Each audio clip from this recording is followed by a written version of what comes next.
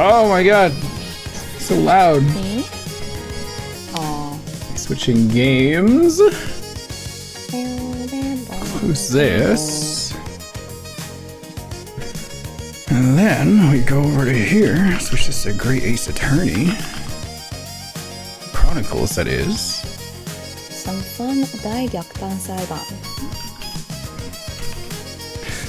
GAA 2 first playthrough, except for Julia.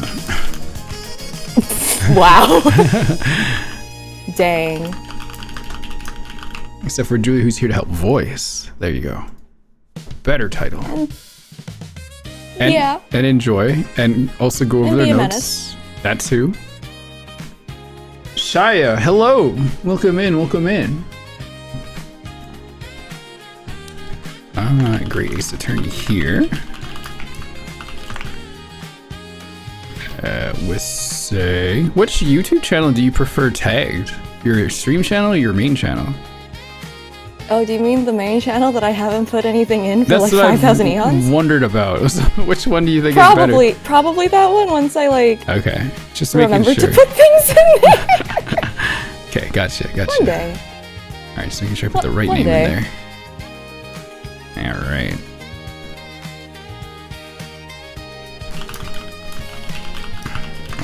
Let's say Great Ace Attorney 2.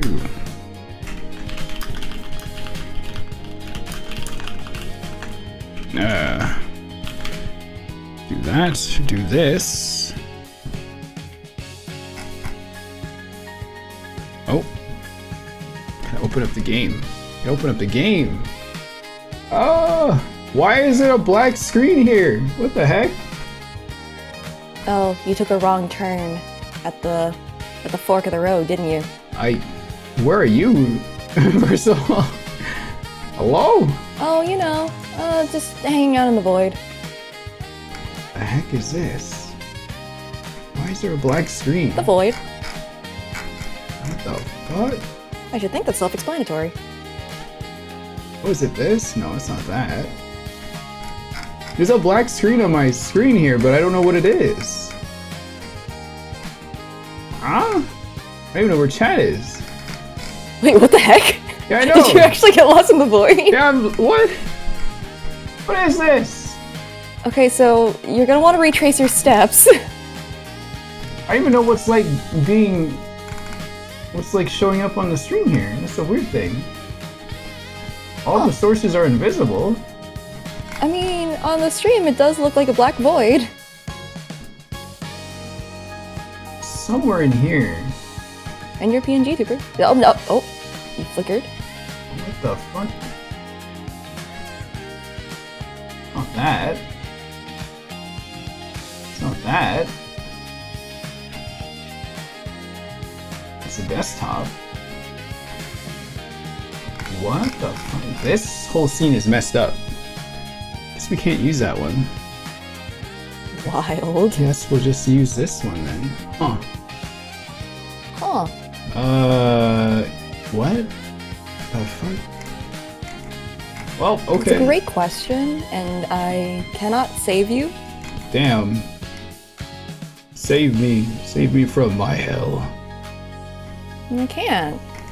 Are you? It's your hell. No. I am in front of chat, yes. Okay, just making sure. Oh, Jesus. Okay. We're flying the spaceship, and we're all just kind of careening around. Spaceship. Spinning. Spaceship. Well, we're in space right now. Spaceship. Do you mean like the last case? No. No, we don't. Alright, let's see here. And this. And this. Ooh, not Umusume. No. There we go. Nope. Move that over there. Stream this to you. There you go. It's on here. Auto save. No. Okay. Okay. I actually need to use the restroom real quick. Ah. So It's okay. We won't break anything. Hopefully not. Just doing the social Except post maybe real quick. everything. Let me just do these social posts real quick, and then I will run off and use the restroom, and then you can have control of the stream for a while. I get to have control of the stream? You can talk to them about whatever you want. Woo! Okay, I'll be right back. 1 second. Well, hi chat. How's it going? This is the most not power I've had while pretending I have power.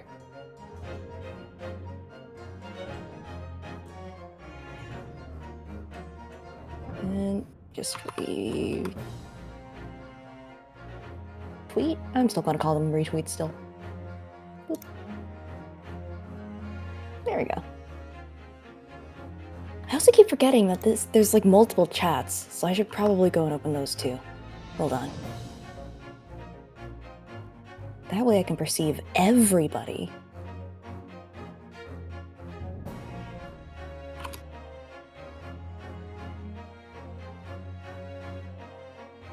Where's this thumbnail?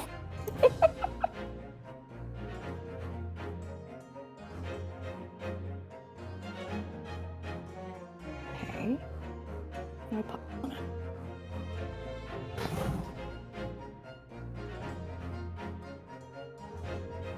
Did you see the thumbnail?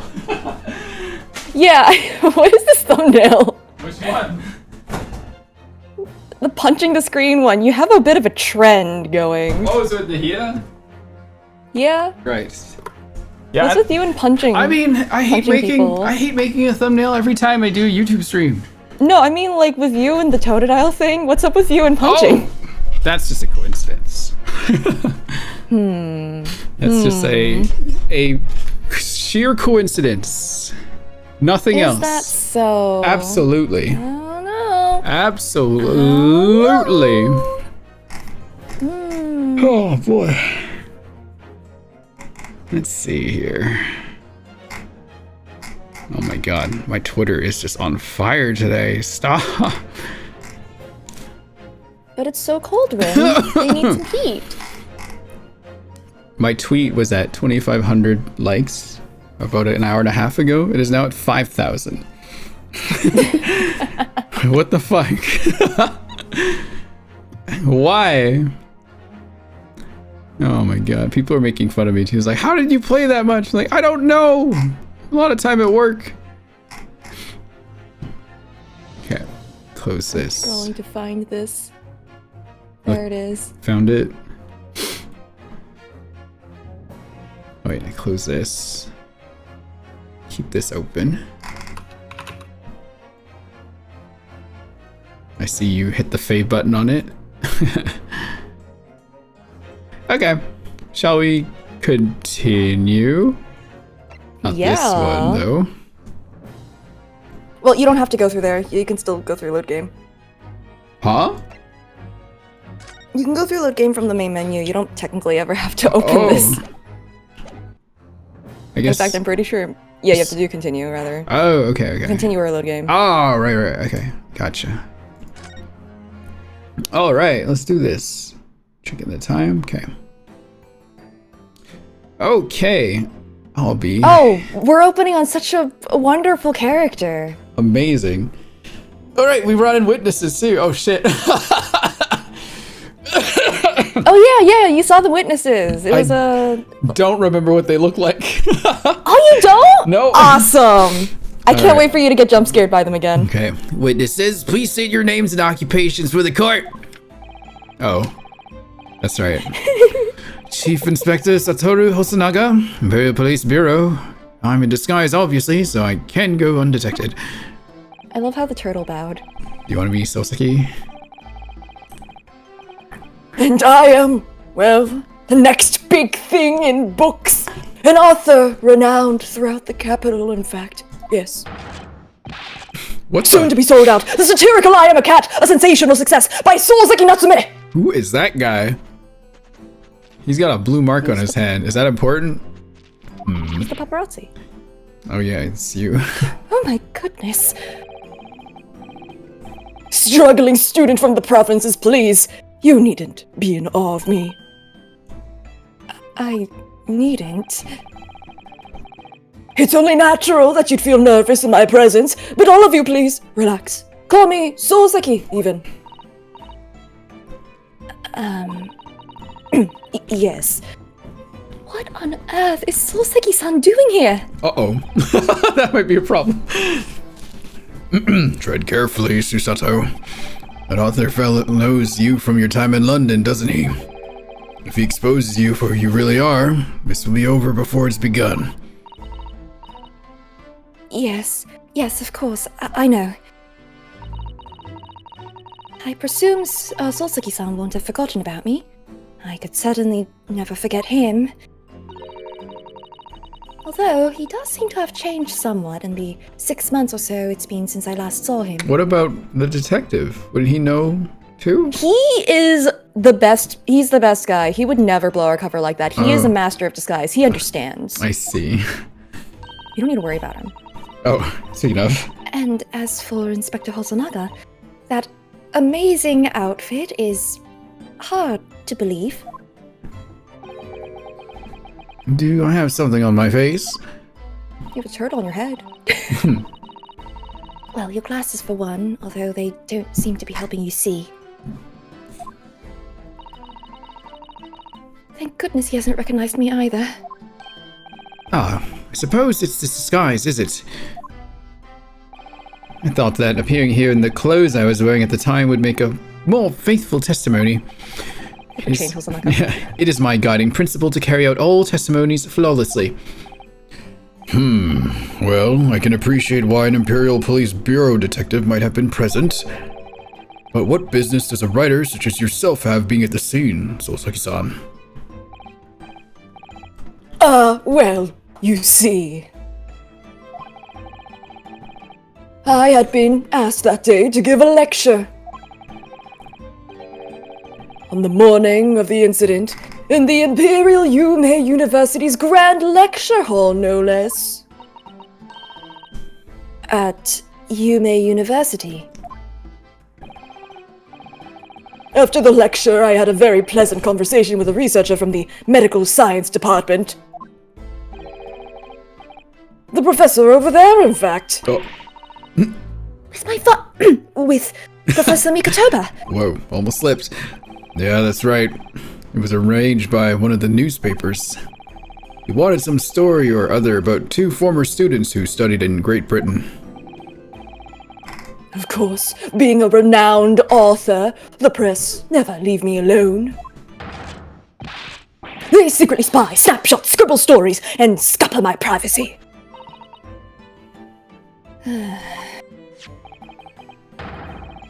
As you can see, the conversation was written up in this newspaper here.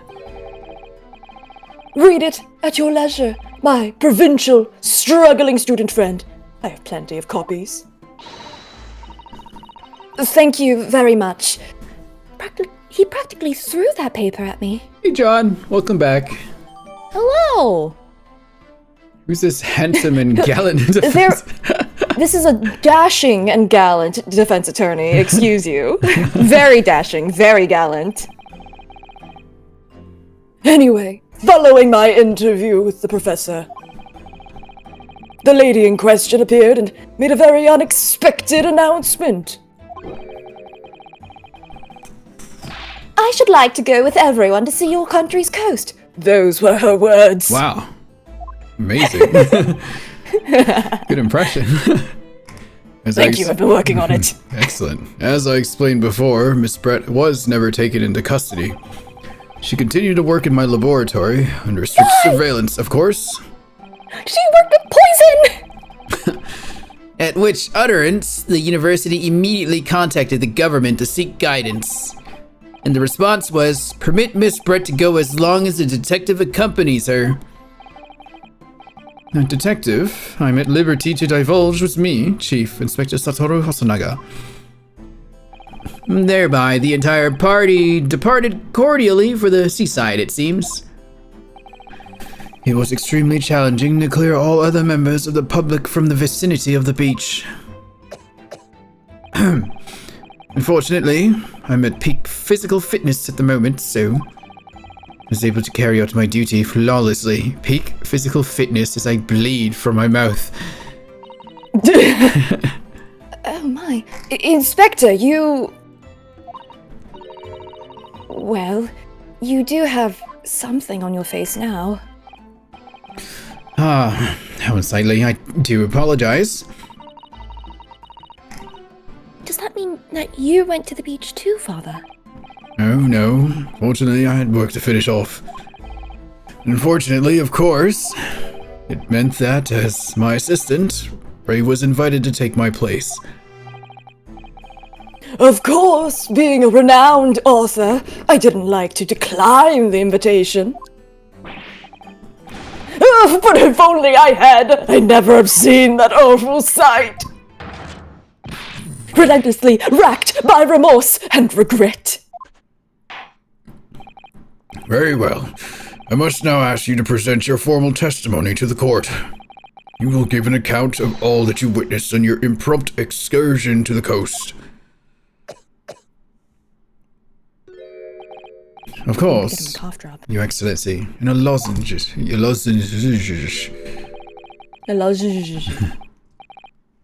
Relentlessly racked by remorse and regret I am. Eye twitching. Okay. What did they do? What did they see? On the day of the incident, I was ordered on a special surveillance assignment in this disguise. I just managed to catch that crab when I suddenly heard a caterwaul from behind me. I ran into the beach hut at once, so I found the pair in question. Yes, that young girl was astride the Winglish woman, dagger in hand as she stabbed wildly. Whoa. I saw blood on the blade, and proved to me that she'd stabbed the victim multiple times.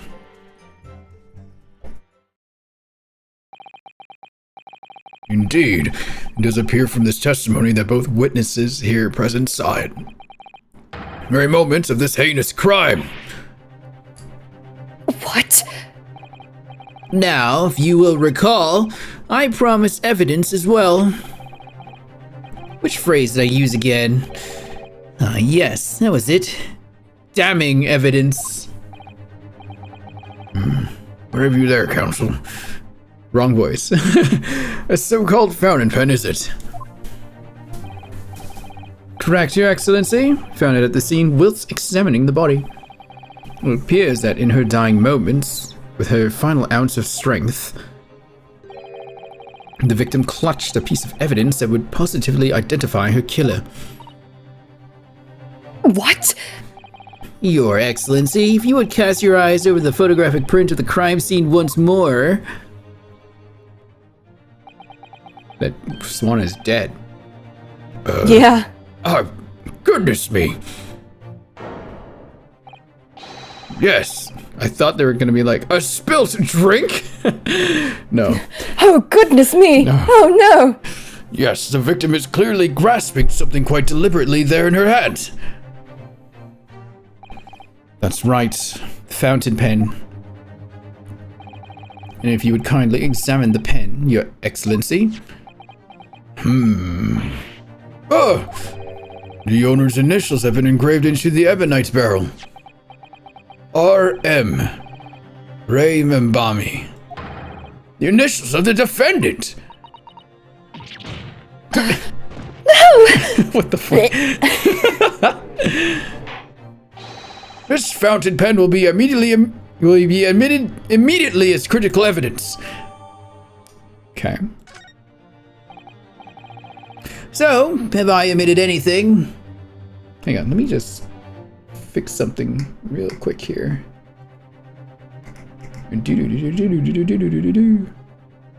One second, where did I put it? Where is it? Where is it? Oh, you know, places. Places. Yes, places. That's correct. Okay. Wait, no, not yet. Now, I think. Okay.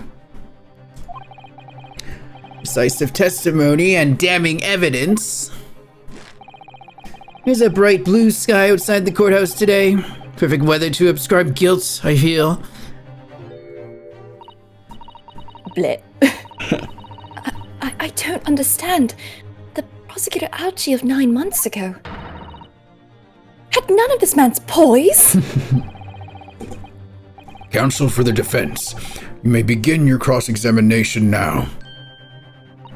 Do you really have any poise? Anyway. Naruhodo-san! Naruhodo. Oh shoot, that's me. That means... Oh! Yes, me! Oh my god, Susanoo, what happened to you? She's so nervous! Is there another Naruhodo in my courtroom? Actually, there isn't even a single Naruhodo in your courtroom. Cousin Ryutaro, pull yourself together, please. Alright, I've seen this countless times as a judicial assistant. Find inconsistencies in the witnesses' testimonies to prove that they're lying somehow. That's all there is to it. That's how a real lawyer would handle a cross-examination. So let's see what I can do. I really was not expecting Susanoo to take the helm. I did not expect this at all. It's so great. It's so good. I love it. Oh yeah. So I pushed for you to start the case last time. Oh my god. No, it's definitely wanted me to make me come back for sure. In that jaunty disguise. Correct. Wait. No. I mean, it wasn't the first time I've worn the swimsuit for a dip in the ocean. Just try to test it. Do what must be done to keep the English woman under surveillance. Those are my orders that day.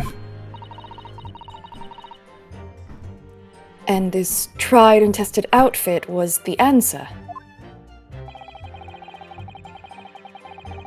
Excuse me, I was just coughing. Oh, you're Hosonaga! You good though? Yeah. Just choked on my drink a little bit. Okay. No, don't actually pull a Hosonaga. Yeah. Being able to blend flawlessly into a crowd is an important part of a detective's job. Now he's a turtle. I submerged myself in the salty water, leaving only Mr. Turtle floating... Sorry, 1 second. Mr. Turtle floating inconspicuously on the surface. Mr. Turtle loves the water. But there was no need for you to blend into the background on this assignment, really, was there? That made you late arriving on the scene. I think perhaps you had your priorities wrong.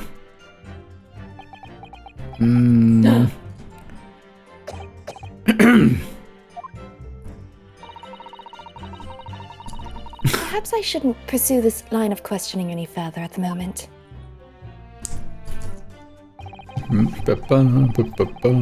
A caterwaul?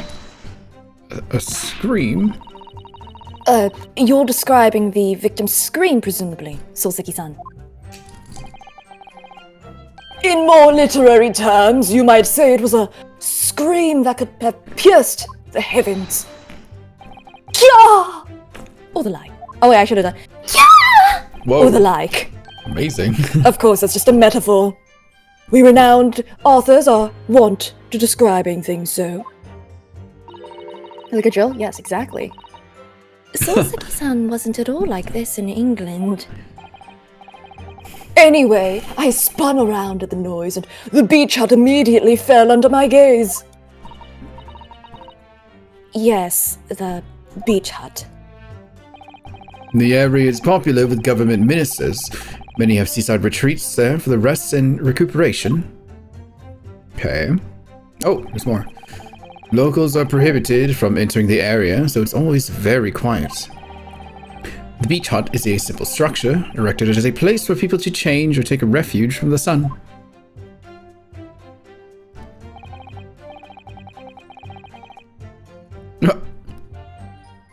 Although, the Englishwoman commandeered the hut for herself. Which means that I was forced to change into my swimwear on the sand. He's a lot less shaky. He is. I imagine that was rather embarrassing for you. Well, anyway, I tossed the crab aside. Oh yeah, there was a crab. There was a crab, And headed yeah. for the beach hut at a run. Or, in more literary terms, Whoa. I decrabbed and beetled off hutwise. Hang on. I forgot one thing. I'll examine some of these.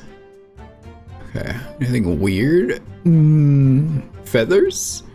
See feathers? I mean, there was a swan, to be fair. Yeah. It's just kind of bizarre. What do you mean? Hey, Xander. Oh, you had to read this thing. This one is also dead. Now, we don't know how that happened.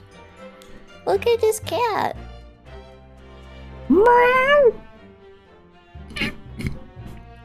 So what the heck was going on here? They're having a jolly good time. Oh. Okay. Alright.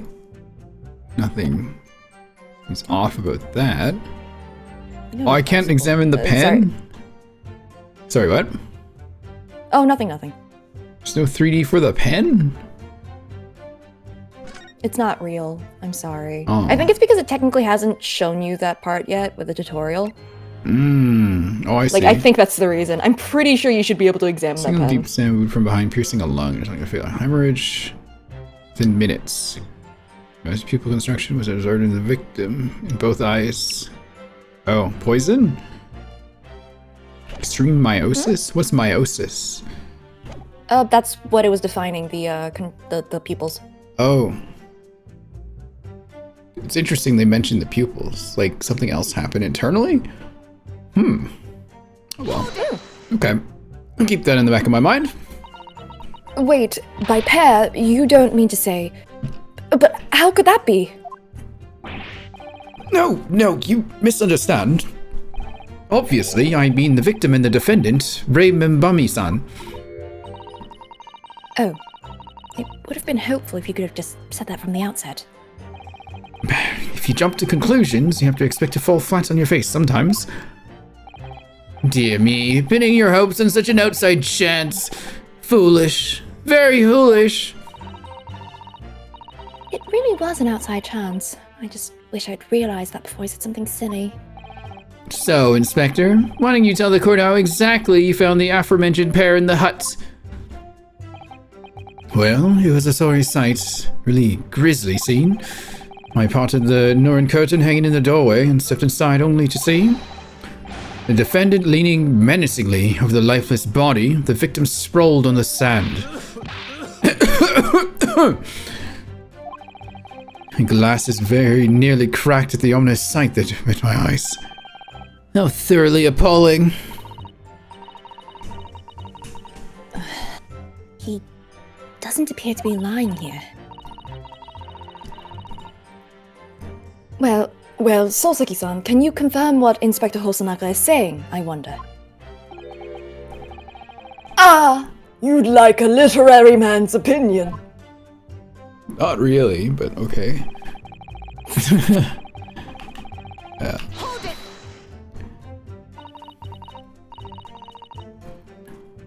Stabbed wildly. You actually saw her do it.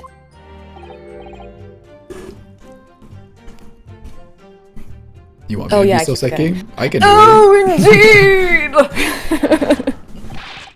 The terrible spectre, the terrapin inspector, the bloody torrent, the Arthur's torment!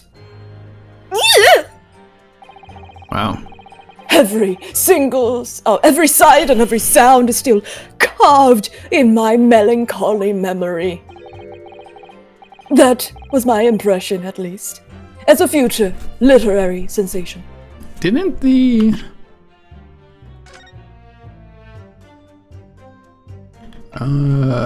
Yeah, okay. Yeah, single stab him. He said many multiple wounds, so that seems kind of weird. Well, yeah. Okay. I mean, remember, it's case 1 again, so... Yeah, I just want to make sure, like, did I read that right? Counsel, what on earth was that shrill, effeminate scream? I was startled. Oh, wait, let me... Oh, no. No. What are you insinuating? I'm as manly a Japanese man as you. I'm such a manly man.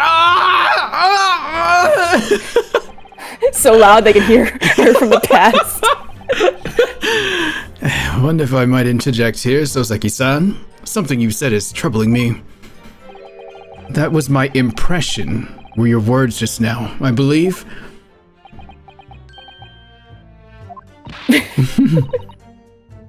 So, do you mean to say you're not confident that you really did see what you've described? Oh, he's twitching.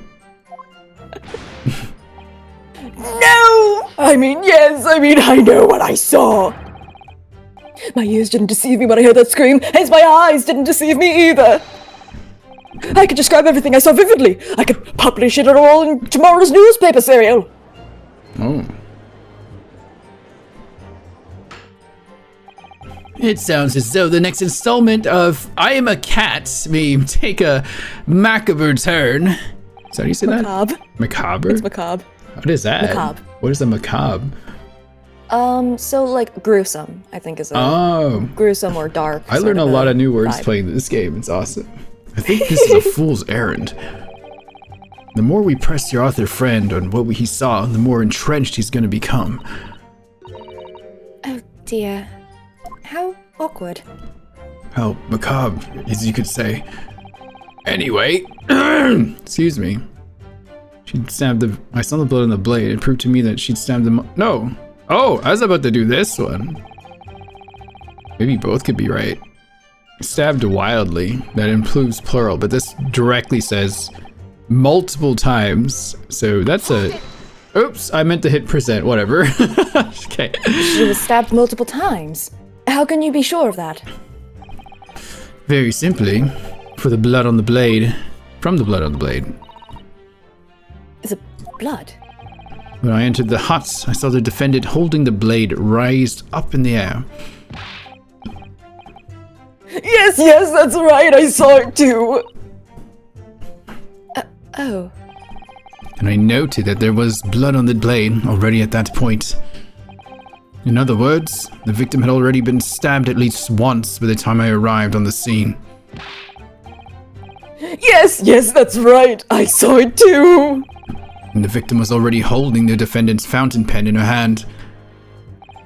All of which means I can be sure the victim did not die instantly. Yes, right. I saw it too. Oh my gosh, you two. Maybe a year in London was too much for him. He sounds like he's forgotten how to speak Japanese. The logic of your argument is sound, at least. Well, as I said, it's my guiding principle to carry out all testimonies flawlessly. Perhaps it should have been your guiding principle to protect the victim flawlessly. That's just my personal opinion, of course.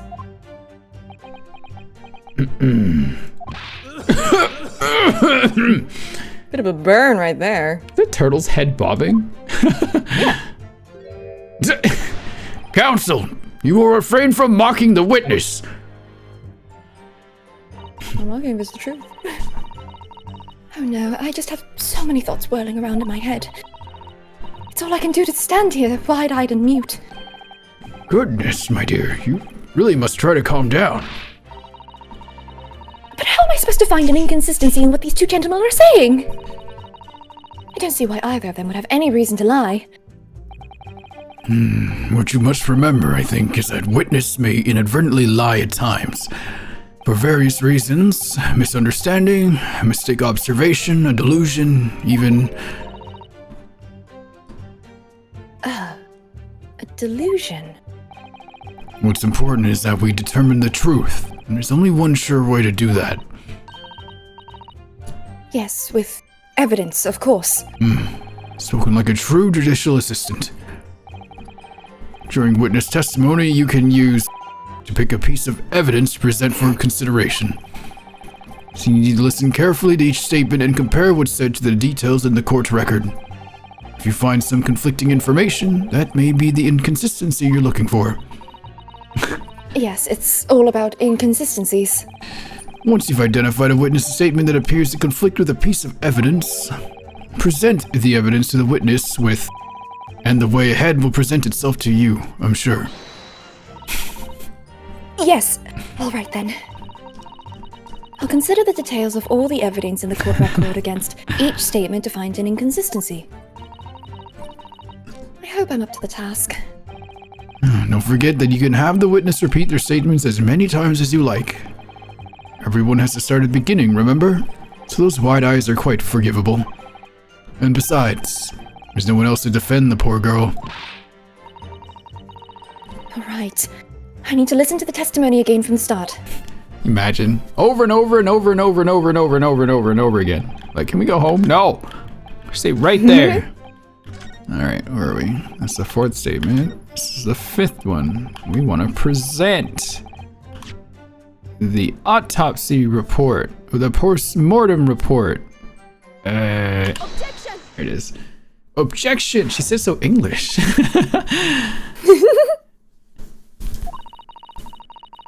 With that accusatory cry that just welled up from deep inside me, I think I finally understand. Every time Kazuma-sama and Naruhodo-san have stood here at this bench, the stakes have been very, very high indeed. What's the meaning of that menacing pose, counsel? I'd like the witness to clarify something for me.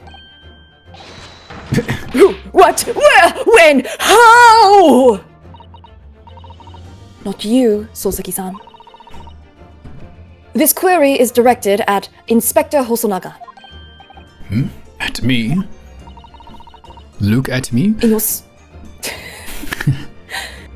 That's a silly name. Why would I be saying that? Look at me. In your statement just now,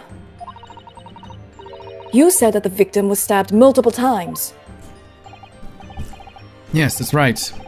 As I said when I entered the hut, the defendant was already standing over the victim, bloody knife in hand, like a murderous demon. And yet, that cannot be. What? Get to the point, please, counsel.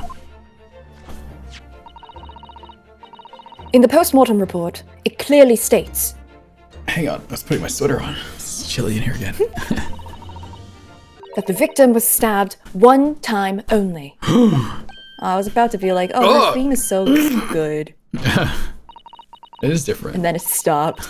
Yeah, they remixed it. It's good. In other words, Inspector Hosonaga's testimony is clearly flawed. This is different too. This one's great. This is the one I wanted to scream at you about. It's really good. No, Rin, you don't understand. They snuck in Kazuma's leitmotif in here. Is it in there? I don't remember his leitmotif. Yeah! This bit. Dun dun dun dun dun dun dun. Oh. It's literally the same note progression.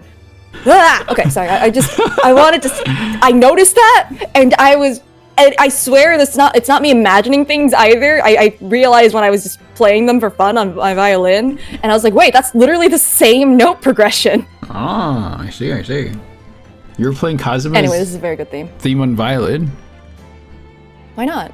Oh, I just think that's cool. All right. It's just fun. And Soseki-san! Me! You claim to have seen Membami-san in the throes of stabbing the victim. Yes, I did! Wildly!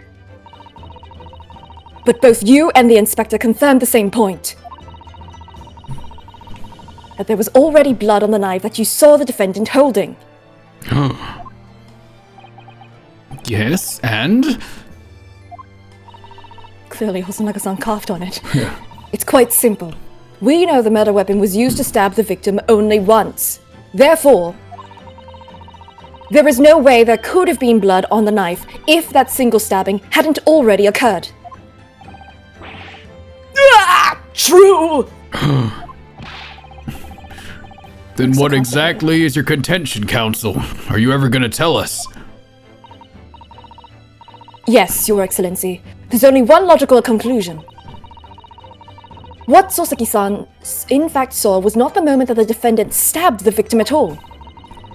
but the moment that the defendant, in fact, withdrew the blade from the victim's body. There can't be! Excellent work, Susato. You exploded at them without objection and then proceeded to pull them apart systematically. Objection! Well, this takes me back. Yes, I seem to remember your cousin staged a scene much like this in the trial 9 months ago. A half-witted child with a half-baked objection attempting to steal the show. You're right. There were certain similarities. Except that so-called half-witted child managed to outwit the prosecution, who has only half a head of hair.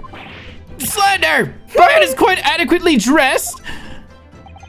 In any case, all this talk of stabbing, withdrawing, and multiple wounds makes not a jot of difference. What? Why not? Engage your brain, young man. When the accused first plunged the deadly weapon into the victim, that was the fatal blow. And it was that moment, just as she had withdrawn the blade ready for her next strike, that the witness saw. The knife was already tainted with blood because the accused had already stabbed the victim. All you have successfully shown with your little display is that the mustached author is prone to moments of extravagance. I mean, that's true. What is that feminine cry again over there? I'm in agreement with the prosecution. But the defendant was seen wielding the blade at all. That is sufficient grounds for her actions to be viewed with suspicion. But if she was withdrawing the blade... Then we are back where we started. Sorry? Consider this, young yokel boy. If the student girl is innocent as you claim, then why would she have pulled the blade from the victim, and with a demon's cold-blooded composure, too? The prosecution demands an explanation, and had better be good. Why did Ray pull out the knife? Why did Ray pull out the knife? Oh, yes. Going for the jugular. What does father mean by that? Let the court hear your answer then, counsel. The truth is, I don't really know. But I have to come up with a plausible reason here, or we don't have a case. The reason why the defendant pulled the knife blade out of the victim's body was surely so she could... Hide the knife? Makes sense to me. Right? Remember, you're trying to prove that she didn't do a crime. Save her life. Ah. That's the wrong thing to do. Well, I don't know. Depends on the type of stabbing, but... But does Susato know that? Oh. We know that. Yeah. But,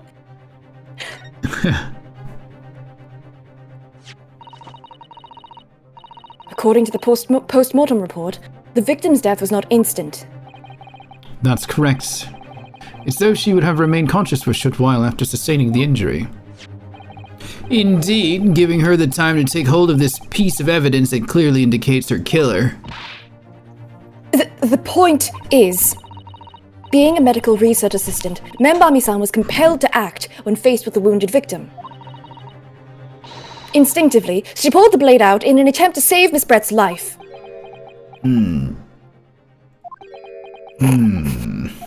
Yeah, so we know that that's not how you do that. Oh.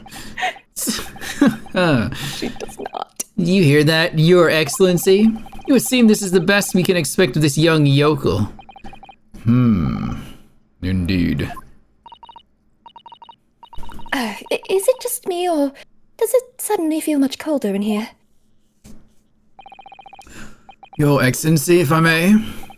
Speak, witness. I'd like another opportunity to testify in respect to the slipshod assertion just put forward by the Yokel Defense Counsel, I mean. Slipshod?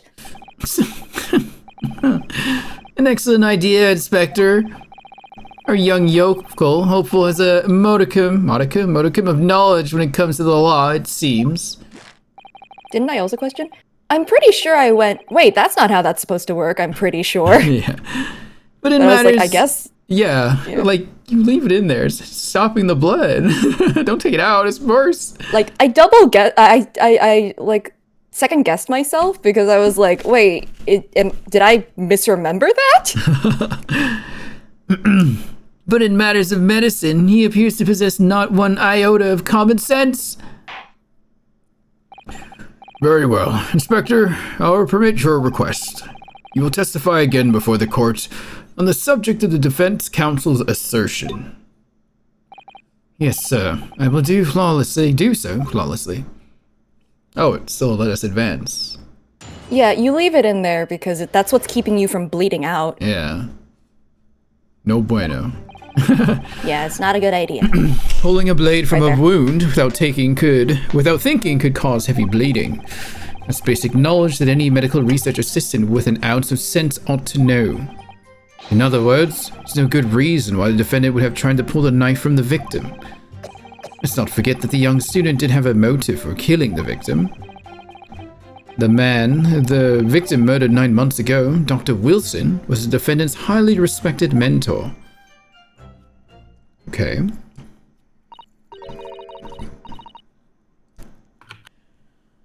Is what you just said true, Inspector? Could pulling a knife from a wound really cause the wound to bleed heavily? Girl. Yes. Think of the weapon itself as a stopper in the wound that prevents excessive blood loss.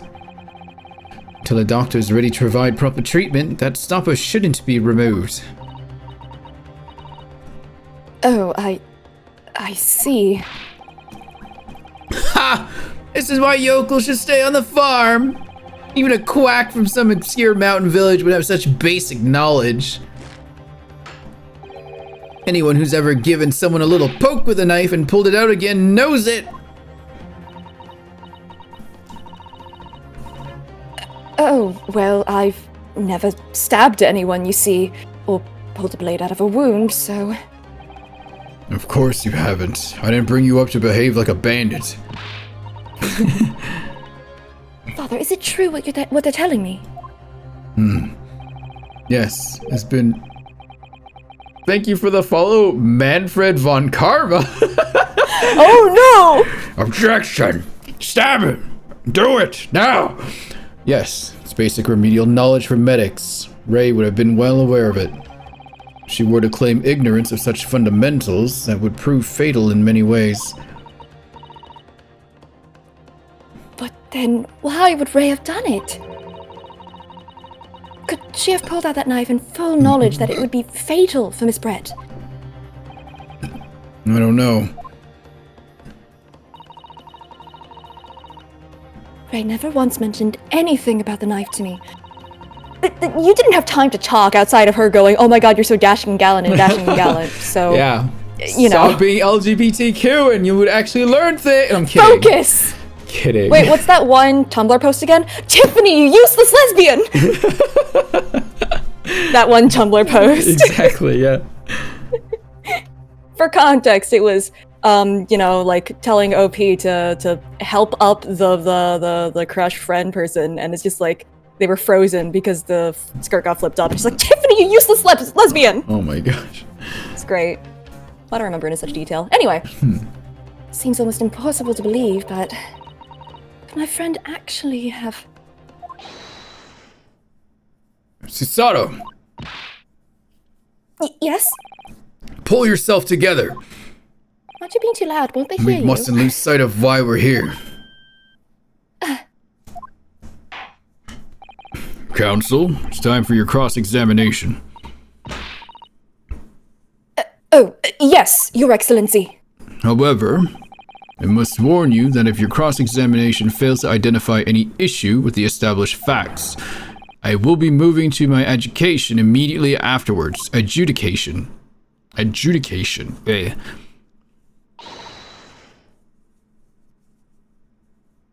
I understand.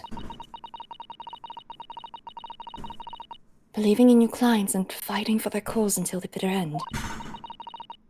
I knew it would be hard, but I had no idea it would be this hard. Okay. What is so weird about what was said? Think it could cause heavy bleeding. Yes. That's basic knowledge that any medical research assistant with an ounce of sense ought to know. In other words, there's no good reason why the defendant would have tried to pull a knife from the victim. I think the young student didn't have a motive for killing the victim. What was the motive? Whatever the motive, it just isn't in Membami-san's nature to do something so awful. Well, she had both motive and opportunity. It's very hard to argue against. But you don't know the defendant. Press the second statement? Okay. And you, counsel, do not appear to know the law. I don't know, and I don't know why. I feel like I know what they're getting at. Yes, evidence is the only way to convince the court of your argument, not feelings. With this fledgling to defend her, why am I talking like this? I'd almost say I pity the accused. So do I. Inspector, you will reiterate your point about the defendant's motive, please. Ah, yes. Miss Brett was in many ways a sworn enemy of Membami-san. Okay, fight this, then press the second one? Okay. Alright, what's going on here? In that case, there's an obvious explanation here. Which is? Clearly, the defendant, Rei Membami-san, does not possess an ounce of sense. What? Oh yeah, this one. What do you think about that, Professor Mikotoba? I'm not sure you should be labeling your best friend as lacking in common sense. Well, I thought it would be better than labeling her as a murderer. I don't know, young people today, if that's friendship, I don't understand it.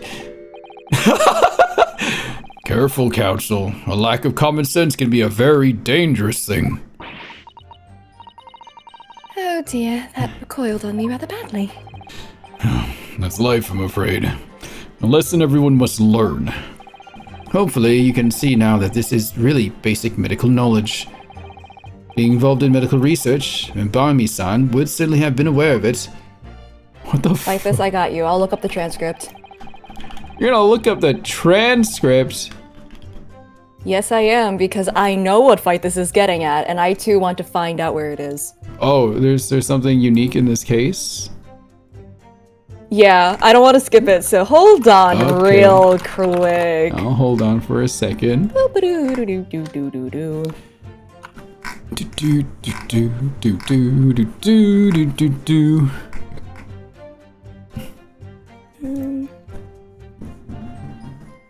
Oh, excuse me. I'm trying to see if I can... I mean, nothing about this seems kind of weird. Maybe something happens at the end. Oh. It's probably one of the pressing things is the thing. Oh. You have a line whenever you're It ready. is exceedingly silly.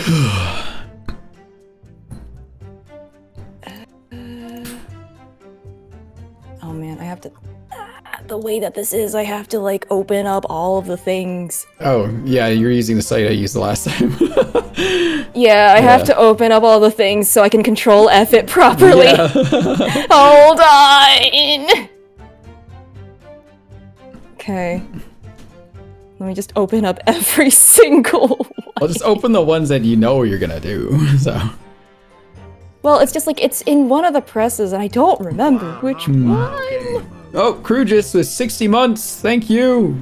How you doing? I'm with Julia today to voice some great ace attorney. Julia's Hi. looking up the script. I don't know what's going on. Because I'm trying to find a funny thing. Okay. Well, while you do that, I'm gonna use the restroom. I'll be right back.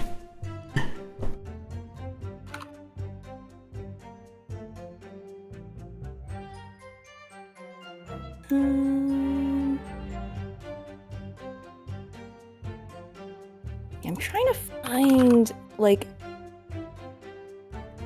what is a good word to Control F to find it so I don't have to.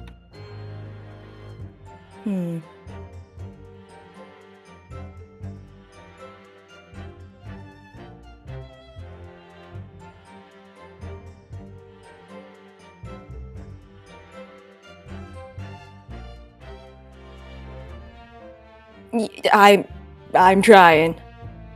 Plural did not work, actually. There were only 2 instances of it. Although, wait, there's more. Hold on, there's more pressing things I have to expand. Although I don't think it was this far in. Pretty sure it was a lot earlier than this.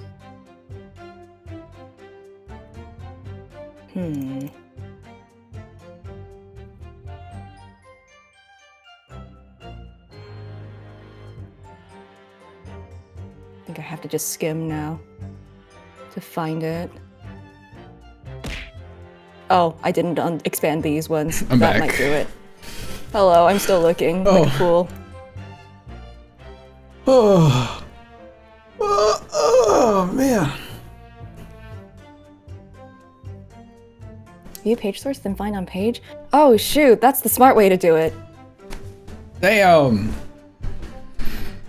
I think it might be too late for me. It's all good. Do. Oh! Third statement, press it. Third statement? Oh, Yes. Okay. Well, we got this line to read. Okay. This is hopeless. I can't find a single crack in this testimony anywhere. If Ray knew that withdrawing the knife from the wound would threaten Miss Brett's life further, I just can't think of any way to explain why she did it. Mrs. Sato, it's at times like these when it's especially important to remember the fundamentals. The fundamentals? Evidence is what counts in the courtroom, isn't it? Of course, but I've been through the court record dozens of times already. I think perhaps you're forgetting something, though. You needn't take the evidence at face value. You can and must examine it in greater detail, too. Oh. You realize this is your first time playing the role of lawyer in the courtroom. So if you need reminding of the rudiments, you need only ask. I'll do my very best to help. Examine the evidence in the court record. It's an idea, certainly. Oh, what should I do? Yeah, you know. Yeah. Come to think of it,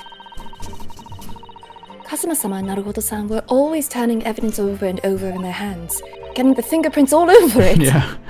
Yes, I need to examine things in greater detail with... I don't know. I don't have a censor button. Oh. By the looks in your eyes, I see it's coming back to you.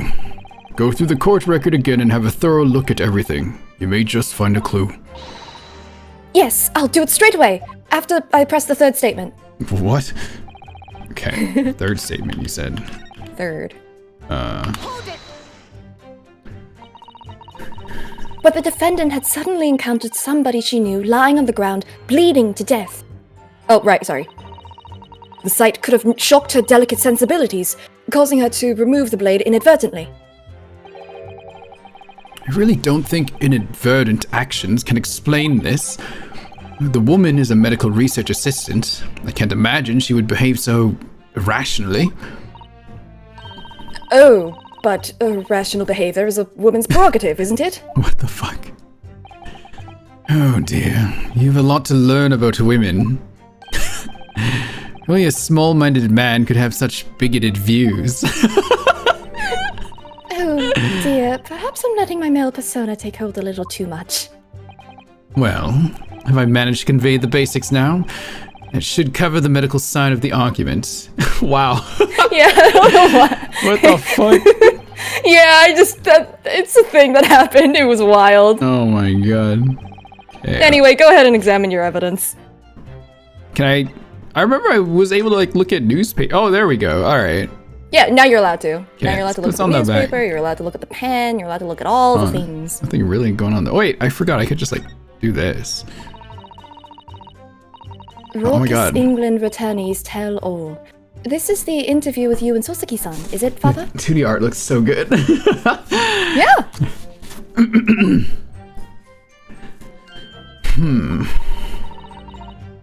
It looks as though it was quite an exchange. Yes, he became a little over-animated when he was talking about his time in England. The photographer managed to capture the moment his hand karate chopped me on the neck. I do hope you weren't hurt.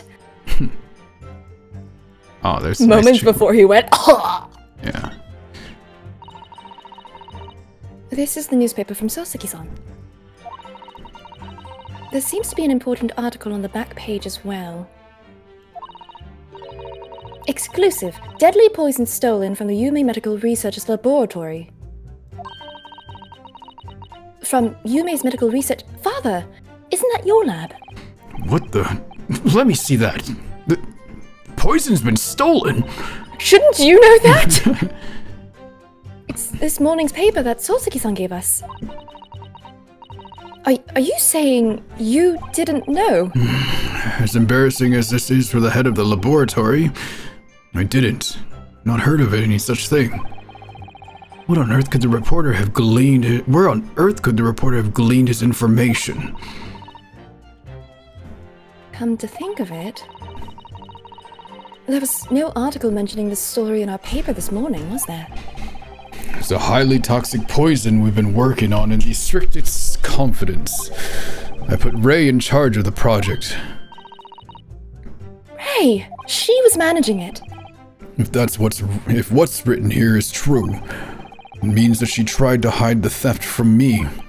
And moreover, the details were leaked somehow. I don't believe it. We need to read this article very carefully. Oh. A poison article. Okay. I guess that's what we get. They're researching poisons. And by proxy, antidotes. And potential medical uses for poisons. Very disturbing place. The poison being developed originally was stolen. In the smallest amount entering the body, either via the mouth or via a wound from a poison-laced blade. Wow, that's very specific. Would prove fatal in minutes. Current medical cannot detect the newly developed chemical. The university would have been consulted. A sensing occurs in minutes, starting with impaired breathing and ending with acute contraction of the pupils prior to death. Such would be suggestive of this toxin. It's apparently an entirely new synthesis of alkaloids and rumored to have been commissioned by the military. I see. Well, there's your reason for why they're making poisons. Okay. Can I look at this now? Yeah. You sure can. Who's RM? It's RIN, thank you. The RM initials are very clearly engraved here. And the fact that Miss Brett was clinging to this pen in her dying moments is very clearly a message, too. To identify her killer, you mean? I don't think there can be any doubt this is a key piece of evidence in this case. Okay. What's this little symbol here? There's some sort of emblem here, look. But it isn't a Yume University one. It must belong to some other organization, I suppose. A business of some kind. That would seem to imply that the pen doesn't in fact belong to Ray. Oh. I see. Ah, yes, the importance of looking at all of your evidence so that it actually updates in your... Yeah. If we take off the pen's lid... Anything funky about it? It's a pen. Oh. Nothing appears out of the ordinary here, does it? I'll just look at this again. Now let's unscrew the barrel, shall we? Oh my gosh. Did anyone else take apart pens when they were younger? All the time. I used to do that like all the time. All the time. This must be the little reservoir that holds the ink. Yes. We fill it by drawing ink from a bottle up through the nib. Is something wrong, Father? Just that there doesn't actually appear to be any ink in there, that's all. Oh, yes, you're right. It's pretty much empty. Well, it could be on the verge of running out, I suppose. Oh, empty pen ink. Okay, good Oh to yeah, know. I like to take apart the clicky pens. Oh, those are fun. I like to take apart like mechanical pencils. Those are always interesting. Oh yeah, that was also cool. Okay, anyway. We got some more information. So we got some evidence now. Clearly, I had to look around for something from the tutorial, so it's one of those things.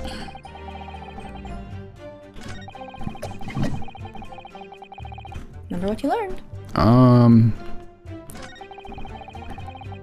There's no good reason why the defendant would have tried to pull the knife from the victim.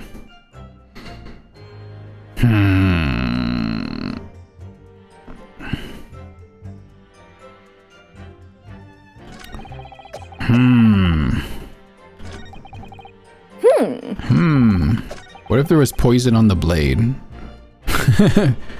We gotta get it out that way. I mean, the thing mentioned like a poison-tipped blade or something like that, which seemed oddly specific to be pointed out to me right now. I could see that be a reason to pull the knife out if that was the case. No? Am I crazy? I don't know. I just don't see anything else here. Maybe that one? I'll do it, whatever. Oh, thank God. Okay. What is my line of theory? Is it incorrect? No. There is one possibility. One very good reason why the defendant might have decided to withdraw the knife from the victim's wound. What? Ha! Yoko's not only has a poor grasp of the law, but is also a poor loser! Tell us then, what possibility do you think you've identified? It's here. In this newspaper article. An article about a deadly poison having been stolen from a laboratory at the Imperial Yume unit. Let me finish. The victim perished from a stab wound. Poison has no relevance in this case. But Professor Ouchie, you will let the defense speak. But a newspaper article! The court cannot rely on this kind of hearsay with those wretched publications carry. Hearsay? I don't know. hearsay. That's what I thought. Oops. Counsel for the defense. I'm gonna need some tangible basis for your claim. You will indicate to the court precisely what part of the newspaper article mentioned affirms your assertion. Yeah, I hearsay. Your Excellency! Yes, of course. Thank you. Ray would never have done something to further endanger Miss Brett's life without just cause. The reason why the defendant pulled the knife from the victim's body is explained in the article, where it says... Deadly and... You can look it up again. It's in your court record. Good idea.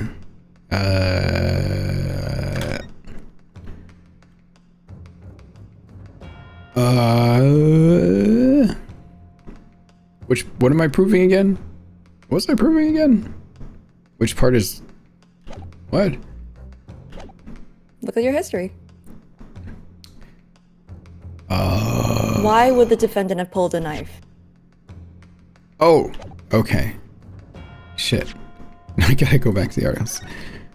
Yeah. Why would she have pulled the knife out of the body, even at risk of death from blood loss? Poison development. Oh, this tells you like what it would do. And this one is just why was it being developed? Okay, so it's the middle one. Something with tiny quantities? Yeah.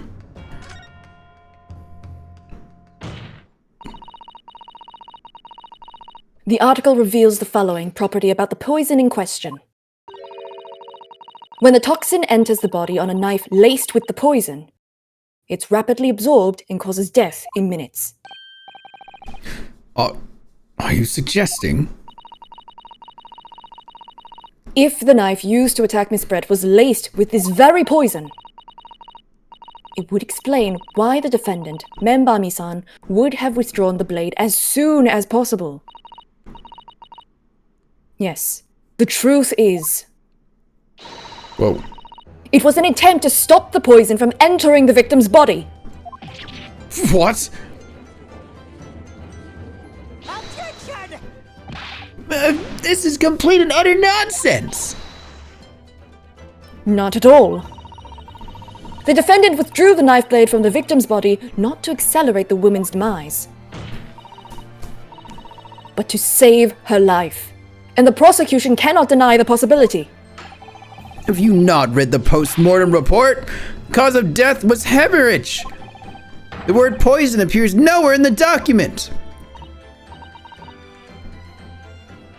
Well, that's because, by acting quickly to remove the blade, the defendant prevented the poison from taking hold. Oh, please! This is clearly desperation.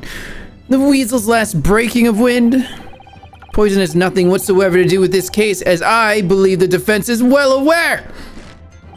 We have no proof that the information in this wretched newspaper article is all but reliable anyway. In that situation, what the student should have done is wait for medical assistance to arrive. But instead, you claim she suspected poisoning and took the potentially lethal decision to remove the blade. She must have had a strong reason for suspicions then, or the argument makes no sense. Exactly! Well put, Inspector. On what grounds did she do it, yokel?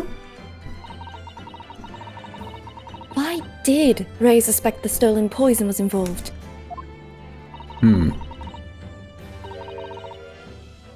If you want grounds, I'll give you grounds. What? You can't possibly... From your expression, counsel, it would appear that those are not empty words. But naturally, as you stand in this courtroom as a lawyer, you must be aware that words alone, empty or not, are of no value in our modern justice system. The court demands evidence. Yes, Your Excellency. I'm well aware of that. I've seen it many times, from my place at his side in the Old Bailey. In that case, counsel, you will present the proof to the court now. What evidence demonstrates a clear link between this case and the poison in the newspaper article?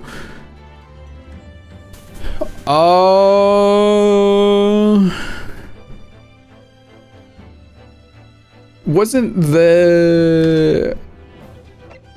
I think this part. This just tells me, like, poison. Right? I don't know what is meiosis again? Define. Meiosis, it says it right there. No, pupil constriction. Oh, pupil constriction. Yeah, I wrote the definition there. Oh. That seems to be... The game expected people not to know what that meant. I'm guessing that would be indicative of poisoning. Is that mentioned in this thing? Like some symptoms? Impaired breathing and ending with acute contraction. Ah, there it is, yeah. Yeah! Alright, so I guess I show... Since I presented the article, I gotta present this. Take that! What's her little book? Yeah. I would ask the court to refer to the notes section of the post-mortem report, which reads, extreme meiosis. Pupil constriction was observed in the victim.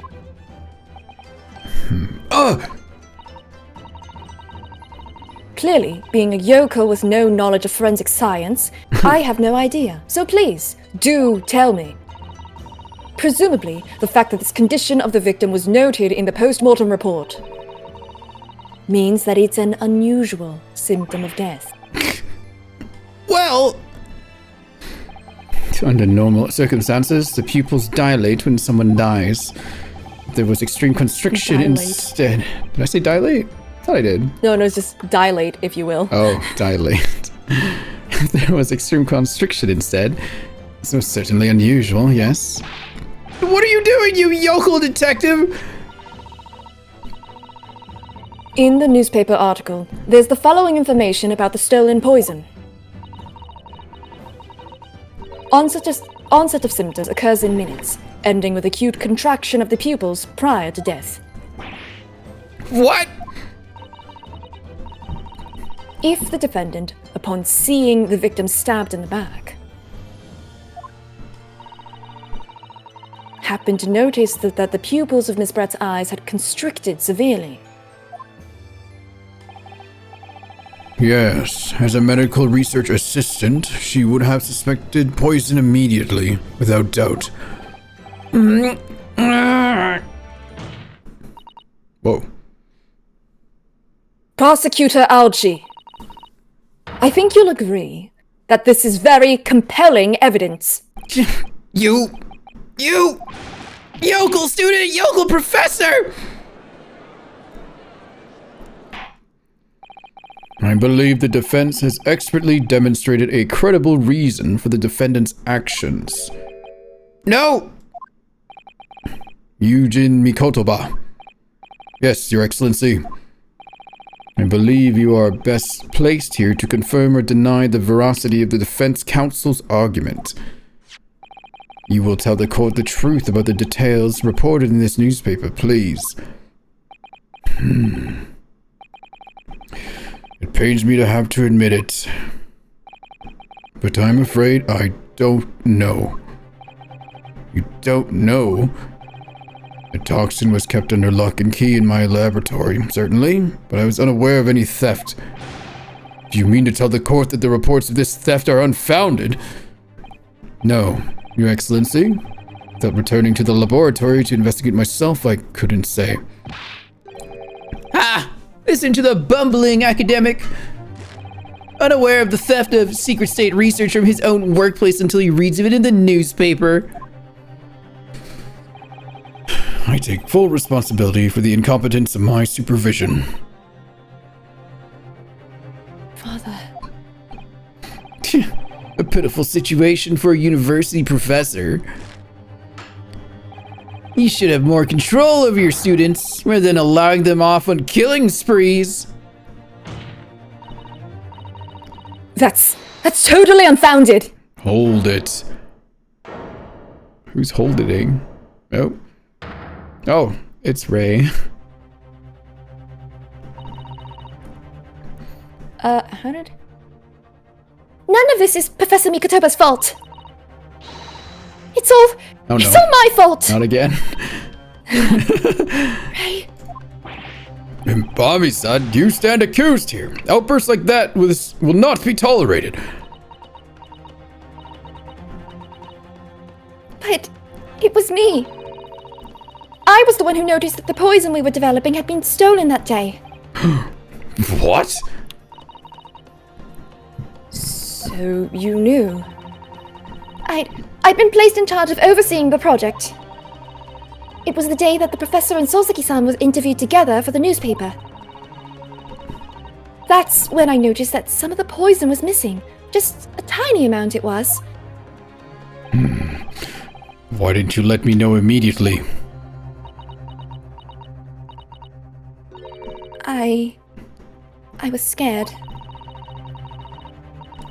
The whole project was supposed to be confidential, but some of the toxin had somehow been taken. So, I decided I'd try to get it back before anyone else found out. Because I had a very good idea of who the thief was. The thief? You don't mean... Yes, of course. It was that dainty English woman. Miss Giselle Brett. That's why I decided to join the little group of people going to the seaside. Inside the beach hut, I confronted Miss Brett. But she just sat on a stool at the back of the hut, smiling sweetly at me as if she knew she was untouchable. Oh. I know it was you who stole the poison. Well now, whatever do you mean? Swan noise, I don't know. Is that what a swan sounds like? And then, she suddenly got to her feet, before falling to her knees in front of me and then collapsing on the floor. That's when I saw the knife in her back. I couldn't understand what had just happened. And then, a moment later, I was seized with fear. The pupils of her eyes they'd shrunk to tiny pinpoints. I don't believe it. In other words, you realize that the victim was suffering the effects of the stolen poison. My mind started racing. I hadn't seen anything past Miss Brett's lips whilst I'd been with her. Which left only one possible way for the poison to have entered her body. On the blade of the knife in her back. And that train of thought was what spurred you to withdraw the blade. Yes. If the amount that had entered her bloodstream was small enough, she might still have a chance. That's what I hoped. Really, I'm so sorry for staying silent all this time.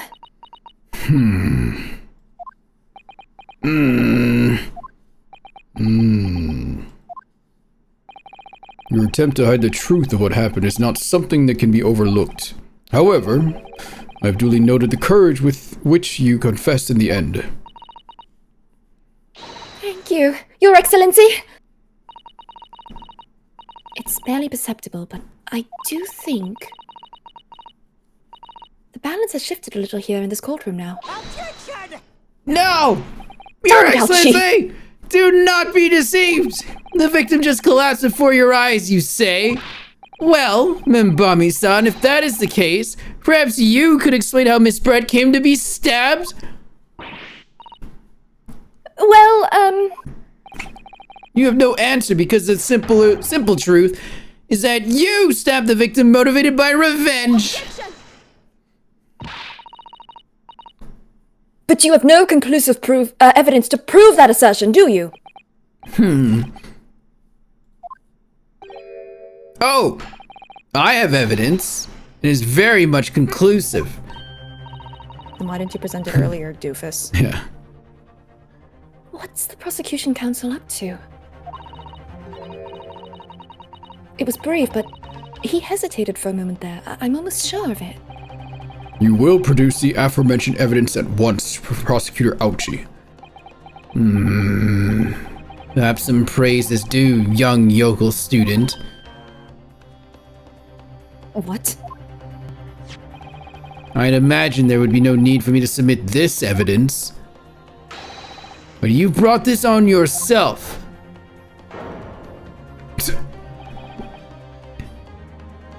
Wow. What the?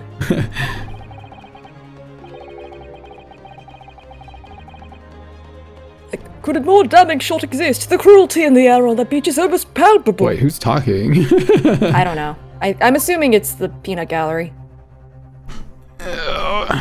This evidence, more than any other, reveals the true extent of the accused's murderous nature. For it shows the precise moment that Membani-san plunged her dagger into the victim's back. No, that's not true! No! I don't believe it.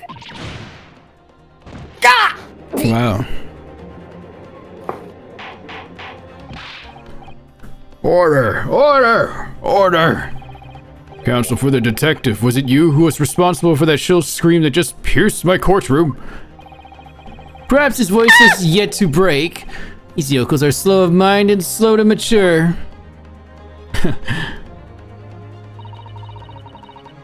I'll show you who's slow to mature.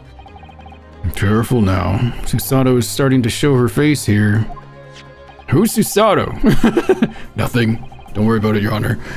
It's often said that a picture is worth 1,000 words, and here we have ample proof. The court will accept this extremely cogent, what? I think it's cogent. Extremely cogent photographic print as evidence. Okay, but who took the photo, though? Who took this photo?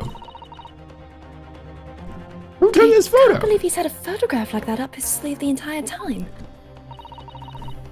It's such a stark image. I'm genuinely lost for words. Wait a minute, I don't understand! How did you... I mean, Who took that Yeah, photograph? exactly. And why does it look like it's from the back of the room where she allegedly got stabbed when she said her back was toward her or toward the wall or something? Yeah, and who's out here photographing wooded beach huts? The fuck? Ray. Objection! Objection! That's of no importance here. Stop trying to divert attention. Oh! That's an absurd thing to say. It's crucially important. Whoever took this photographic print was a witness to Miss Brett's death. The court must be allowed to hear this person's testimony. Ah! I will uphold the defense's demand. The prosecution will reveal the identity of the person responsible for taking this photograph at once. Well, I'm afraid I can't do that. Pardon? You see, this print arrived at the Imperial Police Bureau headquarters by express post yesterday, but there was nothing to indicate the sender's name or address. The provenance of the print is unknown. Goodness. Are we to understand then, counsel, that in full knowledge of the fact that this photograph has the murkiest of origins, you nevertheless believe it fit for submission as evidence in the Supreme Court? When you first produced that print before, I noticed that you hesitated for a brief moment. Because you knew that it wasn't completely reliable evidence, didn't you?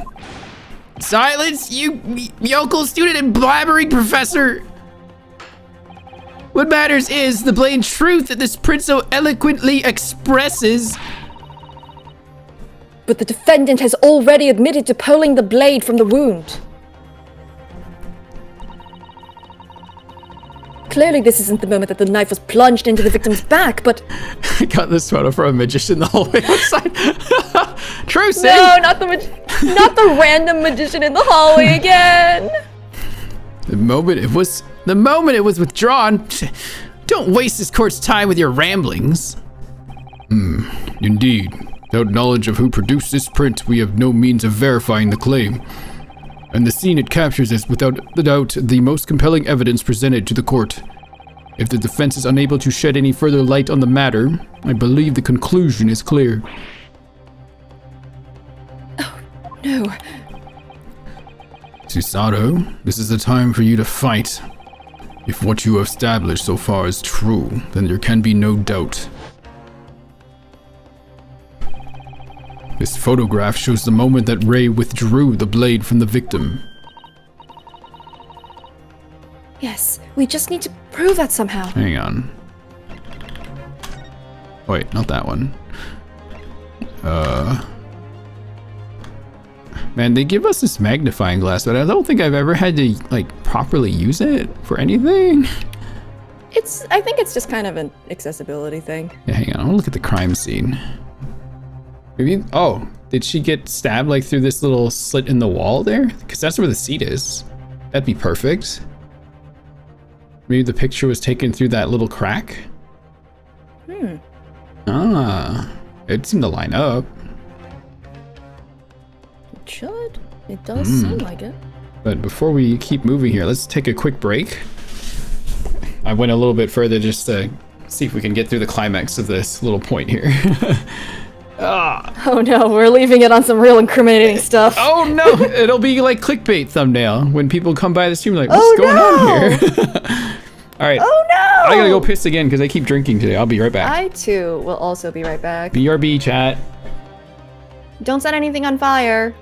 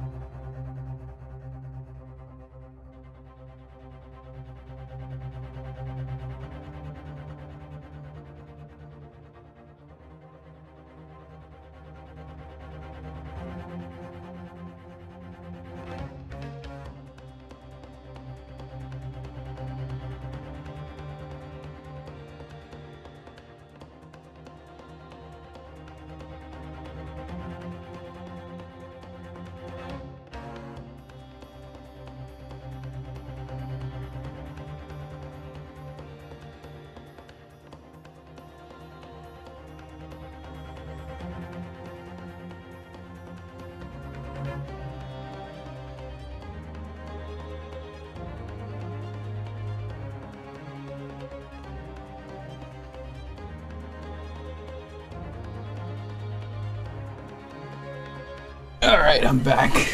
Ugh. Did anyone check the swan's pupils for meiosis? Oh, yeah. Hey, Thurindos. Hello, everyone. Thanks for sticking around a bit longer if you were here earlier.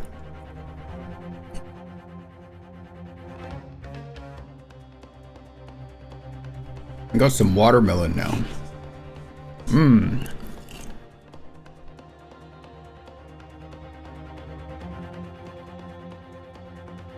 Oh, watermelon's so good, even though it's like so out of season.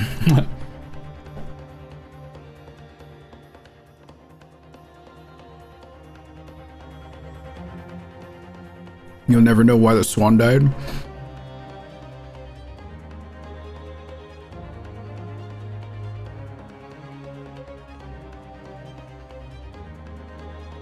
I think what's funnier, not really funny, but very interesting to see, Ray's swimsuit is also very striped, like a prisoner uniform.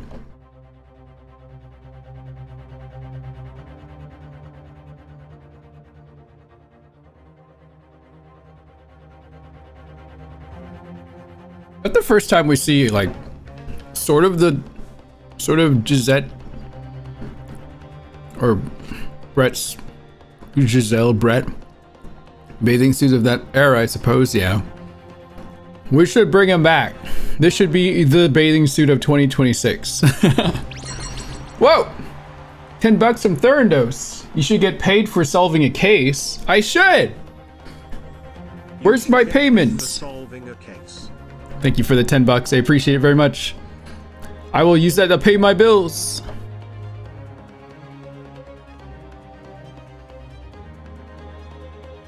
Or buy some watermelon.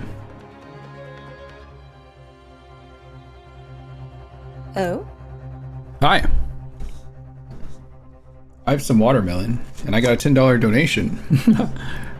For more watermelon? Maybe. It's very nice. It's very sweet. Runoskin never gets paid? Well, he's on a study trip, so technically he's just unpaid. He gets housing. There you go. No, he doesn't! What? I thought you live somewhere. They get a mini stipend that isn't enough for housing. That's why Solsiki was suffering. Oh, damn. They get like barely anything to live on. He's getting paid in exposure. Oh my god. The worst kind of payment. Literally. All right. Are you ready? No, No. but I Okay. shall have to be. Are you ready now? But I shall have to be. No. Okay. Just making sure. You have plenty of time to rue your defeat on the slow train back to the provinces. And to rue the day you came up against Takeshichi Aochi in a court of law! I can't determine who took this photograph, and the trial is going to come to an end. There must be a clue somewhere. There must be some way of working out who took it. Oh yeah, I wanted to take a look at this.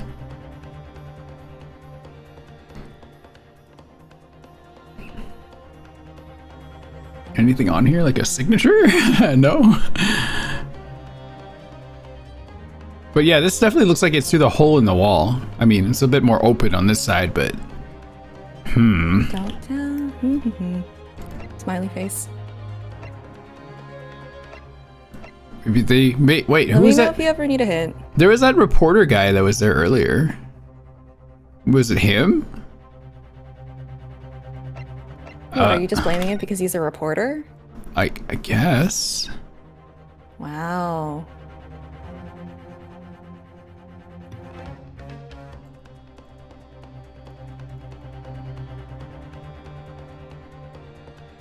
Oh, wait a minute.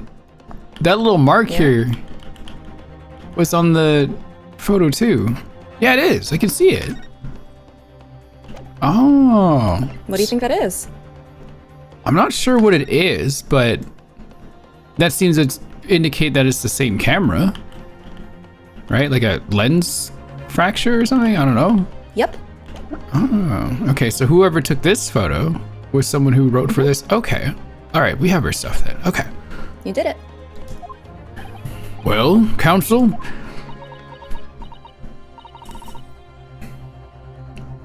Your Excellency. The burning question is who took that photograph? And the truth is, We have the answer. I don't know. This isn't about whether I can or can't come up with the answer now. The voices in my head have clearly already done it. I simply have to. The identity of the person who took this dramatic photographic print is, I assure you, something the defense can and will reveal. What?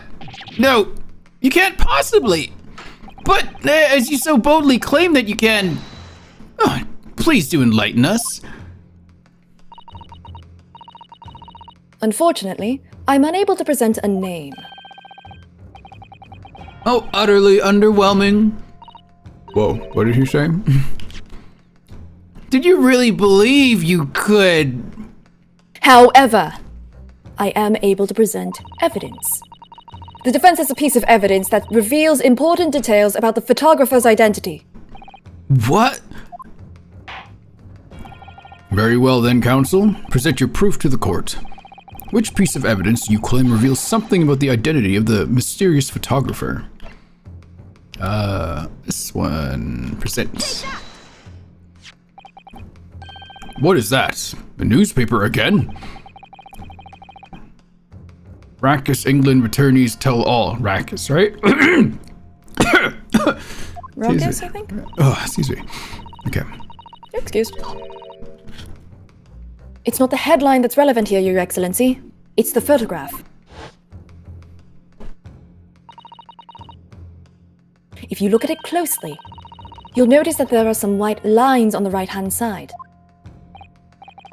Ah, yes indeed. They call it warble. Yeah?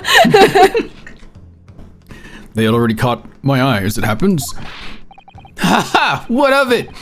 A shadow of some kind, presumably, in the branches of a tree or the like. There are no trees growing inside my laboratory at the university, I can assure you. Now, if you look closely at this photograph,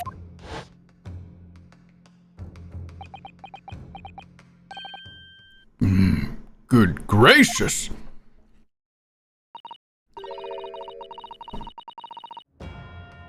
yes, exactly the same pattern of lines is present on this photograph too. Objection!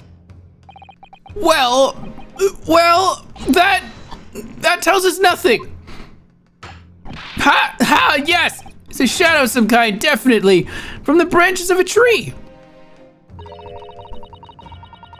There wouldn't be any trees growing inside a hut at the beach, Council. What's quite remarkable about it is that the two patterns are absolutely identical. How could such an extraordinary similarity have transpired? The curious matching pattern that appears on both photographic prints is a result of some tree branches. The thing that I just said wasn't true. Oh my gosh.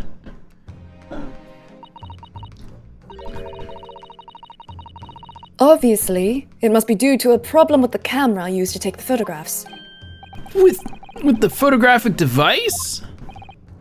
Yes, we can confidently say that the camera lens must be scratched, and that the scratch lens causes unwanted lines to appear on every print taken with the device. In short, the two photographs under consideration here were taken with the same camera.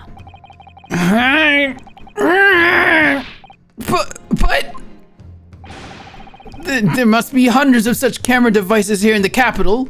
It would be utterly impossible to identify the owner of this particular one. Objection! I think you're forgetting, Prosecutor Ouchie. Yeah, couldn't we just, like, go to whoever owns this newspaper?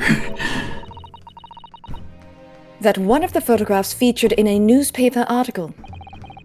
A newspaper? Ah! That's right. The author of that article is the mystery witness to this crime. What? What? Many Memo? Is that a Pokemon? For sure, he's saying it. Oh. That's Sasuke. Many Memo! I see why you're called a Rackus England returnee. What are you yelling about? You've already testified. It's Many Memo, I tell you! Many Memo! Memo! Soseki-san, what was that? Did you say Many Memo?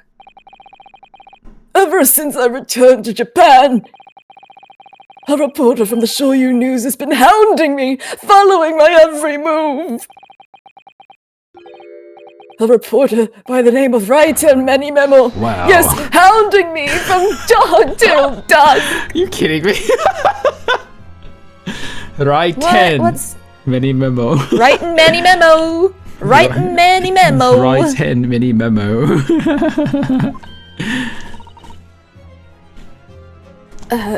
Now that he mentions it, I secretly spy, snapshots, scribble stories, and scupper my privacy. It's gotta be that guy. could that same reporter be?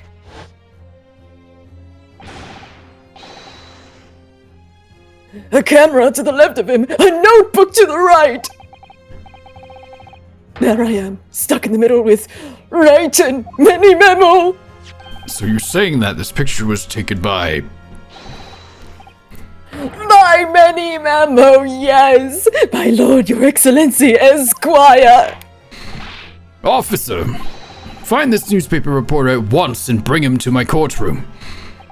We will adjourn for a short recess in the meantime. Yes, Your Excellency. As you say, Your Excellency. And one more thing. I want this knife, the murder weapon, examined for traces of poison. You will solicit the assistance of the Imperial University Medical Department for the task. Understood. Meh. Many Memo! I like it better when it's just me. Meh. Oh, you can never tell what they're saying.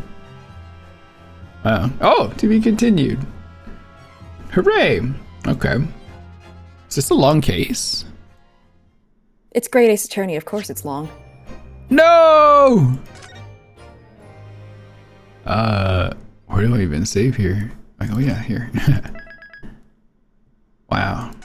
Can't believe I'm getting through the second part of the game. Wow. You're doing it! Oh my god. Oh god. And we're back in cool Japan. Oh, hello, Ray. I'm so sorry, Susato. I should have told you about the toxin. I was too taken aback by your being so gallant and dashing. Well, don't be too taken aback because someone's back got stabbed. Oh, I get it. Hi. And I'm sorry for calling you, insensible, and... Lacking common sense, he said, Susato. Lacking common sense was one of them, yeah. You have a strong sense of responsibility, I know. That's why you decided to shoulder the burden alone. No, that's not it at all. I was just... I was scared of my failure coming to light, that's all. So, I hoped to retrieve the substance from the English woman before anyone found out. Whether she lived or died wasn't something I cared about. Before the trial started, do you remember what you said, Susato? That you had no doubt in your mind about my innocence, that you'd stand by me to the last, and how dashing and gallant you were. I'm never letting that go. I'm never letting that go. So yes, I know. You can stop. I remember. And yet I didn't deserve your trust in me. I hid important details from you, Susato. I completely betrayed your faith in me. Hit me, Susato! I deserve it! No, in fact, throw me to the floor! No, that's too good for me as well. Drag me through the city streets! Whoa. I'm no better, you know. Oh. Even though in my heart I knew that you pulled the knife blade from Miss Brett's back, there was just a brief moment when, in my mind, I doubted you. Susato! I'm sorry.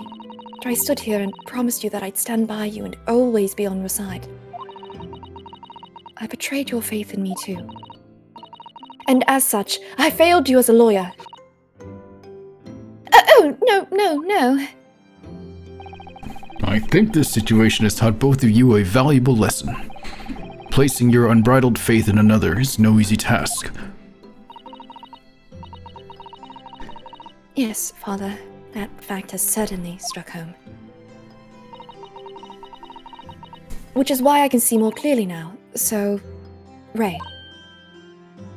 Yes? Can you find it in your heart to forgive me? No. Oh. Oh, Susato. You know, you'll always be a gallant, dashing lawyer in my eyes now. God damn it. Oh, Ray. Wait, why is chat not appearing on the screen now? What is going on with my stream today? They gave them a room, obviously. Oh my god, why is everything We need to give them falling space. apart? They're occupying the whole space. Hang on. Why is everything falling apart today? Oh, there's chat. There you guys are. Get out of the room! They did. They certainly got one. One Yeah. without chat in it. In the defendant's antechamber. Is that where they got a room? Yes. Okay.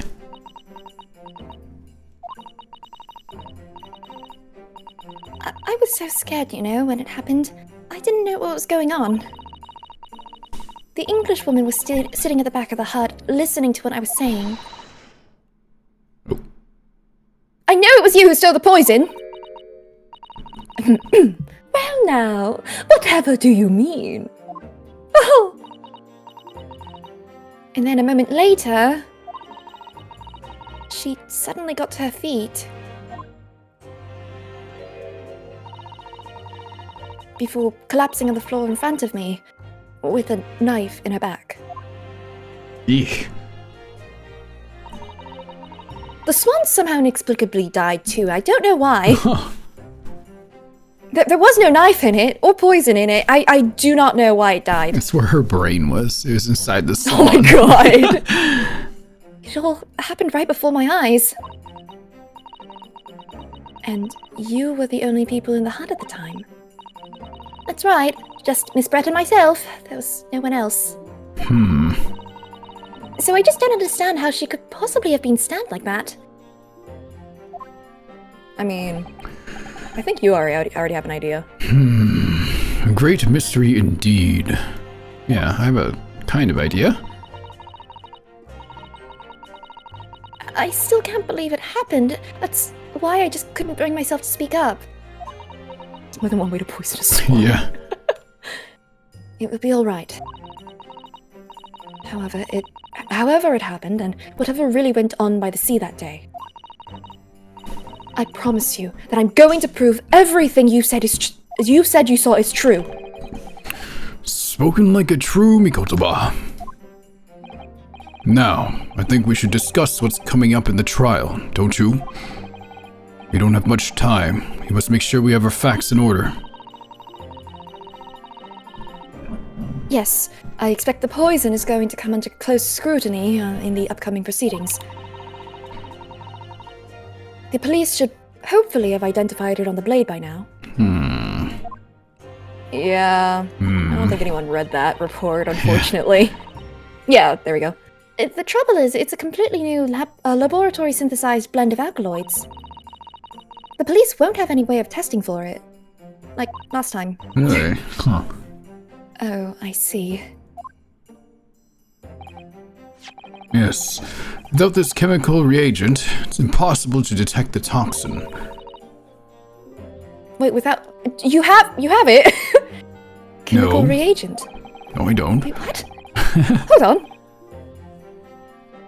I sent a colleague of mine off with some earlier to deliver to police headquarters. I think perhaps you should have some as well, though, just in case. There you go. Cool. Can I look at it? Okay. Ooh. Look at it. Ooh. What does that say? The label appears to be written in a foreign language that I don't know. It's German, so your knowledge of English is going to be of little help here, I'm afraid. Couldn't you just have written medicine on it in Japanese? Then we'd all be able to read it. German is the international language of medicine, my dear. But yes, I can certainly see the merit in labeling the bottle in Japanese. Though I'm not sure medicine would be entirely appropriate. Okay. Yeah, I guess it's not really a medicine, huh? Yeah. Anything else interesting about this? It's like a little dropper. That's about it. Nothing else. It's in German, though. Good to know. Good That's to know. true. Oh, that's you. That was me. What's the matter, Susato? You're suddenly very quiet. Give me one. Oh. Bop, bop, bop, bop, bop, bop. What is Susato doing? Boop, boop, boop, boop, boop, boop, boop. Do, do, do, do, do, do, do. She really did go quiet. It was me, Susato, the whole time. It's this newspaper article. Exclusive. Deadly poison stolen from Yume Medical Research Laboratory. I'm wondering how the information got out, given that it was a government secret. It was all the English woman's doing! What? It was when the professor and Soseki-san were being interviewed at the laboratory. The so-called English lady swarmed in, literally and figuratively, and without any compunction said to Professor Mikotoba, Oh. I can't believe they let her keep working there. That's crazy. Yeah. "Oh, Professor, surely your guest would love to hear about your work on that substance there. I'm here to cause problems." Oh dear. It put me in a very awkward position, to be frank. But Soseki-san's curiosity has been piqued, so I had little choice but to give him a cursory introduction. Did you? So then, Soseki-san knew about the poison. Yes, and it's highly likely that the reporter who was writing up the story about us would have caught a glimpse of the toxin too. This mini memo-san. By the way, did that reporter join you all when you went to the beach? Oh, no, I don't remember the reporter being there. Indeed, he shouldn't have been. I very much doubt anyone would have wanted him there. Yeah. Oh, A known criminal has been given permission by authorities to bathe by the seaside. Soseki-san pointed out that inviting a reporter might be problematic, so the man was sent back to his office. yet he obviously didn't go back. He secretly followed the party to the beach and took this very candid photograph. And then presumably he posted it, anonymously, to the police. Ah! Imagine if this murder hadn't happened, and instead Soseki accidentally revealed the existence of this poison by putting it in one of his books. Imagine. Yes, that must be what happened. What happened? Counsel! We've just heard that the new witness is now ready to testify. The trial is about to resume. Please proceed into the courtroom at once. It's time to steel ourselves once again, then. Defense attorney, Ryotaro Naruhodo. Yes! Lower your voice. Too high. Try again. Yes. Perfect. I'll meet you in there. Ray has put a faith in me now and told me everything. So I can't let her down. I have to prove that what she's telling the court is true. You also have to think like a guy, Susato. No, the last time that happened, she started being a misogynist. That was a very bad idea. I have to prove what really happened that day. Hey, maybe tone it down a little bit. Where do you even learn to talk like that? I certainly never talk like that around you. Well, when I visited Kazuma-sama at school... And?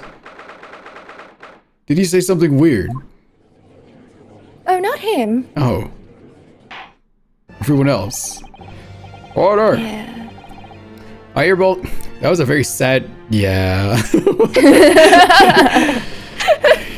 I hereby call this court to order as we reconvene to continue the trial of Ray Mbami. Prosecutor Ouchi, have you summoned the new witness?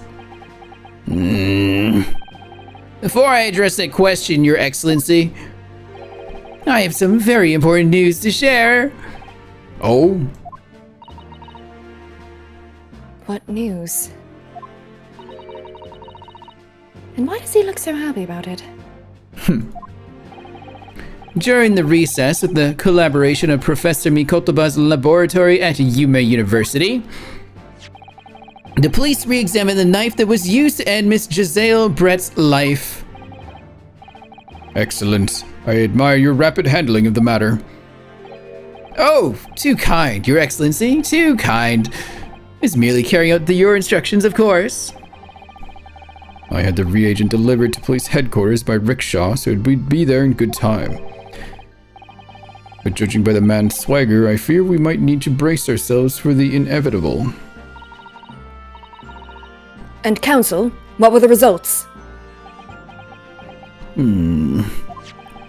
This dagger, which was so cruelly used to end the life of the victim, has no trace of poison anywhere along its blade. What? Are you sure about that? I would stake the reputation of the police on it. Oh, that's unfortunate. Oh, Their jeez. reputation's about to be shot. Yeah. Armed with the reagent, the test is extremely simple. They couldn't have made a mistake. Interesting. But now we got the blade. In short, the accused's feeble excuse earlier. Hold it! Oh, look at that knife. What is going on here? Oh yes, this must be the victim's blood. Oh dear, blood is never a pretty sight, is it? I'm having to fight the urge to run it under a hot tap and get it clean. You've always been fastidious. What? Fastidious? Fastidious. Fastidious. I've never... These new words in this game! I'm stupid! Stop! You've always No, been you're fastidious. not. How do you say it again? You just didn't read boomer books like I did growing up. Fastidious. Fastidious? To be fair, I read it, so this is also just kind of me going off of instinct. I believe it's fastidious.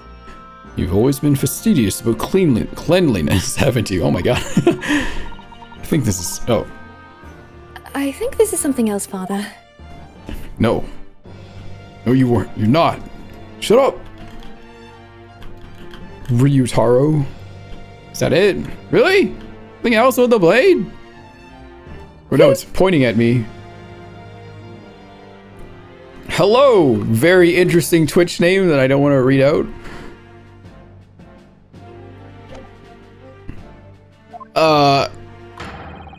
Has been utterly destroyed. What was that feminine scream again? Now, the prosecution is ready to call the new witness. The newspaper reporter who managed to capture a photograph of the crucial moment. Good. Very well. Officer, bring in the witness. No trace of poison on the knife. That sucks. But if that's really the case, how could the toxin have entered the victim's body? I'm trying to remember. There's my gacha command. There it is. Witness, please state your name and occupation for the court. Why does he look like a character from somewhere else that I've seen before? I feel like that's how we've been feeling about like Dual Destiny characters. He looks like the guy from... Oh, what is that anime called again? Which one? He had like a blue suit, kind of rolled up sleeves. He walked with swagger. I think there's a dog. What? There's a dog in this anime that I remember. Who was it again? It'll come to me later. Should ring a bell. I That can't. doesn't ring a bell. Can't think of something. I'll look it up later. Was it the cowboy? Maybe? I was thinking of someone else, but he kind of reminds me of him too now, actually. Oh. Was his name Spike Accord? I think that's the one you're talking about. I can kind of see that. But I was thinking of someone else. But anyway. Inspector Gadget. Not really. Write in a memo of the Shoyo News. What people like to call a giorno. You gotta do the newspaper voice. The What's the newsy newspaper? voice. What's that? What was that? Ah, well, see, I got this, Oh. you know, Was that your phone or my phone? that was my phone. Okay, I was like, what was that? Don't worry about it. It It's does not look like just that. To me, he does a little bit. Lupin the Third. Yeah, a little bit. Anyway, I'll try to do that. She. Basically how I would do Gumshoe. Yeah, a little bit. Did you read this? Oh, what's a journo, Father? Do you know? Simply a contraction of journalist. I'm there when the news breaks, putting pen to paper to catch those scoops so they're in print the next morning. She. Oh wait, that's his pen. I fucking saw that. They don't call me the hero of the Herald for nothing. The nice guy of news. His emblem on his armband. What? Same as the pen. Oh, so it was you who took this photograph, was it? Well, whatever here. I'm sorry. Oh, brace yourselves, people. What the hell? Stop snapping your suspenders, man. Many memos Yeah. senses a scoop in the offing. Female student up to foul play, defended by curiously handsome young lawyer in Supreme Court. I told him to write that one. What? The readers will lap this up. We'll send it above the fold and studio point in a 5-link format for the morning edition. Say. Huh? Right then, let's start with your name. Oh, it's Ryutaro Naruhodo. Next, what made you want to become a lawyer? I wanted to reform our country's legal system, I suppose. Ryutaro has suddenly become very ambitious, I see. I just this on my stream for a while. Oh, by the way, my name is Takesichi Aochi. That's Takesichi Aochi. The so-called dark horse of the Supreme Court. My objections strike fear into every defense lawyer's heart. And nope, the readers won't buy that. What? Witness. Get wrecked, dude. Yes. What this court demands to know is whether or not you were responsible for the taking of this picture. It was delivered anonymously to the Imperial Police Bureau only yesterday. Yeah, I wouldn't be a journo if I didn't click quick when presented with a scoop like that, now would I? Sometimes stories call out to me, sometimes I have to chase them down. Either way, you gotta be fast. Fast legs to run with, and a fast hand to write with. It's no good if you don't note it down, I always say. That's what I call my mini memoism. A lot of heart took notes from this guy. Many memoism? Oh, yes. I remember your face. We met that day when you were interviewing myself and Sosaki-san. Yes, right. That was me, Manny Memo again. See? But you were supposed to be going back to the Shoyu news offices after a meeting. But the scoop is, I didn't. Because that English woman's words has piqued my journalistic interest. Hey, Afterglow. Miss Brett's words. A criminal. Left to do as she pleases, just because she happens to be a British citizen? It's horse dung. This country's judiciary is rotten to the core. The Supreme Court's rulings aren't worth the paper they're written on. The police are just imperial pawns. Whoa. Stay your tongue, young man. There are complex political issues at play.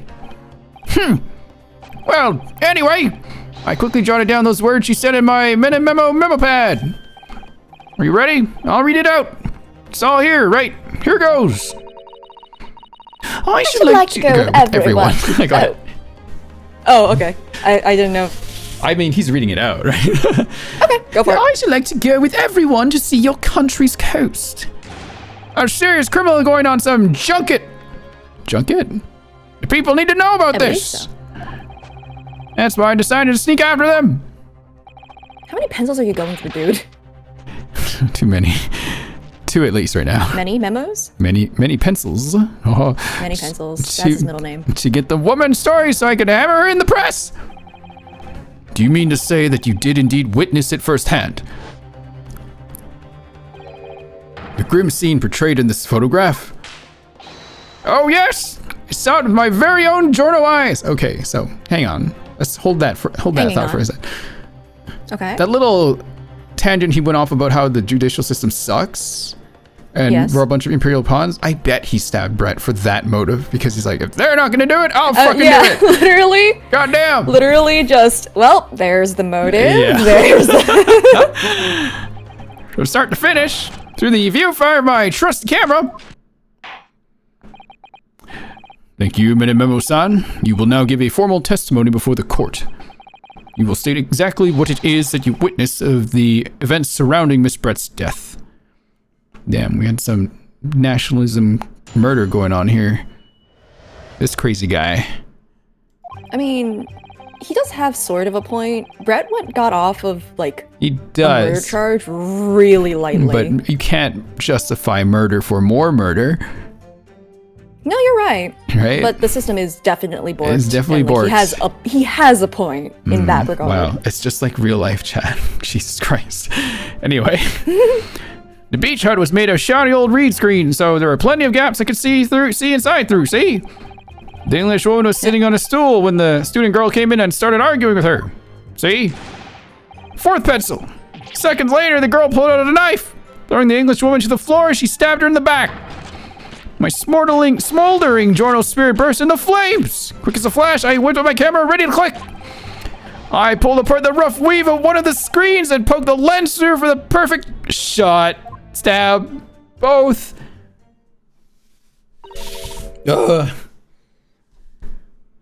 Read screens, you say? Right. You can see them clearly enough in that great shot I snapped. See? The hut walls were just like screens made of coarsely woven reeds. Yes, it allows the breeze to pass through and bring some relief from the summer heat. And it was a breeze for me to poke my camera through and see the whole thing hotting up. Ignoring for the time being the appalling invasion of privacy involved, did you witness everything that happened from the moment the defendant entered the hut? Oh yes, I saw it. I saw the whole thing from start to finish. And you say that you took the photograph through a gap in one of the screens. Oh yeah, that's me again. Luckily for me, they were pretty shoddily woven. I pulled the reeds apart and thrust the lens of my camera through the gap. Would I get away with it? Or would I be seen? It was a gamble of a lifetime, see? A tenacity of purpose that's considered admirable in a journalist, I suppose. No? Run a risk one day, stab a person in the back, run a scoop the next. That's minimalism in a nutshell. Was that about a knife you said? Stabbing? Nothing. And last, it would appear we have a genuine witness to this wicked crime. The evidence and testimony are extremely compelling.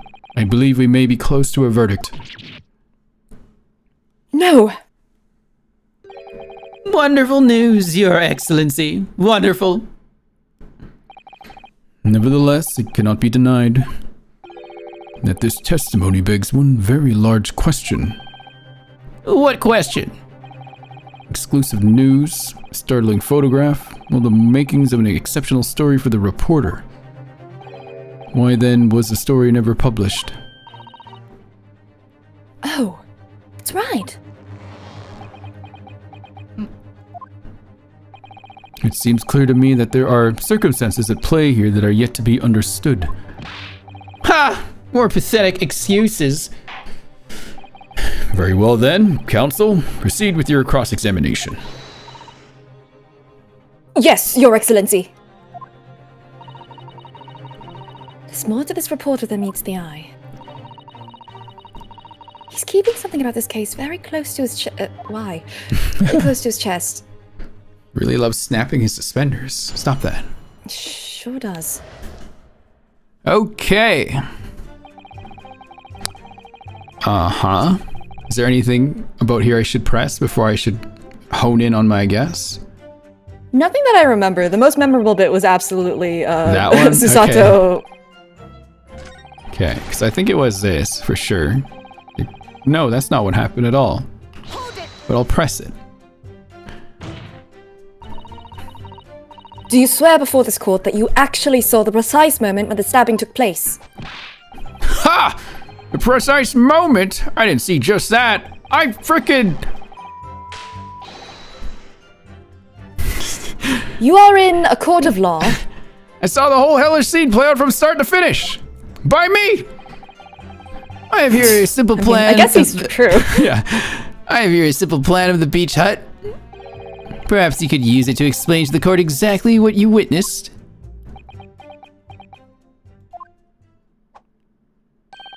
Right you are. It's all here in my memo pad. Okay. When I first peered into the hut like a freak, I'm sure that the English woman was on this stool at the back of the hut here. Yes, the accused's own testimony confirmed that.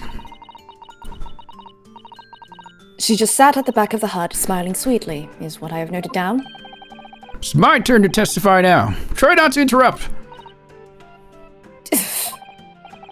And the next moment, as I was watching,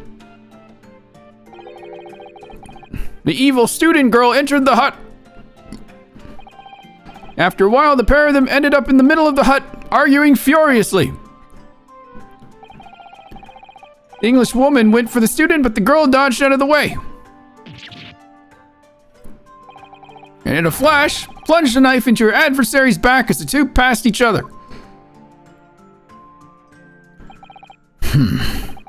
What you describe is a grim crime indeed. Never sugarcoat the truth! That's what mini memoism says.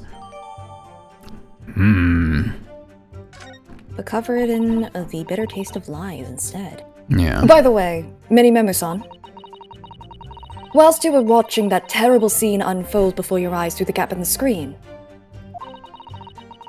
did it not occur to you to try to prevent the tragedy rather than capture it on film? Journals have to be observers. We can't get involved. That's our raison d'etre. So you didn't converse with Miss Brett at all? Obviously not. An observer always remains on the outside looking in, sometimes with a knife. And that's something to be proud of, is it? I like that you switch between the voices when you go from literally in your head voice to outside. It's to keep her from going too far off the deep end. We've seen what happens. Your Excellency, if I may. Yes, Professor. I think the witness's last expertly phrased statement should perhaps be added to his formal testimony. Father, what are you... Don't worry about it. I will grant the defense's request. Don't worry about it. I'm a little worried about it. Dear, do not worry about it. Daddy knows what's going on. What? yourself? Nihilism is the foundation of many memoism, but I'll gladly prove that my words aren't meaningless. What, Dad? Father? I said father, what are you talking about? Never mind. I never once set foot in the hut, nor spoke with the Englishwoman. I was there only as an observer. Okay. What? Okay. Really? You didn't set foot inside this hut at all? Are you quite sure about that? This emblem. Wait a minute. Wait. Waiting. RM. Writes in mini memo. It's not Raymond Bami. Oh, I think you may have the wrong impression of me.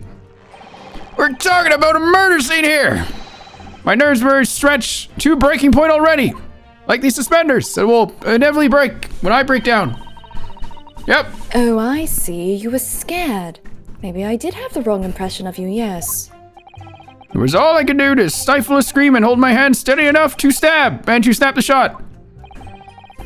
You really should have summoned... Snap her neck. And snap her neck! Anything! You really should have summoned help before thinking of your camera.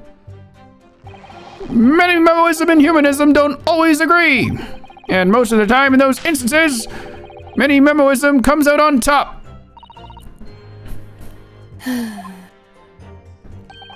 As a sculptor of stories, sometimes I have to be cruel for my art. Yes, cruel. Haha. Yes, cruel. Spot on. He's losing it. Surely he's making all this up. He claims to have spied the whole affair from start to finish. If true, his testimony is devastating. But it does seem as though he's holding something back, doesn't he? If that's how you feel, I suggest that you trust your instincts and press him on everything he said. As you've no doubt seen done many times before in your role as judicial assistant. Yes, I have. I've seen witnesses like this pressed often. I know exactly what to do. Yeah, I think, okay. It really is like a tutorial case. Like, press everything to get like a new statement added, and then do it on that. Oh my god, stop! Let me... Stop that! Let me get to the statement! Oh my god. So it has to be on this one. Hold it. Ah, fuck! That's not what I wanted to press. Really? No. Is that what you... Be quiet. No! You know it's already break time? Wait, really? Yeah. Oh, that's crazy. Here, let me just get to the beginning of that. And I have to piss anyway, because I have been drinking so much liquids today. That's fair. To stay hydrated. Hydration is in fact important. It's very good. It's a great idea. Okay. Yeah. I'm just going to go to the end of that statement. Okay. All right. I leave it here. All right. I'll be right back.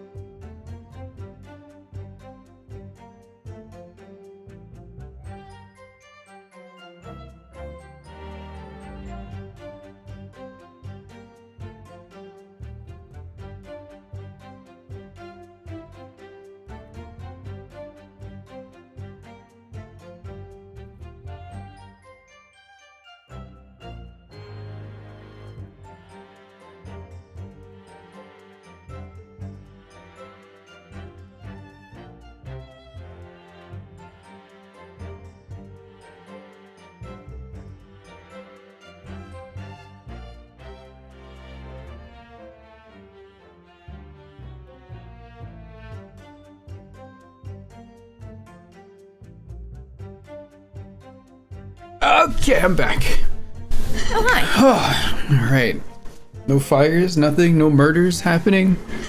Everyone's No, we're all behaving. very chill. Okay, Yeah, okay. we're all chill. Good. Why would you expect anything else? I don't know. There's always something afoot going on around here.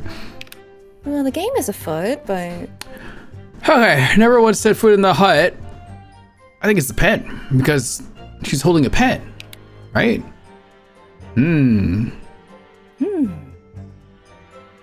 What if the poison was inside the pen? oh, He does have blue ink on his hand too. I don't know if that's just ink from somewhere else, but Okay. Objection! Many Memo-san, until now I've had a firm belief that newspapers are in the business of uncovering and publishing the truth. You're spot on there. Look at my armband. Look very closely. The press doesn't lie, which is why I'm... Oh, he is talking about it. Which is why I'm proud to wear the emblem of the Shoyu News on my arm. Hello there, Antiseptic Eye, Cartoon 131. In a way, that's more many memoism. Sadly, though, it seems the journalists who write for those papers don't always share the same passion for the truth. But what are you suggesting with those recriminatory words, Counsel? You tell me. Many Memo-san, do you recognize this fountain pen? Ah! This pen was found at the scene of Miss Brett's death. In fact, the murdered victim was gripping it in her hand as she died. What are you...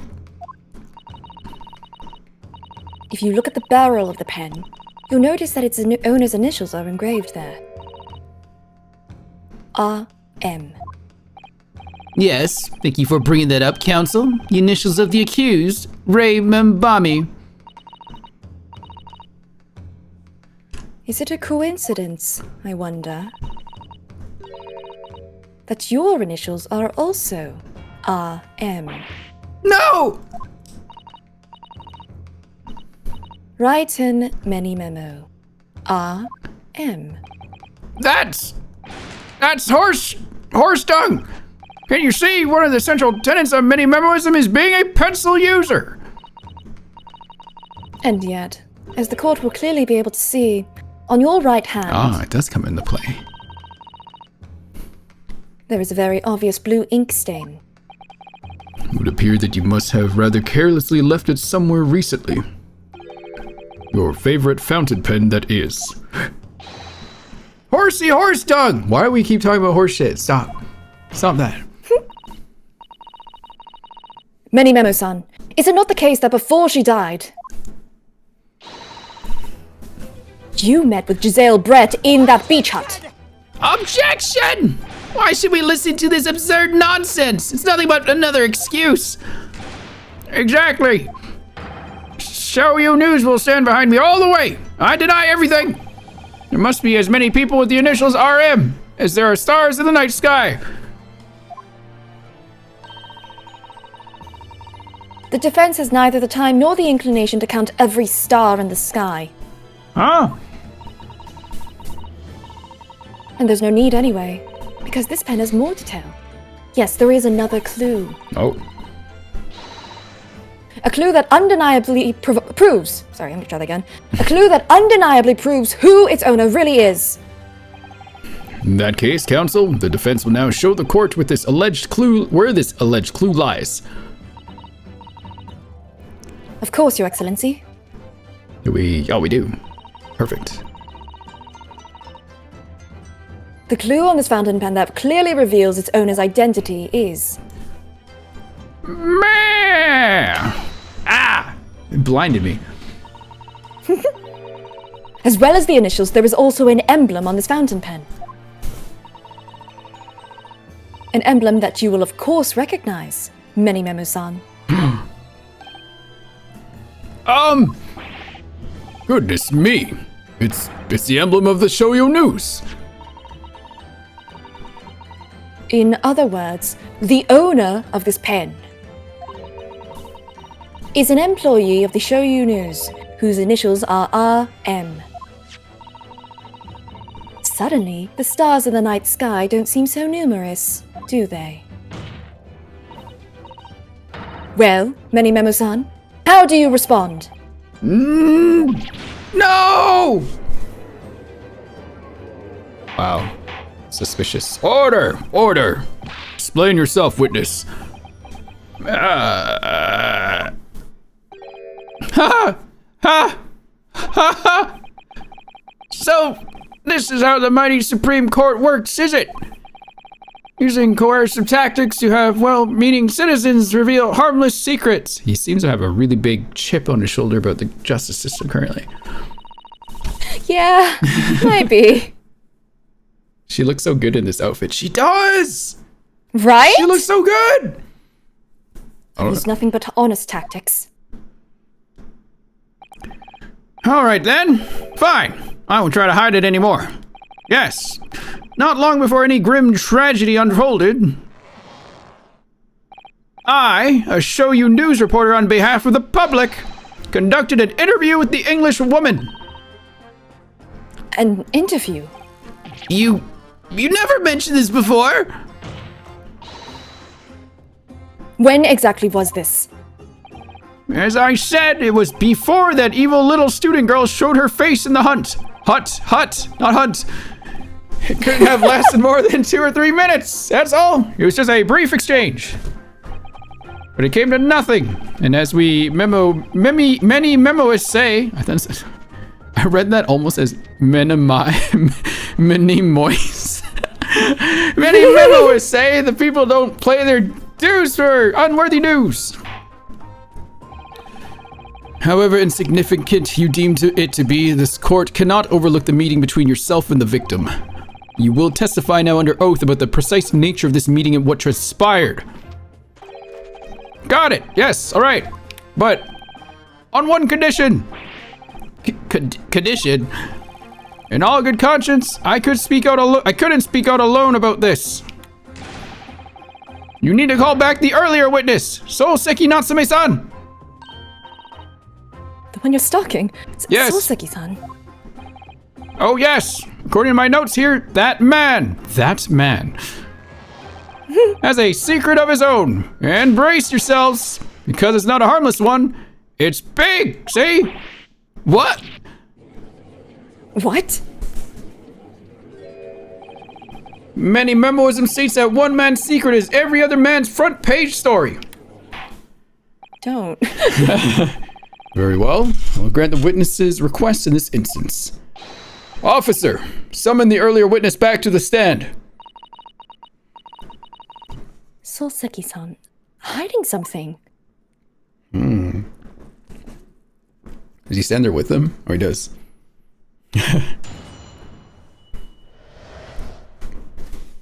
Okay. I asked the English woman for an interview, but she declined, so I left the hut without making a fuss. Then, watching secretly from outside, I saw the woman being stabbed and the other witness come running. The detective realized that the victim still had a pulse, so he ran off to fetch help. That's when this writer man here asked the woman a very significant question. But he didn't say anything about that in his testimony, which is why many memoism demands I reveal it now. I guess that's the one I press. Because what? You mean to say the victim? The victim regained consciousness?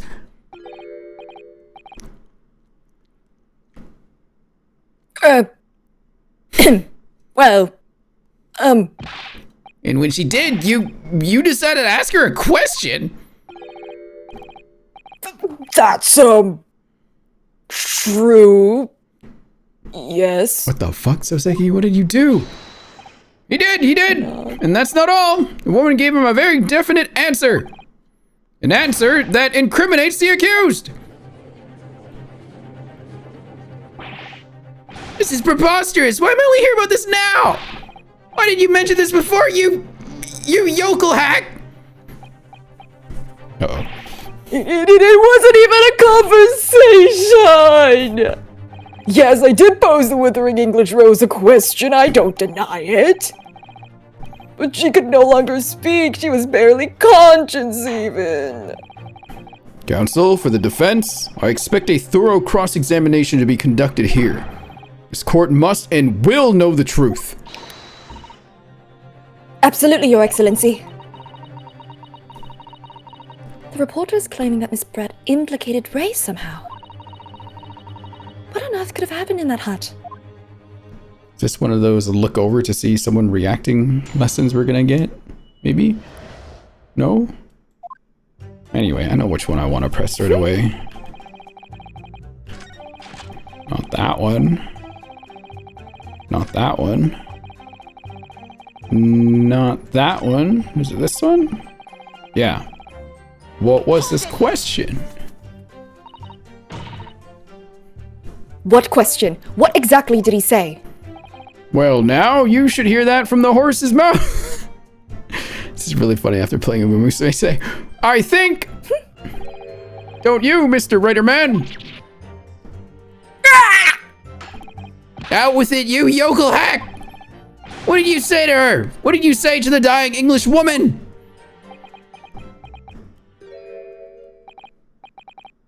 Well, in truth,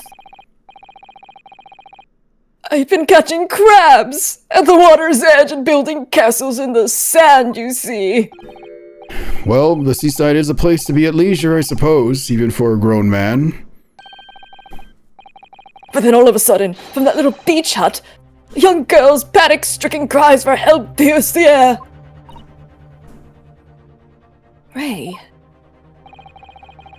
I ran up the beach to see what was happening, and to find the defendant leaning over the collapsed victim. As soon as Inspector Hosonaga saw Miss Brett on the ground, he sprinted off to get help. And then, just a moment later, I heard a faint moan. A moan from the dead English woman! I nearly jumped out of my skin! But what did you ask her, Soseki-san? I asked her, who did this to you? Don't protract this any longer. How did the woman respond? She didn't! She said nothing in response. But When in the stand, you will answer the questions asked out of you ambiguously. Now, without evasion or reticence, I demand that you amend your testimony. I will. God, this guy. Okay. Hold it! So you tried to find out who the culprit was? He who asks a question is a fool for a minute. He who does not remains a fool forever. And having been labeled a criminal twice during my time in Great Britain, I was quick to make up my mind. Better to be a fool for a minute than remain a fool in prison forever. However, you've indicated that the victim failed to respond. Is that correct? Rin, did you notice something there? No. What? He was labeled as a criminal twice. Wait, what? We handled one of those cases. What? Keep that in mind. Okay. That's for the future. All right. Good. Okay. Good call. Okay. Is this? I know why. I know why the English woman said nothing. She was ignoring me because of my stupid mustache, because I'm Japanese. Oh dear, Soseki-san has really developed a dislike for the English, it seems. Oh no. Having read the report on his time in Great Britain, I can't say I'm surprised at his xenophobia. But the English woman didn't ignore you at all, did she, Mr. Writer Man? Yes, all right. She did respond in a manner of speaking, I suppose. Okay. She just lifted a trembling finger and pointed in the direction of the defendant. That's crazy. Okay. Miss Brett pointed a finger at the defendant. Soseki-san, is that really true? It's not easy to stand here and say this, but when we first entered the beach hut, the Englishwoman was sprawled on the floor before us with the student girl standing on the far side of her. And when I asked who did this to you, the Englishwoman summoned her last ounce of strength to point a trembling finger at the back of the hut. Did she dive forward toward the door? She was stabbed in the back and fell forward. So she's laying, her head's facing toward the door, unless she pointed behind her, kind of thing. Is that what's going on here? Yeah, her head was facing towards the door, but she was pointing behind her. Okay. All right. So in the direction that she was stabbed. All right. She's pointing to the wall then, clearly, not the culprit. Culprit just happened. What? but Ray was like right there. What do you mean, Ray? No! Not Ray! I need to have her happy lesbian wedding, okay? She will never be guilty here. Which was, That's a very strong defense. Keep that in mind. Yes. which was, it can't be denied, in the direction of the student girl who stands accused today. Hello. Hello. Hello, Ichi. No. Soseki-san, why on earth did you neglect to mention this in your original testimony? Fiddlesticks, I say! No fiddlesticks. This is not a British court of No. law. You will respond in Japanese. Yes, of course, Harasemasu ka? The Englishwoman did point her finger towards the back of the hut, but I was trembling, and she was trembling, and everything was a blur and trembling. Thinking about it, I feel as though perhaps she was pointing in a slightly different direction. Okay, thank you. Actually, no, not slightly, in a very different direction to where the student girl was Oh standing. my god. Just somewhere at the back of the hut, where nobody was standing at all. Looks like he's grabbing the guy's arm. I am! I'm going to fall over otherwise! Jeez. You mean that your memory of events and the direction in which the victim was pointing are both unclear? Yes, that's it. Unclear. I'm very, very unclear. Your Excellency, surely this proves the matter beyond all reasonable doubt. Yes, the woman may barely have been conscious, and yes, perhaps her finger wavered slightly, but there can be no doubt that this was an attempt by the victim to confirm the identity of her assailant. Why? Because as the court can see, there was no one other than the accused in the direction the victim was pointing. It is now abundantly clear that no one besides the accused could possibly have committed this crime. I am inclined to agree, and in the absence of any credible argument to the contrary, I believe we can now conclude this trial. No. The headline's running itself! Dashing lawyer's hopes dashed! 92 point across the whole page! We'll do an extra edition! This is a serious blow, Cisato. Unless we're able to identify the true culprit and substantiate our claim with evidence, the judge will give his ruling, and the trial will be over. But that's impossible, Father. We don't even know how the crime was committed yet. Impossible though the task may seem, we have no choice. We must think back over everything we've learned thus far. Somewhere in all those details, I'm confident we'll find the clue we need. Ray gave us a recount of how events unfolded in the defendant's antechamber before the trial resumed. She told us what happened at the precise moment Miss Brett was killed. The Englishwoman was sitting at the back of the hut, listening to what I was saying. And then, a moment later, she suddenly got to her feet. Before collapsing on the floor in front of me, with a knife in her back. And the swan... And the swan also died. Don't forget. How could Miss Brett have been stabbed in the back in a beach hut that was empty but for herself and Ray? Somewhere amid all the information we've gathered so far, there must be an answer to that question. I take it then that the defense has nothing further to add. So the gallant yokel student's luck finally runs out.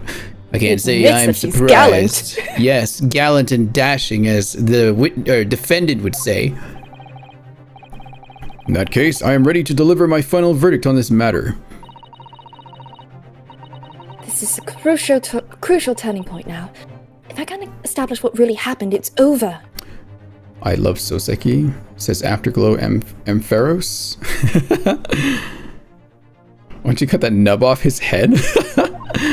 That's entirely valid, honestly. Go ahead, do it. Where was the real culprit hiding? And how did they stab the victim? Thank you for the follow, Fry Enthusiast. He's such a fun character, yeah. I know how. Oh, absolutely. Objection!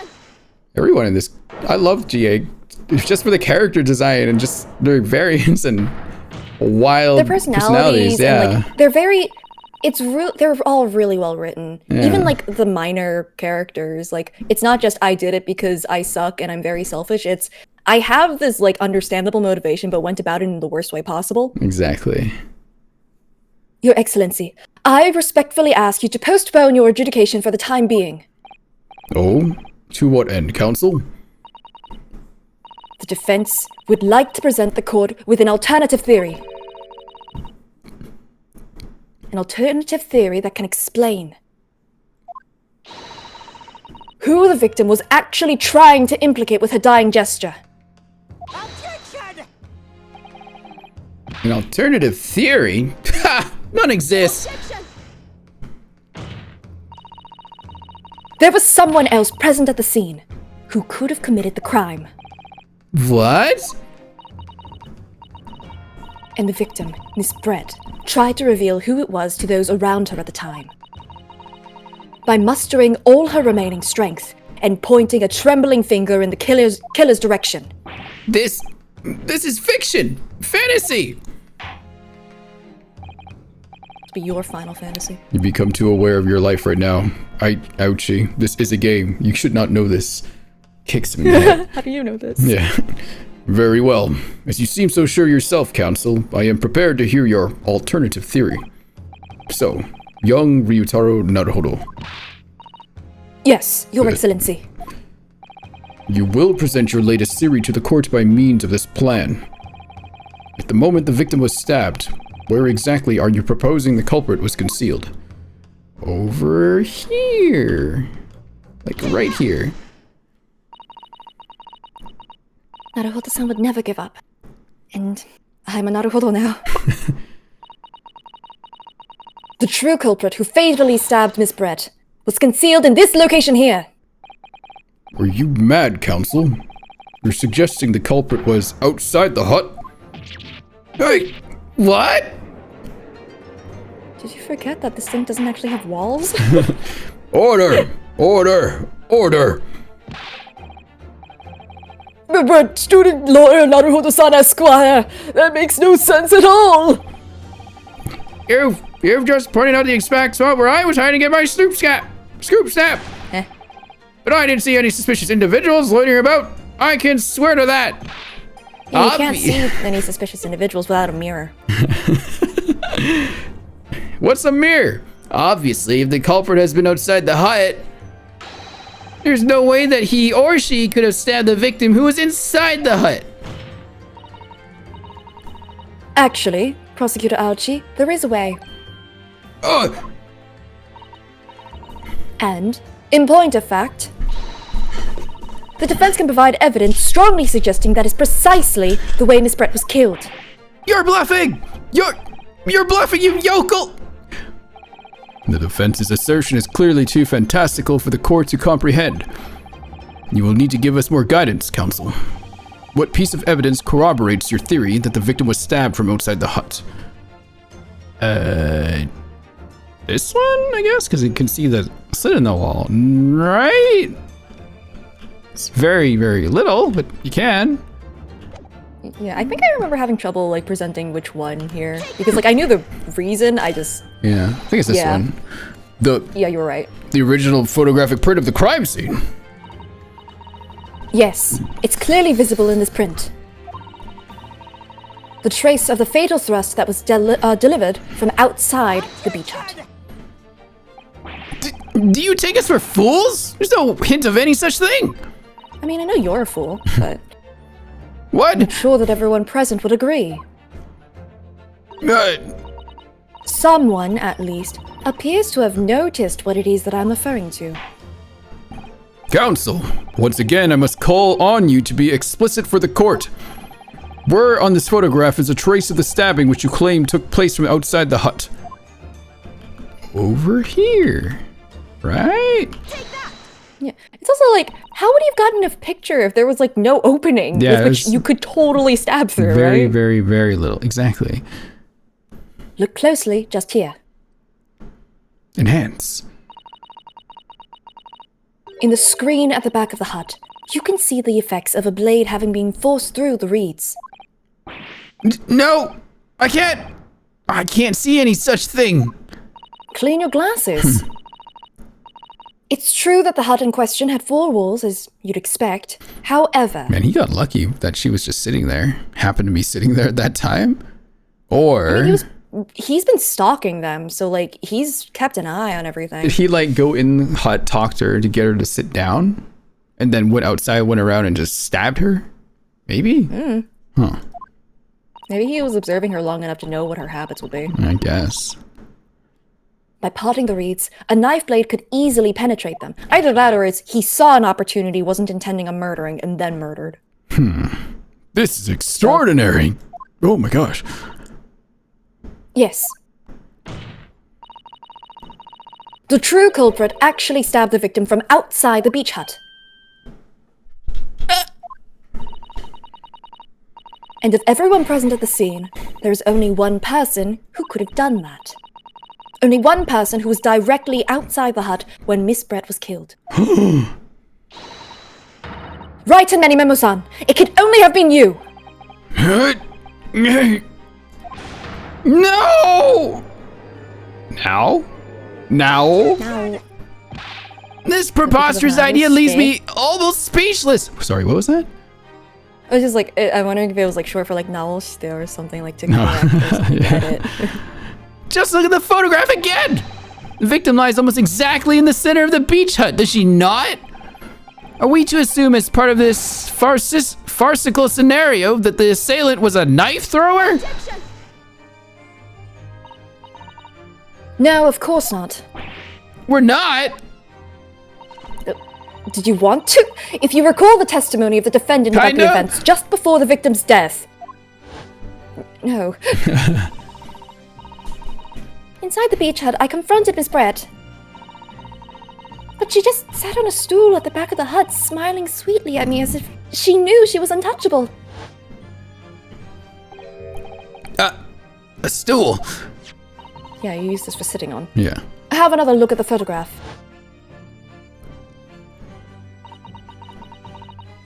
The slit in the reed screen would align perfectly with the back of a person who was sitting on that stool. My word. So, in fact, the victim was... Killed whilst sitting on that stool by a stab wound to her back delivered through the reed screen. Having been attacked, Miss Brett rose to her feet instinctively. But then, unable to speak, she collapsed on the floor in the middle of the hut. Before the defendant, Membami-san's appalled eyes. And that, Your Excellency, is the truth of what happened on the beach that day. Whoa.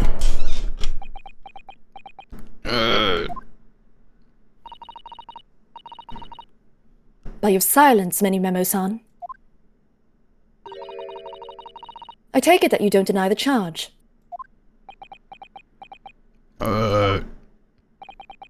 This is absurd!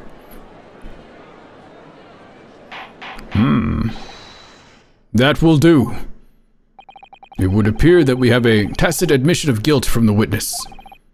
Accordingly, this court has successfully established the truth of this matter. which means that the defendant, Mbani-san, is innocent of the crime. You did it! Whoa. Oh, thank goodness. I finally made him cave. I must say, I've never been more proud. No, this can't be! The Ouchie clan can't! What of my growth? My growth of hope! Calling it that. It was an apparition! I can't accept this! I won't! I see no reason for the continuance of this trial. I will therefore move to conclude proceedings by delivering my final verdict and... Hold it! It's gotta be him, right?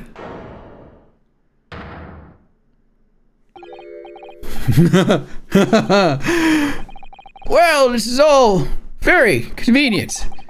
This is how the highest court in our mighty empire delivers justice, is it? He's evil now. Suppressing well-meaning citizens' freedom to speak and branding them as criminals. But we've established that the victim was stabbed from outside the hut, through the reed screen walls. No one but you was in a place at the time to have his hand on the hilt of the blade. It's a perfectly logical deduction. So, your argument hinges on the location of whoever stabbed the Englishwoman, does it? Well, it seems a little irrelevant now.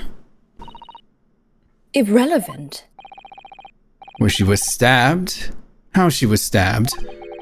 That's Sato's dad. It doesn't matter.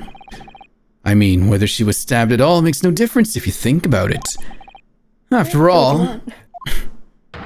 Not you, Manny Momo. Oh, this trial's already shown the whole thing hinges on something else. He's so evil, but he looks so silly.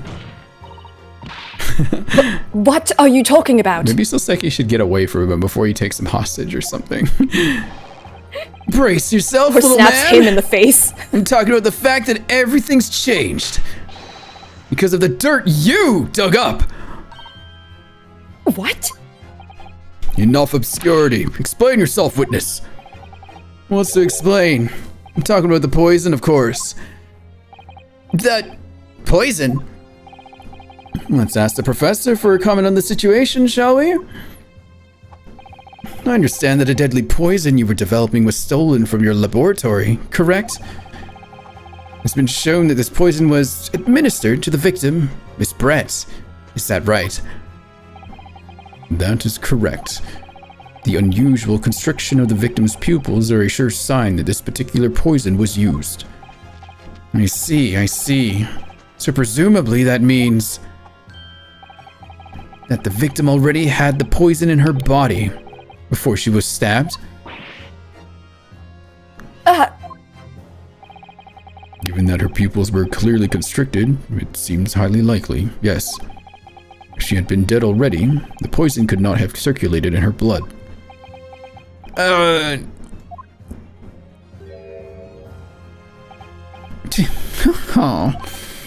How refreshing to hear the argument of a metropolitan mind.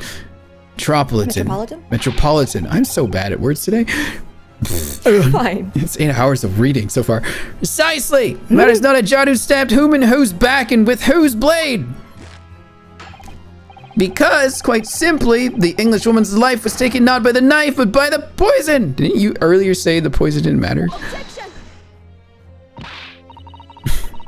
But that can be explained by the poison being on the blade. As I already... Forgetting already, have we, Yoko? During these very proceedings, the laboratory of the professor at your side assisted in proving that the blade of the weapon used to attack the victim had no trace of poison on it whatsoever. So let me get this down. The facts, skillfully established by the defense in this trial, turns out to be a headline-making red herring. Is that about right? Well... Oh my god. You gotta stop hurting yourself like that, Sato. It's the Naruhodo way. Order! Order! Order! But where does this leave us? How, in that case, did the poison enter the victim's body? There's an undeniably obvious answer to that. The lady most likely imbibed it? Is that right? Imbibed. Imbibed Yeah, it's it, like yeah. ingested. Right, okay. You mean she drank it? To clarify. Wait. Eat? I just realized what each's comment meant. I just looked over like, what does that mean? Oh! Did you not? No, I didn't get it until now. Oh my god. That's why I said earlier. I was just like, that's Sasato's dad. Wow. I had the more ace moment. Another look at the Whoa. photograph here, as you can see. Damn. The roles have reversed. Weird. Interesting. A bottle of carbonated water and a glass had been knocked onto the sandy floor of the beach hut. Oh! The poison could have been slipped into either. So, somebody made Miss Brett drink it. Well, what do you know? Look at those dashing eyes. This will make for a great front page shot. Hey! Why the bewitching stare? After all, I'm the last person you should be looking at. It would make no sense at all that I poisoned the woman, would it? I mean, that's been established already. Established. What are you talking about? Don't tell me you've forgotten. That's a little hard to believe, given the person who established it was you. Why am I talking in my mad on guard voice all of a sudden? Oh no. So you're making them evil. Is that what the evil voice? Me? What on earth does he mean? Oh, let me capture those wide eyes. This is prime press fodder, this is. It would seem that this trial is not destined to end yet after all. I hereby call upon the witness to give further testimony. That's great, that is. Let me get a shot of that magnificent beard, Your Excellency. You claim it to be impossible that you were the one responsible for administering the poison to the victim. I do not take anyone's jokes. I'm serious all the time. Now, you will explain to the court in your testimony the basis upon which you make such a claim. I'm a giorno and I'm a man. Never tried to run or hide from anything in my life. And I'm not about to start now. Because that's many-memoism. For a brief moment, I thought I'd illuminated the truth, but it slipped right back into obscurity again. Just where is this trial going to take us? Another cross-examination, please. Yep. Okay. Oh yeah, I stabbed the English woman. Whoa. Objection. He just said he did stabbed. it! What? But he's saying that she was already poisoned and dying, so that means he's basically saying there was another culprit. Okay, but he still stabbed her. That's Yes. gotta account for something. That is also true, but he says that's also the reason he's innocent. What? Oh yes, I stabbed the English woman. It's that very fact that proves I'm innocent. Because why would I have bothered to stab the woman if I had already poisoned her? When I heard the student girl with that pompous English murderer arguing, got my goat. If the courts were gonna punish Brett for what she did, someone else would have to see justice done. Oh wow. For attempted murder. Well, the thing is, technically what she did end up dying to was the blood loss, so it's still, he still did murder her. Yeah. So, you admitted then that everything happened as I described. That you are the one who stabbed Miss Brett in the back through the read screen. You can blame this miserable country of ours. The country didn't make you pull a knife on her. A country that bows to the pressure of foreign powers and let murderers walk free. What kind of future can a country like that have? That's why I did it! I did what our pathetic leaders didn't have the guts to do! Slap bang in the middle of that charming lady's back! I plunged the blade of sweet justice right in there! Damn. Like, he's crazy, but he does have a little bit of a point because Brett was going to be let off really easily. She was going to be. She knew she was going to be. As someone who spends his life seeing that the truth is told, I feel really awful about giving false information in my testimony before. But as it turns out, there was somebody else who had it in for the victim and got to her before me. That's right. You guessed it. That pretty little student girl. No, there's a woman after my own heart. You're implicating Ray again. She's the one who gave the poison to the Englishwoman and ended her pitiful existence. And suddenly, snap! This Jordo here is off the hook. The argument is sound, certainly. If the witness had administered the poison himself, he need only have waited for it to take effect. Subsequently, stabbing the victim in the back would have been entirely nonsensical. But he still did it! And He was therefore, just so mad. he should be charged for that too. And therefore, this reporter should. had nothing to do with the poisoning. Yes, it's all quite logical. That's right, it is. Yeah. Logical and true. I'm glad you've all seen the light. Justice at last! This is unbelievable. And after I've made so much progress in proving his guilt, is he going to get away with it now? Well, part of it.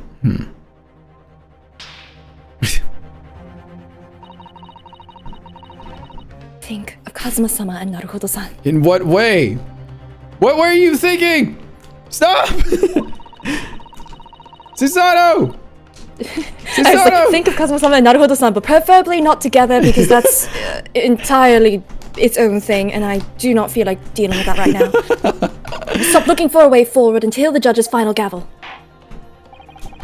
Very well then, counsel. Proceed with what I assume to be your final cross-examination in this trial. Yes. Oh, yes, Your Excellency. You might need to get a lozenge for your throat there. Yes, you're right. Completed is no, you still stabbed her. You stabbed hell the are you talking lady! about? That's attempted murder! And successful murder. She died from hemorrhaging. Yeah. It wasn't the poison that got her. I'm very curious about this, because this keeps getting brought up. This argument. What did they say in this argument? And whose goat? Whose goat is he talking about? And that's an expression. I know. He's making a joke. Okay. You think I was serious? It's okay. I was no, I Okay. didn't. It was a. Alright. I'm just playing the deadpan thing. Anyway, Okay. I'm being the tsukomi to your boke. Come Gotcha. on. What exactly were they arguing about? But what happened in the restaurant 9 months ago, that's what. Student girl was laying into the English woman for killing her beloved mentor, Dr. Wilson. Yes, John H. Wilson, a professor of medicine, invited here from England by Professor Mikotaba, no less. Right. Oh man, Iris. But the English woman just jeered. Her case was to be heard by the British Consular Court in Shanghai. However, there's a little doubt that she would simply have been acquitted and sent back to her homeland a free woman. It was eating that student girl up inside, you could see it. I really felt for her. Oh. Who was that? Ray? Yep. I can't. I can't stand here and listen to this tripe. Oh. Ray? Young girl, you stand accused here. You can't just blurt out wherever you feel like it. No, you can't. No, you can't. Sorry, but I'm in the middle of some very important testimony here. Just keep quiet and listen. But this awful man is making all this up. Susato, please, you have to make them listen. Return to the dock at once, Membami-san. We are in the middle of a cross-examination. I'm glad that no one caught the Yeah. Susato thing. Wait, who said Susato? Remember me, Susato-san. Oh, she did say it. Susato, please. I'm so glad that no one caught that. Whoa! Your Excellency, please, I implore you. The journalist is clearly not a trustworthy witness. Exactly. He's a filthy, rotten, black-hearted, bigoted, dirty, great peeping Tom. Whoa. Whoa, take it easy there. Please, I really think the court should hear what the defendant has to say. Your Excellency, I see no need whatsoever to entertain the accused remarks. I will grant the request of the defense. But But, Your Excellency! This is likely to be the final cross-examination of these proceedings. As such, I believe it would be ill-advised to stifle the defendant's obvious concerns. So, whilst recognizing that this contravenes regular protocol, I hereby call upon the defendant to speak. Oh. Thank you so much, Your Excellency. This judge kicks ass. He's awesome. Most of the time. Anyway. It was nothing to do with Dr. Wilson. We were discussing the stolen poison. Okay. The stolen poison that killed the victim, you mean? I suspected her of being the one to steal it. I mean, just think about how she killed Dr. Wilson. That's true. Additionally, Miss Brett certainly had knowledge of the new poison. But surely it would be no easy task to steal a highly secret toxin being developed for the government? Indeed. All visitors to the laboratory are thoroughly searched when they leave. Even if a thief managed to avoid being seen by myself or by a colleague, getting the poison out would be very difficult. It's true, I pestered Professor Mikotoba until he agreed to show me the poison when I visited his laboratory. But as I left, I was searched from top to tail. Miss Brett rather bluntly revealed the existence of the toxin we've been developing, you see. And since Soseki-san expressed such an interest in it... These two. They're posing together. I felt unable to refuse. Like father, like daughter. Yeah. Obviously, I gave nothing away other than the fact that it was an extremely potent substance. I'm very ashamed of myself. It's just that I have had a singularly terrible experience with a deadly poison. Father-son bonding moment. I wanted to look my old enemy in the eye. Surely you can understand that. Poison, huh? Isn't that interesting? Yeah. Anyway. To find out if my suspicions were true, I confronted Miss Brett about the poison. I told her that if there were to be an incident involving it somehow, it wouldn't just be the university. The military would be dragged into it. The whole government even. It would be a complete disaster. And how did Miss Brett respond to your concerns? She just curled those beautiful lips of hers What? and said she didn't know the first thing about it. In English, actually. Darn it, Ray, don't get distracted. Yes. Many Memo-san, one small question if you don't mind. Ray I- is so lesbian. Yeah. I do mind! Can you see I'm busy? Clearly, you were outside the beach hut listening in whilst the defendant and Miss Brett were conversing. Presumably then, it was you who wrote this article about what you've heard. Exclusive. Deadly poison stolen from Yume Medical Research Laboratory. The story was published in this morning's edition of Shoyu News. The details are too accurate for it to have been written by anyone else. Sorry, I don't know what you're talking about. Yes, look at this! The entire article is almost what I said to Miss Brett, word for word! Ugh. Peeping Tom! Whoa. Well, Many Memo-san? As a journo and as a citizen of a free country, I don't have to reveal my sources. That's a founding principle of many memoism. Father's clearly right about this. That reporter did write that article, and he based it on what he overheard from outside the hut. Oh, we got an updated article. Okay. So that's what this is. So that's what it was all about. You were trying to cover up the fact that you were listening in. That's why you came up with that stinking story about me arguing with her. Psst. Murusai! My stories never stink! Look, whatever you say, little girl, it doesn't alter the facts. That's my 11th, 12th, 15th pencil now? Holy shit. Your Excellency, there's something I want to say and I want it to go on record. Very well, you may amend your formal testimony in English.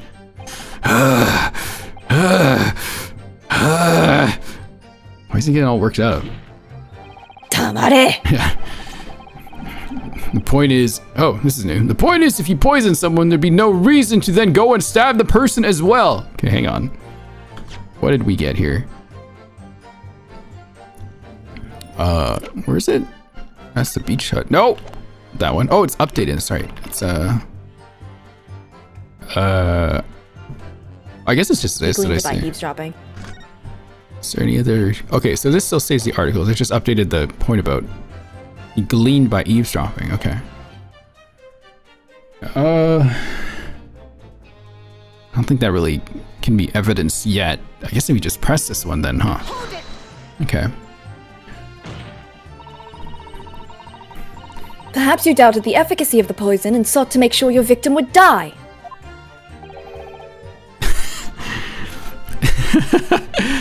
That's horse...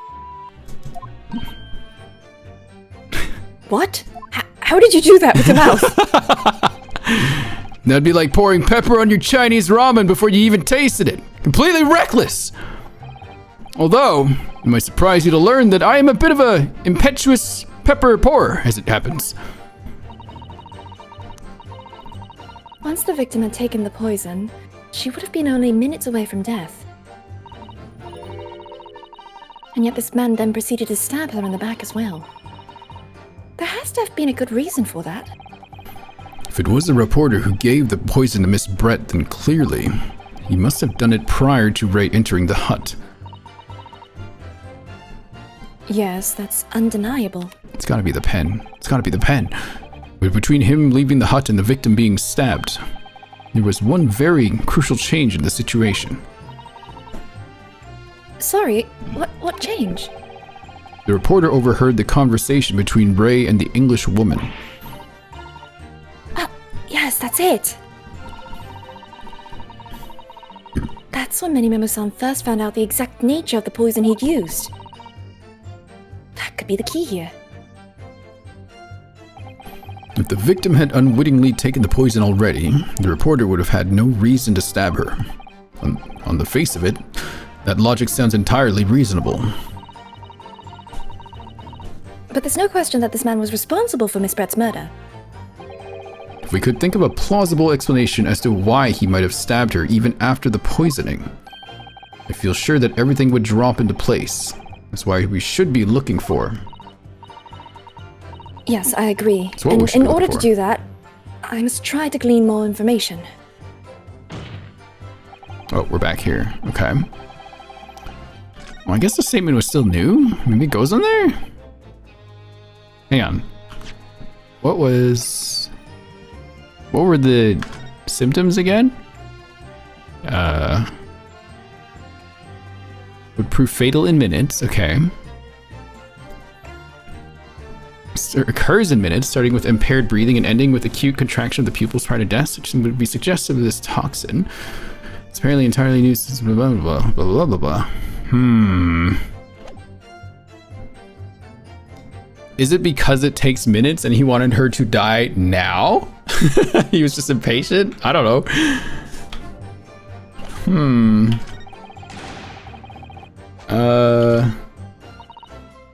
And then what is the new one? The point is, if you poison someone, there'd be no reason to go and stab the person as well. But you did. I think I do have to present the updated thing. Only makes sense because it literally just updated. I know the pen's got to come in though at some point, for That's sure. the meta reason. I mean, yeah, but like, it's probably something I can't figure out. But it's Okay. got to do something with like how long it Think about takes it. to poison. Think about it this way. It's like Mikotoba-san said.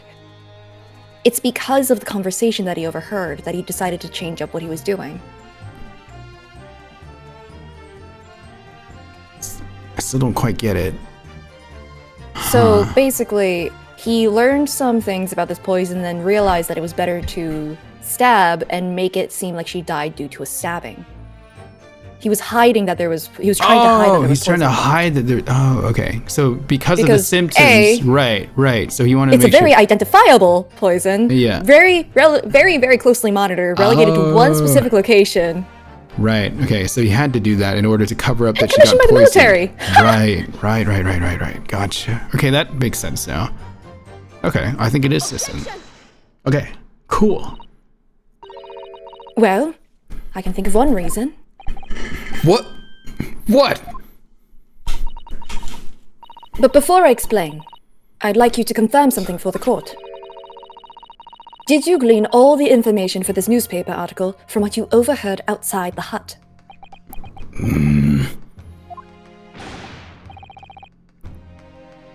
Of course he did! There could be no question of that! After all, when we were all in the laboratory together, all we were told is that it was a terrible toxin! And there is one more important fact to consider.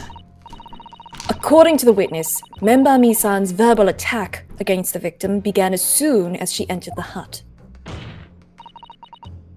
In other words, it would have been impossible for her to have slipped the poison into Miss Brett's drink. Oh, that too. Where are you going with this, counsel? Menimemo-san has made it quite clear that he observed every single thing that happened in the beach hut, like a creep. If the defendant had somehow found an opportunity, this man would have seen it.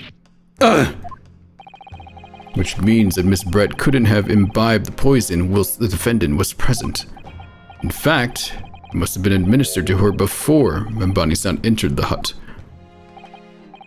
Yes, very articulately put. Articulately. When I walked into the hut, I immediately started to press Miss Brett about the poison. At which point, Menimemo-san overheard some worrying information. Worrying information? What worrying information? The information which she subsequently included in his newspaper article. Namely, that the poison was being developed in strict secrecy, and that it couldn't be readily obtained. Absolutely. In fact, that's quite an understatement. The only possible place it could come from is my lab. And furthermore, anyone afflicted by the poison would exhibit telltale signs in death. The extreme constriction of the pupils. Yes, it's quite stark when you see it. There are other poisons that show similar symptoms, but not among new substances that are undetectable. Really? In other words, it would be clear that the victim's life had been ended by the use of this particular poison. Which would reduce the number of suspects to only a handful of people. Everyone in my laboratory is aware of the unique properties of the toxin we've been developing.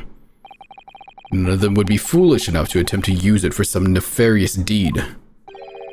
Membami-san being no exception.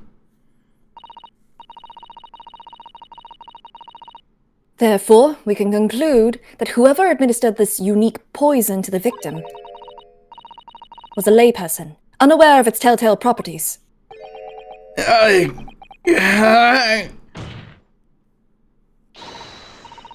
In other words, someone like you. Right in Menimemo.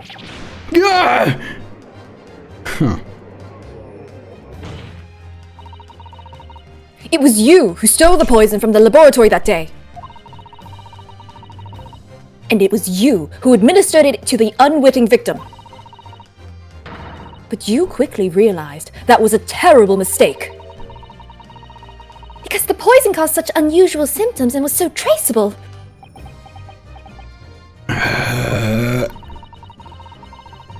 As you listened in from the far side of the beach hut's thin walls, you learned of these facts. But you'd already given the victim the poison at that point. It was too late. So you hatched a plan to disguise your mistake. A plan that involved stabbing the victim in the back through the reed screen. But what good could that possibly do? It's no good. Isn't it obvious, Counsel? There's absolutely no good. What are you talking about, Ochi? The plan was to kill Miss Brett before the poison could take effect. Once in the blood, the poison caused the onset of pupil constriction. But he had hoped to precipitate the victim's death before that happened, hadn't he? Exactly. Because without any revealing signs of the new secret poison's use, no one would ever have suspected. Yeah, this is extraordinary. Yes, the effects of the poison meant it would be too easily identified, so the killer had to mask its use. Which he attempted to do by plunging a knife into the middle of the victim's back.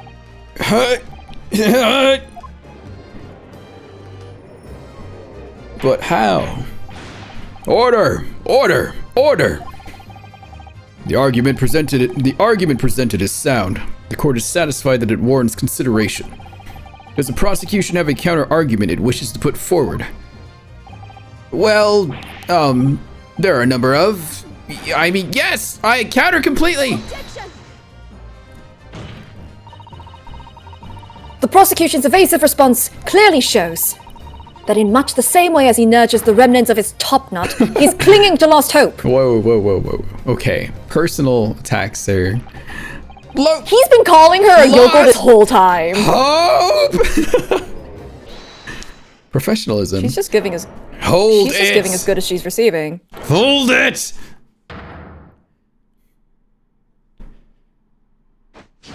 What? Ugh, you pathetic, useless, fallen samurai! Fallen? Who are you calling fallen? My burgeoning growth. I need a counter-argument.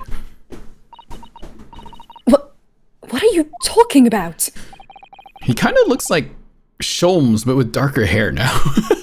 Nah. Does he Sholmes, not? He's got nothing on Sholmes. Okay, his face kind of reminds me of it a little bit, and his hair. It's all very slick. It should be blatantly obvious. I stole the poison, you say? Gave it to the victim, you say? Stabbed her, you say? Lots of fine theories. But I don't need a counter-argument because you don't have an argument yourself. Where's your evidence? Yes, you make it all sound so plausible, don't you? But without evidence, it means nothing. Whereas I base my news on facts. Facts? What do you mean? Explain yourself. What is a fact? Yeah, what is that? Please explain this to me. I mean, what the professor said earlier in this trial. It's all here in my many memos. Every word, every slip of the tongue, all noted. It's what the Shoyu News is famous for. It's the power of the printed word. But surely it would be no easy task to steal a highly secret toxin being developed for the government. Indeed. All visitors to the laboratory are thoroughly searched when they leave. Even if a thief managed to avoid being seen by myself or a colleague, getting the poison out would be very difficult. How's that then? Blown the story wide open? See, writes in many memo. I'm a reporter from the Shoyu News. Oh god, Kamoshida. Yeah, actually kind of, Sander, you're right. Couldn't possibly have stolen that poison from the professor's laboratory. We solved the mystery. It's Kamoshida. Yeah, that's who it reminds me of now. But there can't be any question of it. He must have stolen the poison that day. He stole it and used it to kill. And if that's the case... As you've identified, the poison itself is the definitive evidence we need. Because whoever stole it from the laboratory that day is the true culprit here. What's your point? You annoyingly handsome country bumpkin! Oh, it's so great. Unfazed now. My point is this. There is one way that you, Many Memo-san, could have stolen the poison that day. I've heard enough verbal conjecture now, thank you. What the court must be shown is evidence. What proof do you have that this witness stole the poison on the day in question?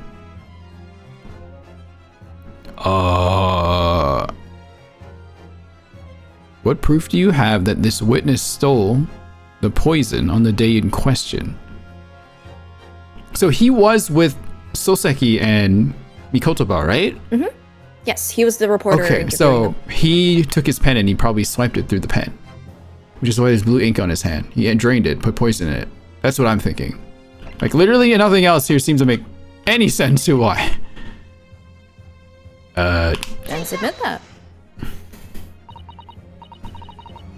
The proof, Your Excellency, is this fountain pen. A fountain pen? How can that possibly be relevant? These magical pens somehow seem to have enough ink to write many thousands of kanji characters. I believe they arrived in our country for the first time some 15 years ago now. You were a baby. You were literally a baby. I was. Bah! I swear by a weasel hair calligraphy brush and nothing else. These newfangled pens are merely a fad. Well, as a forward-thinking man of words, I love my fountain pen. Succubus soupçon? Yes, soupçon.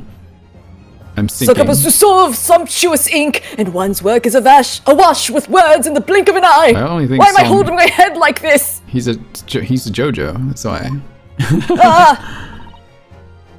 That's right. Fountain pens have a small reservoir in the barrel,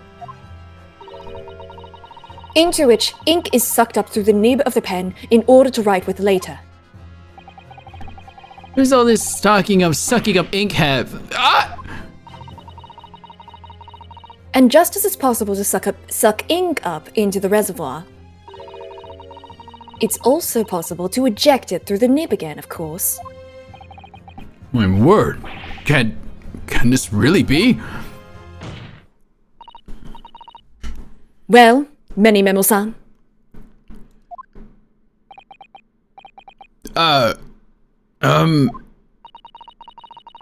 When you saw the deadly poison before your eyes in the laboratory that day, you used your fountain pen, your very lifeblood, to steal some of it, didn't you?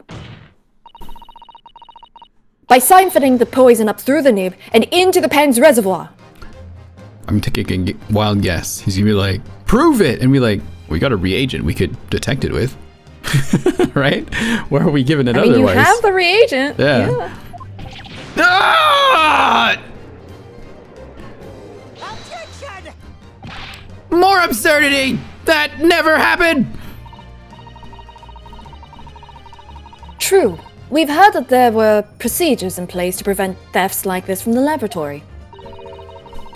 But would anyone have thought to look inside a fountain pen, of all places? Dad? Hello, father!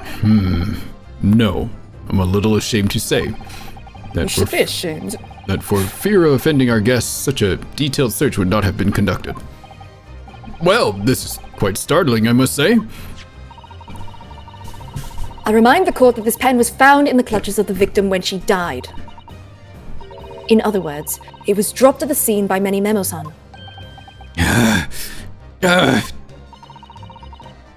So the crucial question is, when exactly was the pen dropped? Are you suggesting?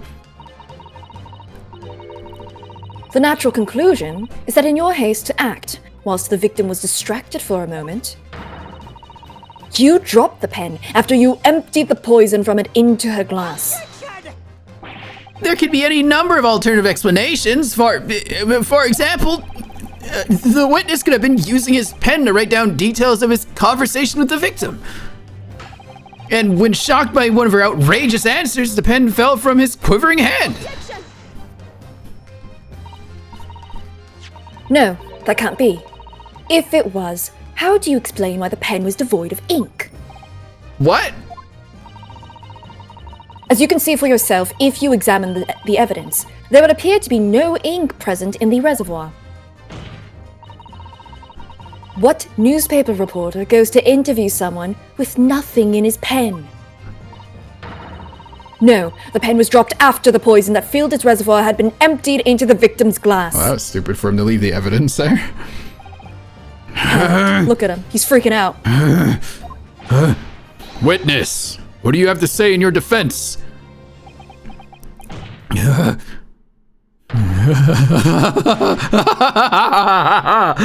So this is how our modern justice system works, is it? So what if the ink in my pen runs dry? So what if my pencil snaps? Whoa. I can always claw my way back into the game. I have plenty in reserve. Ah! Oh. Whoa. You claimed I sucked the poison up into my pen? That's wild speculation, nothing more. If you thought you could bring down a fine, upstanding citizen with a trick like that, think again! It looks as though it's gonna take one final decisive blow to finish this matter. As I see it, the situation is now very simple.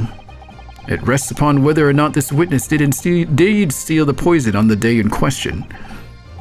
Therefore, it all depends upon whether or not the defense can prove that he did with evidence. Ha! If such evidence could possibly exist! Memo-san, this is how our modern justice system works. What? In the courtroom, evidence is everything. Something you would do well to remember. Whoa.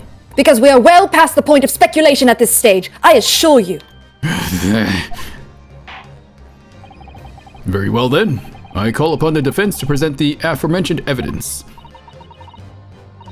This is it then. This will be the final piece in the puzzle.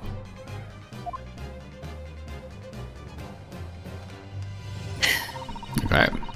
The defense can prove by means of this item that it was the witness's pen that was used to steal the poison. This. It's gotta be this. Get him. Get his ass. Counsel, what is that bottle? This bottle contains the unique chemical reagent that can identify the poison in question. What? Ah! Yes, that poison is an entirely new synthesis of alkaloids developed by my colleagues and I. It would be impossible to detect traces of it by any other method. Or, from another perspective, simply with this chemical reagent, anybody at all could check for traces of the poison. Reagent? What? One drop of the contents of this bottle on the tip of your fountain pen, Memo-san, is all it will take to solve this case beyond all reasonable doubt. No. You can't. I won't. Oh. Your crimes are bad enough, but at least know when to admit defeat. Are we gonna see like a Ray takedown? Does she do the same thing? Your Excellency. The defense requests permission to carry out the test on the fountain pen at once.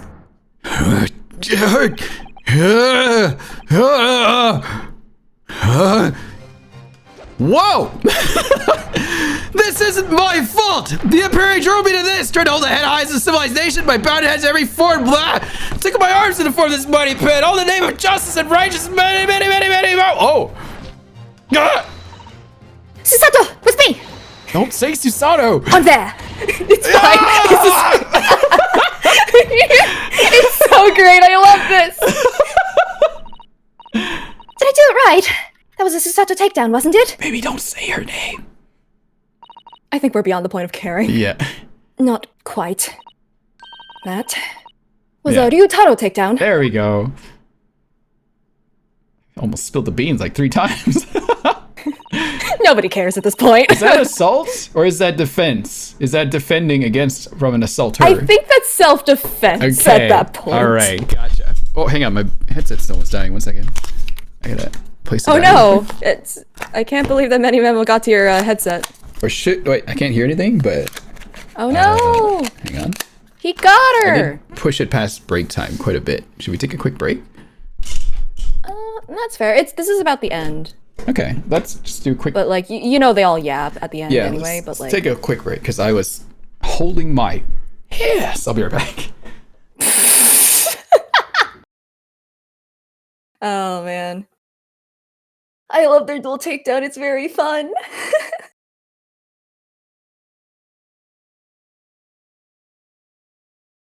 Actually, I too will be right back. Don't burn anything, we just solved a murder.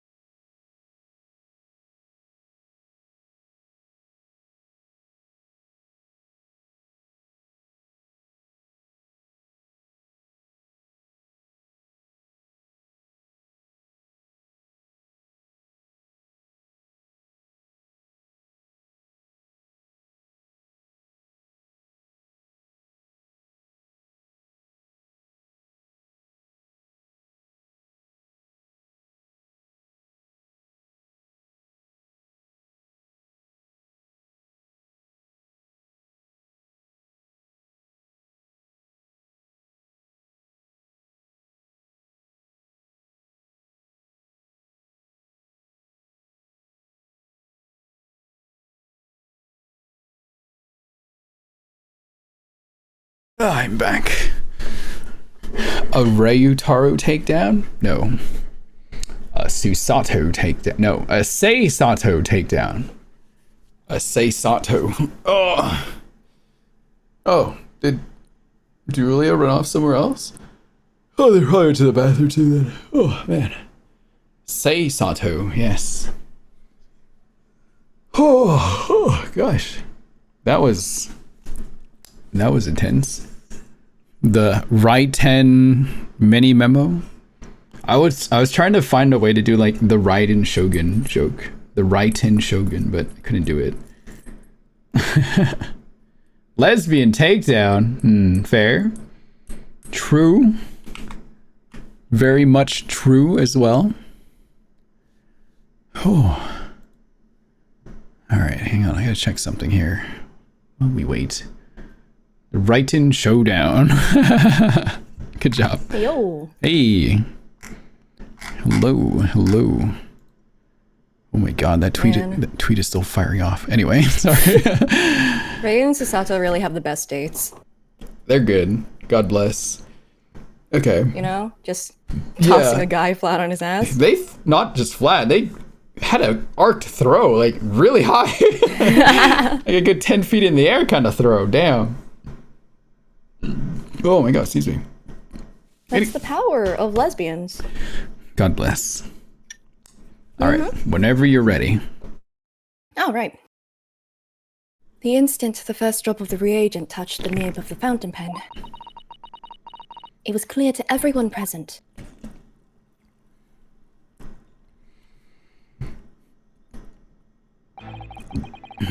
When I saw there in the lab, the poison, the devil got hold of me and I decided to do it on a whim. I excused myself and emptied all the ink down the sink in the bathroom, washing the reservoir out carefully. And then you waited for an opportunity to suck up some of the poison, didn't you? Into your fountain pen. You said God bless right after I sneezed and I was very confused for a moment. Yes, that's right. Answer me one thing, Mini Memo-san. Why did you steal it? For what purpose? Murder, probably. Isn't it obvious? To find out what it was made of and expose it in an article. I mean, it was a secret project after all. Too juicy for a journal like me to pass up. Then why did the Englishwoman end up dead?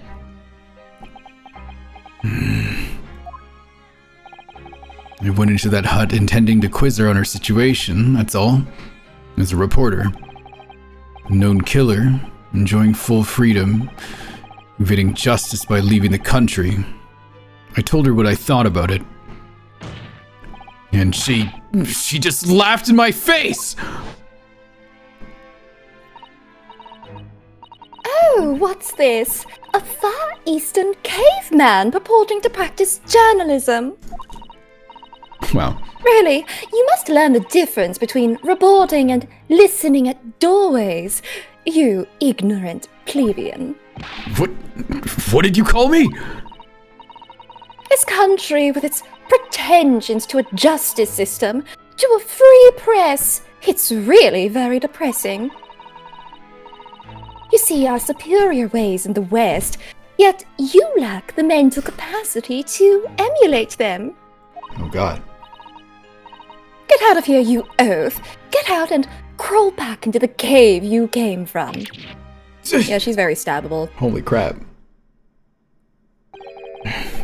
That's when I remembered about the deadly poison I happened to have in my pen at the time. What a terrible tale. In my head, I knew I should just get out of there as quickly as possible, but I couldn't. I couldn't let her get away with what she'd done. She clearly had no remorse at all. I suppose it was my journal spirit getting all fired up.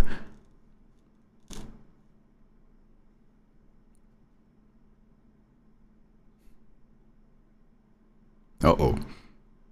Uh-oh. Wow. I'd like to ask you something. Yes. You often talk about justice. But surely, as a journalist, you would have used other means to deliver the justice you sought.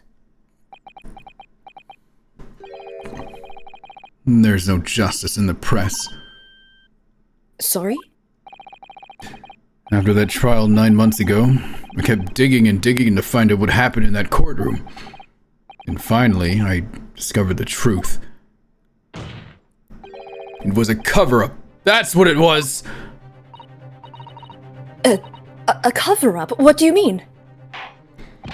I would remind you of your position, witness. Be careful of what you say. Oh, come on! Doesn't it strike you as strange? We're suddenly not allowed to convict a foreign national? Consular jurisdiction should never have come into it! Yet that puffed-up English woman was gonna sail away to the sunset a free woman! The only possible explanation is that behind the scenes, some deal had gone down between Britain and Japan!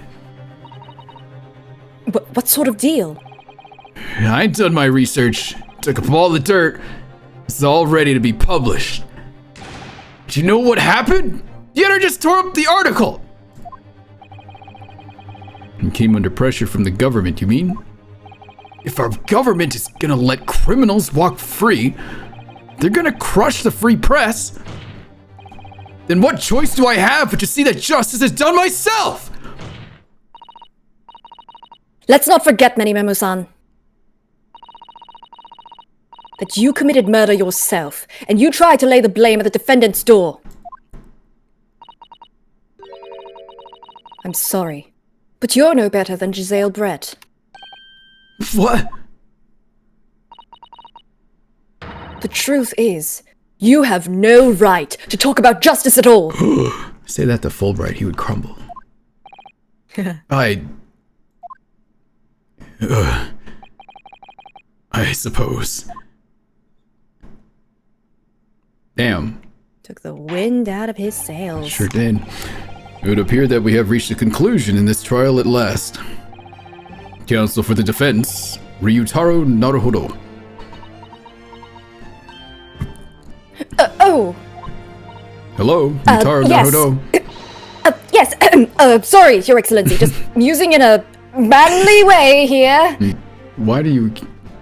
I'm just gonna ignore that, okay? It's almost unbelievable that this is your first experience of the Supreme Court. It was an excellent performance. In truth, it very much reminded me of your cousin's exploits. Oh, Naruhodo-san. Ryunosuke, you mean? We are related, yes. We would call each other by our first names. Yes. I would go up to him and say, "Hey, cousin, what's up?" in a very manly way. Hey, guys, how's it hanging? Sato, then you're trying Ryunosuke- a little too hard.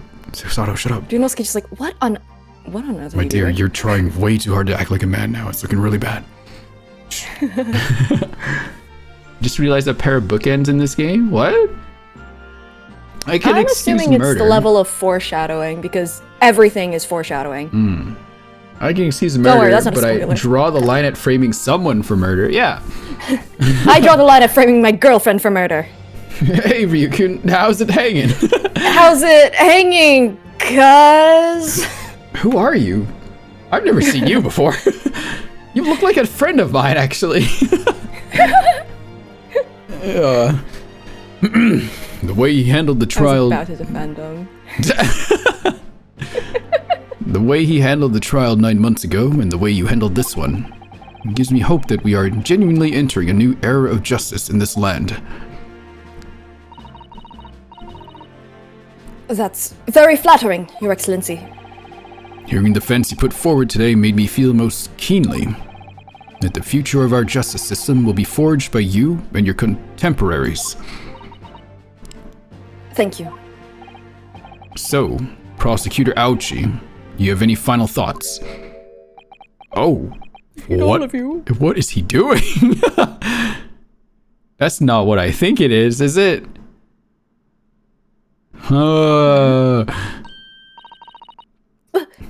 Prosecutor Ouchie. I'm gonna make a big owie, that's for sure. I, Takisuchi of the Aochi clan, have been bested by a callow youth not once now, but twice. If there was any shred of my former self left, it has withered and died here today. Gosh, your journey to cultural enlightenment sure took a while, didn't it? Silence! Rather than living on in shame, Oh my god. I will end it all now with this blade. For this is the true path of Ouchiism! Ouchie is, One hopes that's the only way in which he'll be modeling himself after the witness.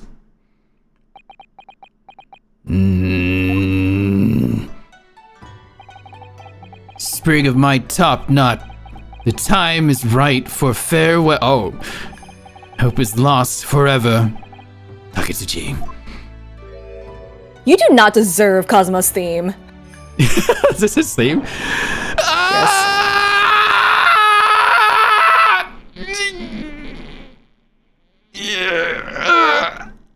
Oh no, he truly ball! Not the sparkles! Not the praying! A moment of silence. Oh my god. Oh my lord. Wow. Gone with the wind. what wind? Where did it come from? Well, there's some breeze going on over here every time Cosmos Theme is playing. Man. Now, in regard to the defendant, Rei Membami-san, Yes, Your Excellency. I have reached my final verdict. I hereby find you not guilty. Sakura petals in the breeze. Sakura petals? Hold on, we got you. Sakura hey, petals, look right at here. There they are. The moment I saw that. Perfect timing. Welcome in, Cyber Monkey. Court is adjourned. That's a nice sounding gavel. Very good. Yeah, right? Very good sounding gavel. Not like the current Phoenix Wright Dual one we're Destiny's playing. Gavel. Yeah.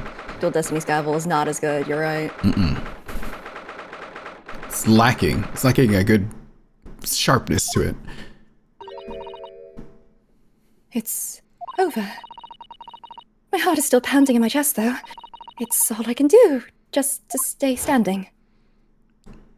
No! Not the... How did you do this? Warriors have such great responsibility, such a great burden to bear. Don't they, Naruhodo-san? Who's talking about me? Is he... Sneezing in London. Oh. Susato! Uh-oh.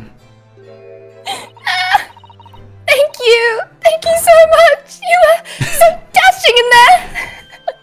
Wow. Ray and Father. Honestly, I'm so touched by everything you... Oh no, I think I'm going to cry.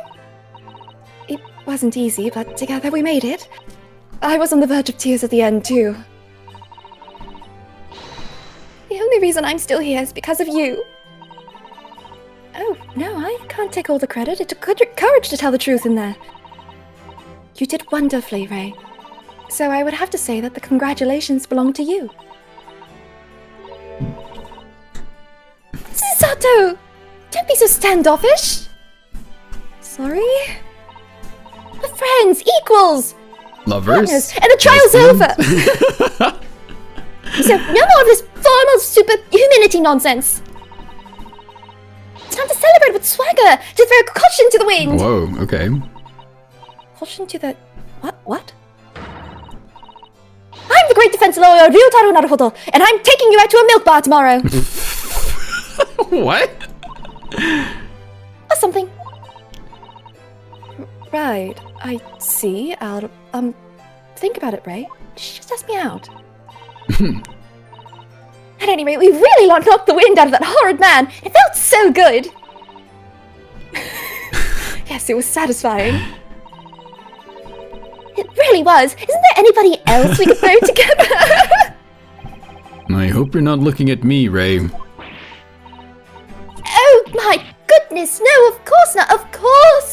not! Ah. Oh, there it is at last. Frey's lovely smile. My god, got a room. Yeah.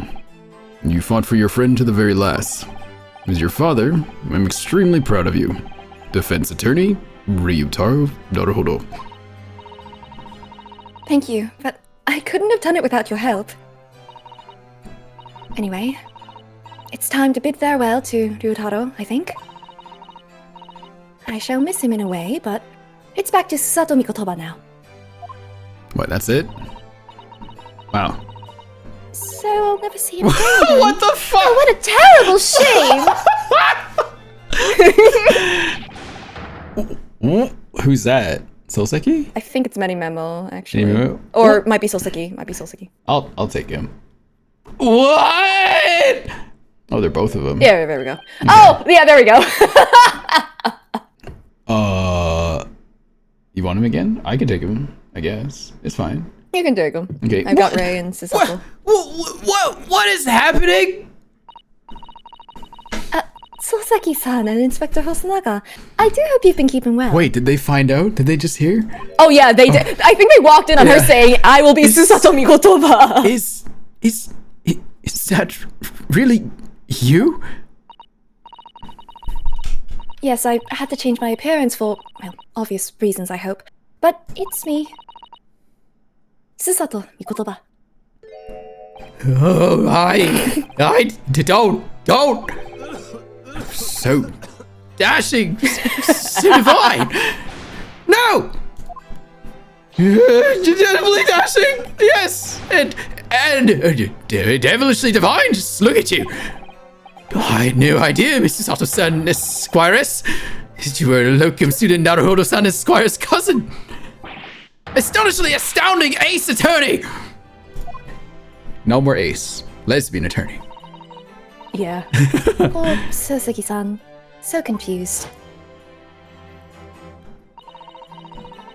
I still remember the first time I ever met him. He needed to He was use in the a prison cell bathroom. in London. He's very, very constipated in this picture. Well, it was a prison cell. What an extraordinary conundrum it was that the unwitting student from Japan found himself embroiled in. Oh yeah. But after Naruhodo-san's skillful defense at the Old Bailey, Soseki-san was free to return to Japan. And away he went. Yeah. Now he seems to have earned himself great fame as an author. I'm stunned. That's a truly impressive disguise. Even I had no idea, and I'm a chief inspector at the police bureau.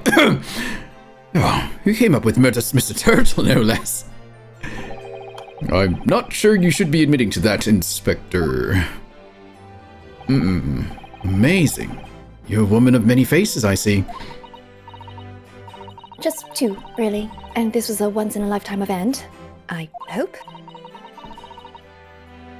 Oh, I'm not a patch on you, though, Inspector. Well, I am a professional, of course.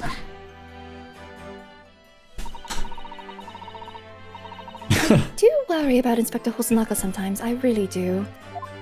Oh, hey John. So in I think a drama CD or something that was promoting Great Ace Attorney Chronicles, they basically sort of like it was like an in-universe sort of addressing of like selling the game, kind of. I believe in there, Sholm's dressed up as an old lady at some point. Yeah, I could see him doing that. He absolutely would. And doing it very well. Yes. That would be correct. 9 months ago, when he appeared here at the Supreme Court to testify, he was undercover, disguised as the head waiter of a restaurant. Still coughing, though. I hope he's Yeah. okay. And then on the steamship to Great Britain, of course, disguised as a sailor to keep us safe on the journey. He could not keep himself safe. The Oh, Cosmo no. flashback. Oh, that didn't help you, did it, Kazuma-sama? From my perspective, I have to admit that I have mixed feelings about all this. I mean, the truth has been lost forever. What do you mean? I'm talking about the murder that the Englishwoman committed at the end of last year. Ah, yes, it was an English doctor she killed, as I understand it. Dr. John H. Wilson, yes. The man I invited to Japan personally. The mystery is, why did she kill him? And now that the culprit herself is dead, we'll probably never know the answer.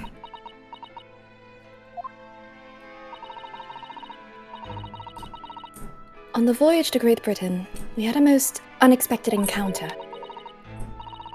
With Mr. Sherlock Sholmes, the great detective, I mean.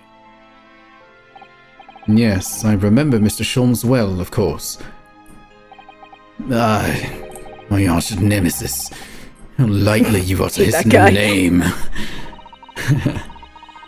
Well, according to the stories published about him in the Adventures of Sherlock Sholmes, the detective once had a partner who helped him solve crimes, a best friend. And that man was an exceptional doctor of medicine, by the name of John H. Wilson. What? Dr. Wilson? I just can't believe that it's a coincidence. I think that the English doctor of medicine killed here in Japan 9 months ago must have been the friend and partner of Mr. Sholmes.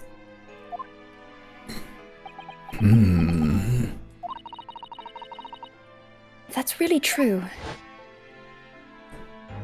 Oh, a baby. Then, poor girl won't ever see her beloved father again.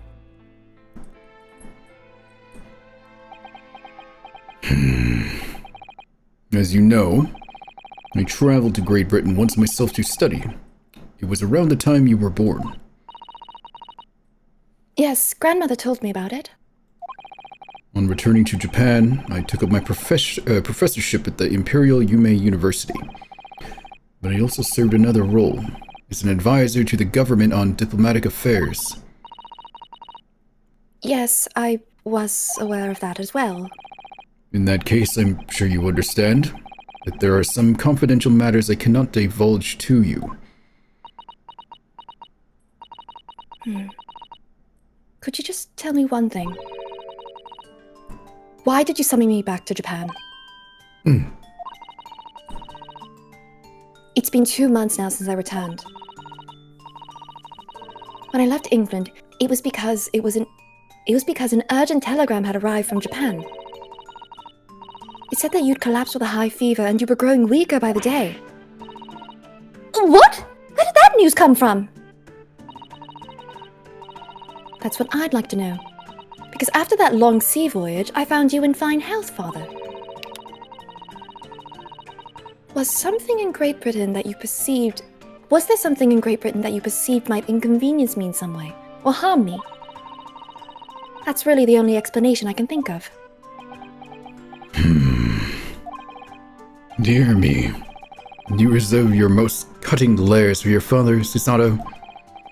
I'm sorry, my dear. I simply can't. Ah! Let me go!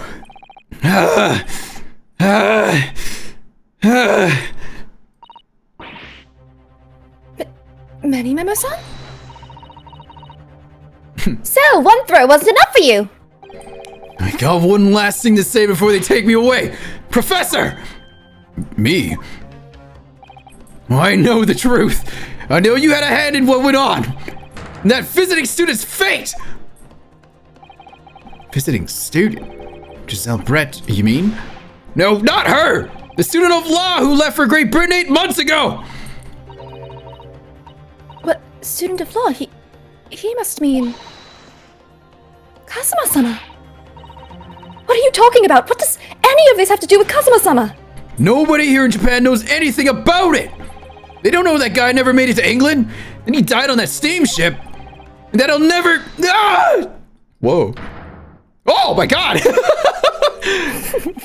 Well, I didn't expect to find him in here. What were you officers playing at? Do that one. Terribly sorry, Your Excellency. We're just paid to stand at a door. What, the judge? Oh my god. This is so weird to see the judge outside. Oh. He's escaped his confinement. Hang on, let me take my E really quick here. Roger. For my E. The judge has escaped confinement. Wow. Run. Judge can throw hands, yeah. Yeah, look at his, like, 1, 2, 3, 4, 5, 6, 7 beards. One beard for every point in strength, modifier in strength. I don't know why I want Wow. to name that. I was coming to tell you that the rickshaw has arrived, Eugen. And it's a good job. I came by. Who's Eugen? Is that Mikotoba? His first name, Oh, right. Yuji Mikotoba. That's his first name. I mean, you say all Wow. right, but I think that's the first time you ever learn his first Oh, name. okay. Wow, they're on yeah. first name basis, these two? Old man Yaoi? No, anyway. Yes, thank you for dealing with him. And I'll be there shortly. Oh, Your Excellency. I mean, Your Excellency. The trial's over. I'm not your excellency anymore. Merely your father's friend, Seishiro Jigoku. Have I heard that name somewhere before? No. Okay. And may I say that You since might have heard the phrase Jigoku before, though. Wait, does he find out? And may I say this, since I saw you last, you seem to have taken on a more, dashing appearance. Susato? Did you know all along from the start of the trial? The judge sees everything, Susato. Couldn't let you take the risk. If Seishiro here had it known, and then he'd recognize you. So I had a word in his ear beforehand, as an old friend. So, Seishiro, shall we? Yes. Having ruled on that case, we now have various diplomatic issues to address. But before you go, Father, Sorry, my dear. We shall have to return to our earlier conversation at a later date. But well done again, both of you. You did admirably. coward! He's gonna die. He's gonna die. Someone's gonna shut him up. Who's gonna do it? Oh, thank you very much! What did you think of my Seishiro sling, eh? It's been a while since I sent a man flying like that. Wow, I like this guy. This judge is awesome.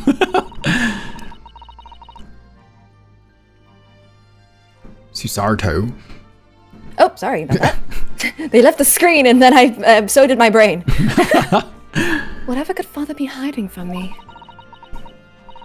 About Giselle Bread, about Dr. Wilson. Now it seems, according to the reporter, about Kazuma-sama. Yeah, what is this about Cosmo? He's alive! I know it! I'm going to have to bring this up with Father sometime. When nobody else is around. Oh. He's just been listening this whole time like, hey, should Yeah. we be listening to this? Judicial Assistant Mikotoba-san, Esquires, could I have a word? Oh, yes, of course, Suzuki-san. What is it? I think perhaps it could be fate that we're meeting again like this now. You see, there's something I need to tell you. Oh? I believe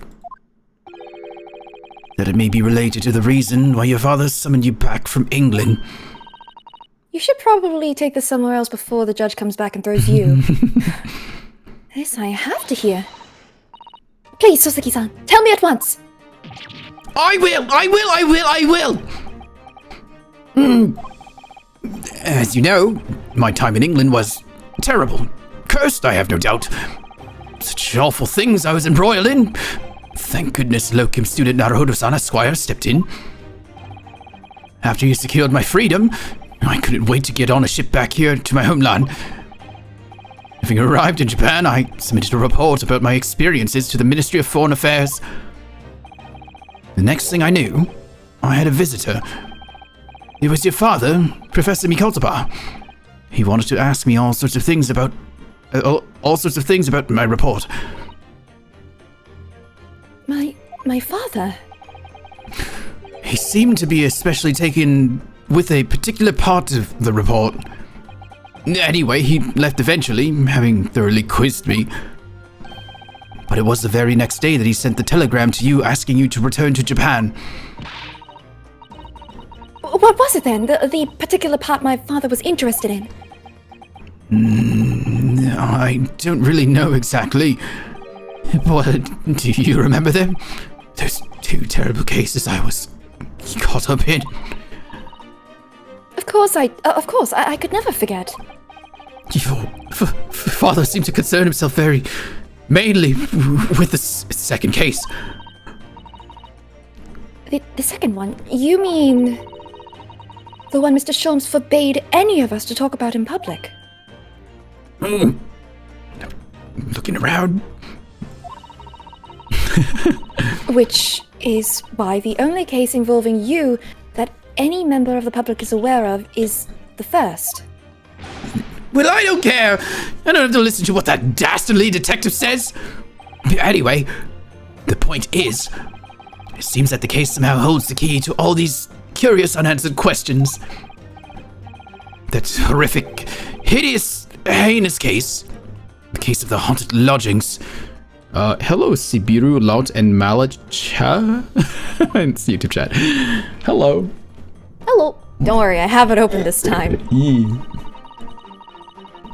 That case somehow caused my father to summon me urgently back to Japan.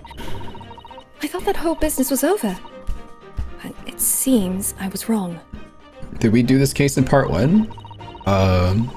No, you didn't. Perhaps that was only the start. Perhaps the story is not yet told.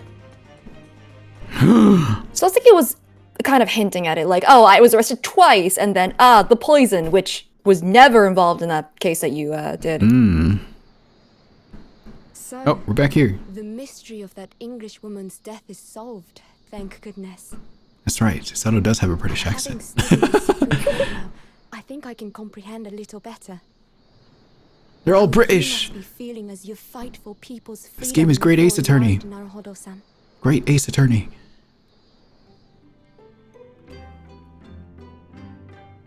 Oh, But actually, I'm writing to you today because of another matter.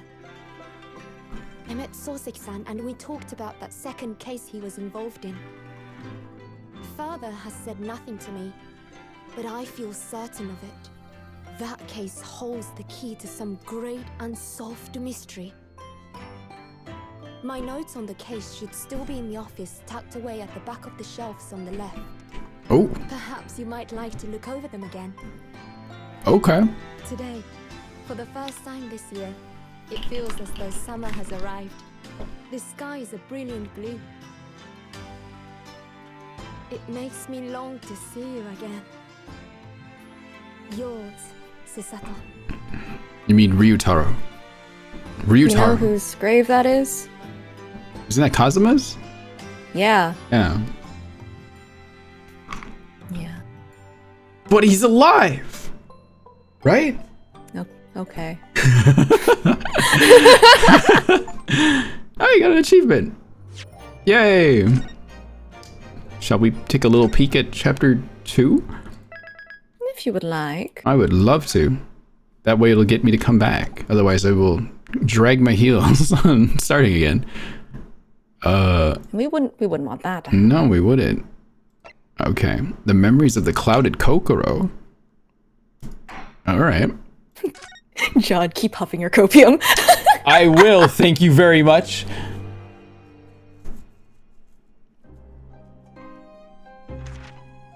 Oh no. It was a ghastly tale of a winter's night.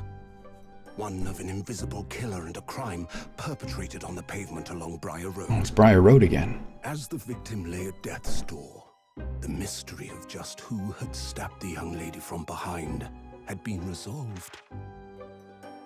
But no sooner had my friend saved that Eastern Exchange student from his harrowing plight Is that Soseki? than in the dim, flickering shadows It's of the gaslight, perspective this of second the bizarre adventures of crime Herlock blended the Sholmes. stamps of that Oh, very another night. knife man coming up. I dare Knife say to me most too. can still Oh, no. recall the sensational headlines of the day. Haunted apartment of death. The condemned criminal's curse. The dread demon of coal gas. Yet, though the great detective had at once discerned the truth upon his arrival at the scene, it only proved Whoa. to be the overture that announced the rising of the curtain on a most tragic You remember day. that character? Is this a Who musketeer? just showed up No, Yeah, in just, there was chapter a character one, who I just remember. showed up. Yeah, like some blonde guy or something. Oh, my name is Ryunosuke Naruhodo. I'm a fledgling lawyer just starting out on my journey. 6 months ago, I arrived as a student of law. Forcefully, Ryunosuke! having made the long voyage across the sea from the from the Empire of Japan to here, London, England. From the England. Yeah. And on the way, in quite extraordinary circumstances, I made the acquaintance of a world-famous detective. Do I know Ryutaro? I sure do. Currently, I reside in the attic of the detective's own lodgings, from where I run my legal consultancy of sorts. I've successfully defended a number of clients in Britain's highest court, the Old Bailey. But since a particularly grueling and unforgettable legal battle 4 months ago now, I haven't returned to the courtroom. In truth, I lost my right to return. But the epic trial was just one small part of an epic tale, a tale which was now about to awaken from a slumber. Thanks to a letter that arrived this morning from my homeland. Wow. Whoa. I'm hungry. Me too. Same. What a delicious smell wafting up the stairs. It must be nearly time for breakfast. I better go down to Mr. Sholmes' suite and say good morning to the great detective and his flatmate. Oh, I thought I could look at the room.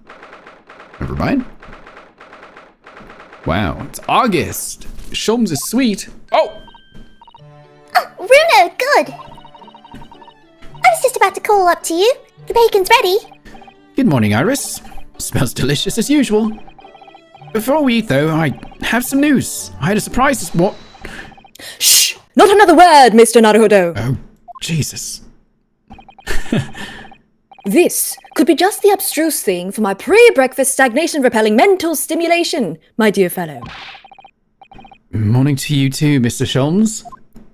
Just about to have sukiyaki to eat. Hell yeah, Kurodin. Yes, I Jesus see. Christ! So that's it. Okay, some personal space there, friend. Whoa, too close. God. Whoa. Okay. Like fucking jump back out of my seat there. That's way too close. Yeah, that got me too. That's very uncomfortable. Ew. Correct. Ew. The truth is as clear to me as day. My faculties of observation have revealed it again. He's so steampunk. The hems of his vest are gears. Yeah. Iris has a good sense of fashion.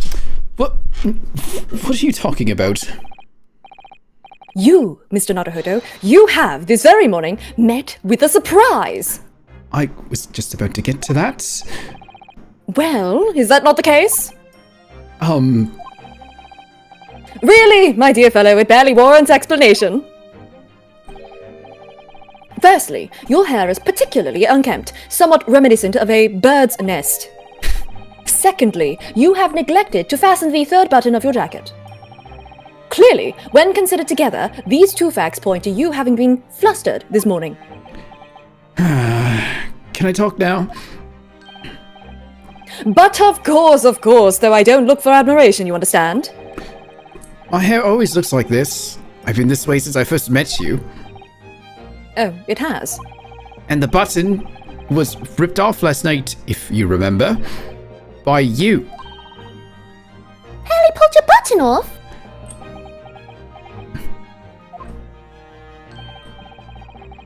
Yes, I recall the incident now. It was after supper, was it not? As the evening advanced, I picked up my violin and began to play the wailing notes of a haunting tune. But then, to my utter dismay, the third string snapped! Why did it have to happen? Why? Little wonder then that in my vexation I grabbed the first button I saw and ripped it from its proper place. What the fuck? Well, I'd like it back now, please. It's troubling me that I can't fasten my jacket. And it's troubling me that you expect me to know where it is. Somewhere thereabouts on the floor, one presumes. Helpful. What matters at the present time, my dear fellow, is simply whether or not my deduction was unerring. But Harry, Bruno said it when he came in, didn't he? I had a surprise this morning.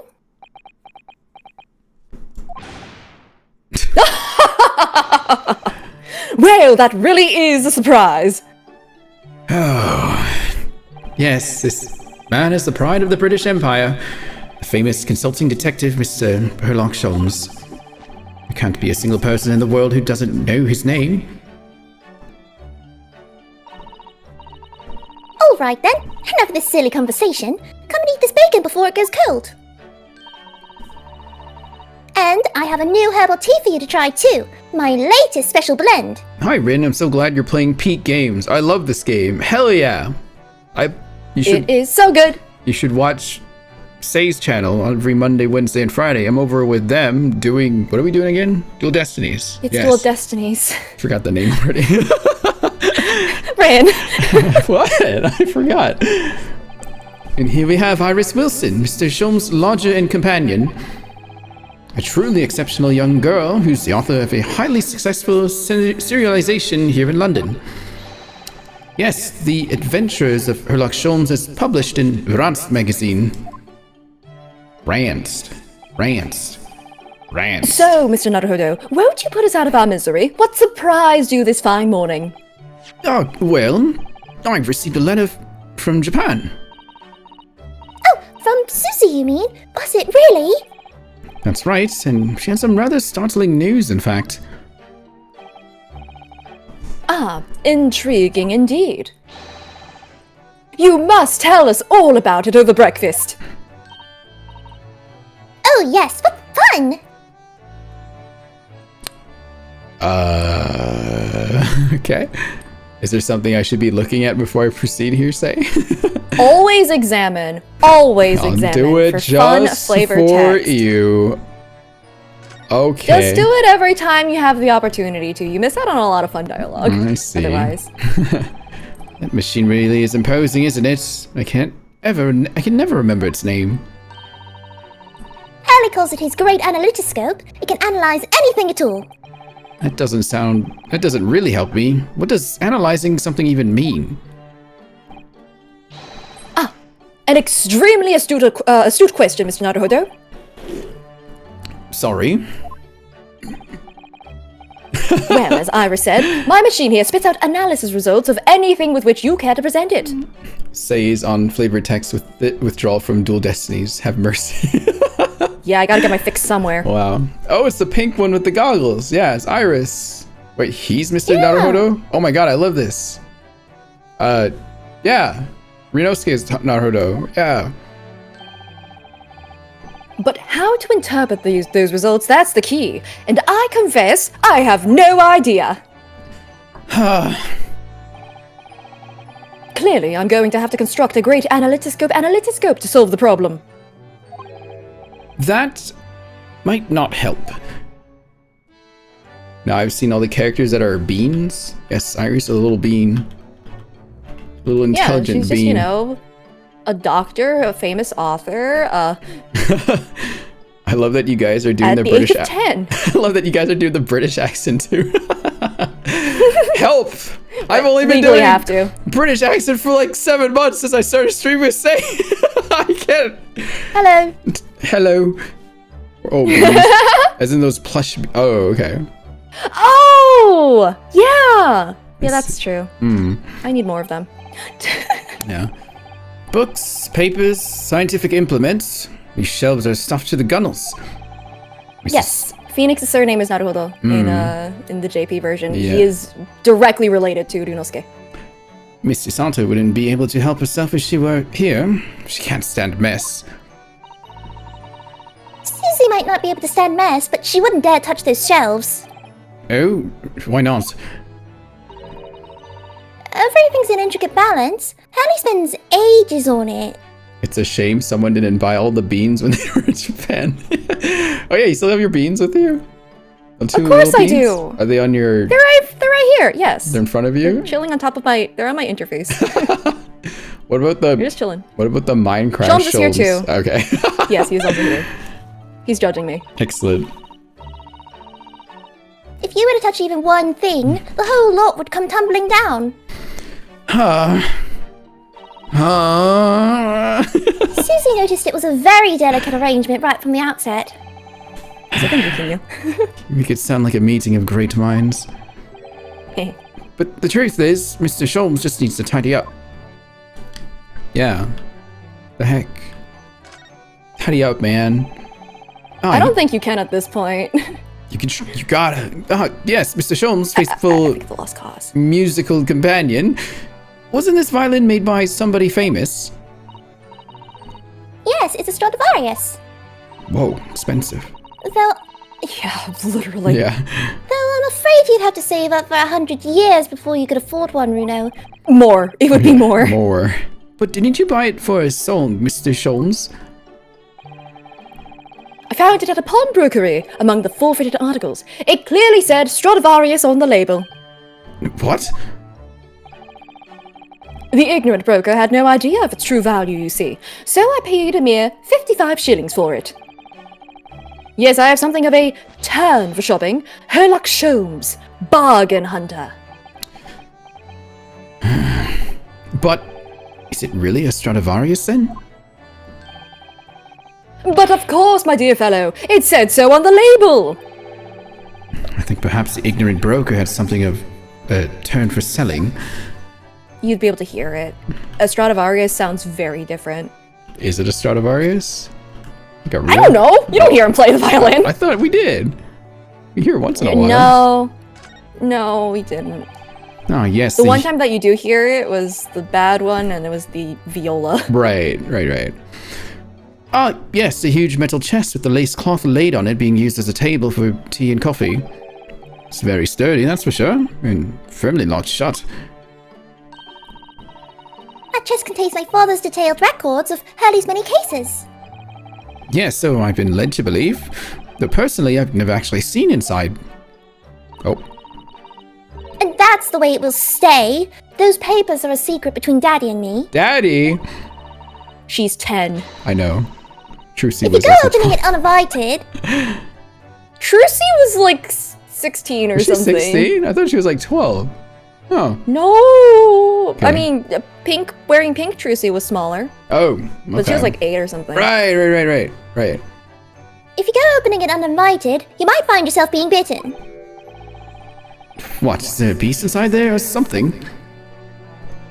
You got in there, Iris. What are you doing? You know the really ironic thing about Ryunosuke saying Sholmes is bad at buying things or something? Or like easily duped? Right. I think that Ryunosuke has like a shopping problem. Does he? Yeah, it's like kind of implied. He sort of hoards things. He window shops a lot. Oh, I guess that's true looking at his office. Yeah. When it gets to this time of year, Londoners seem to leave their hearths alight all day long. But I love it. Something very relaxing about watching the flames split and dance about. But a fireplace in days of summertime is a waste of space. Really no use at all. Rather like a great detective in days of no crimes and no criminals, honey? But consider this. Instead of a fireplace, a frost place. That's my latest idea. An extraordinary hearth from which emanates a cool breeze in the hot summer months. What do you think? I think if you invented such a thing, your name would go down in history. I think he's describing air conditioning. Yeah, that's what I was to say. The principle is extremely simple. One must, of course, light a cold fire in the hearth. There's an escapade about that in the bonus content. I recommend watching them someday. Oh, about the shopping thing. Oh, okay. I made her watch the first one because of the Kazuma thing, because it's funny as hell. It's so funny. Yes, of course. Brilliant. The trouble is, none of the fires I built ever burn cold. How it taunts me. So is he British, say? It's a bit of a damp squib. A damp squib? A damp squib? Damp squib? A damp squib. It's a damp squib. Oh.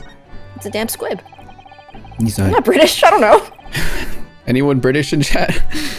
These are different pieces of evidence from cases you've solved, aren't they, Mr. Sholmes?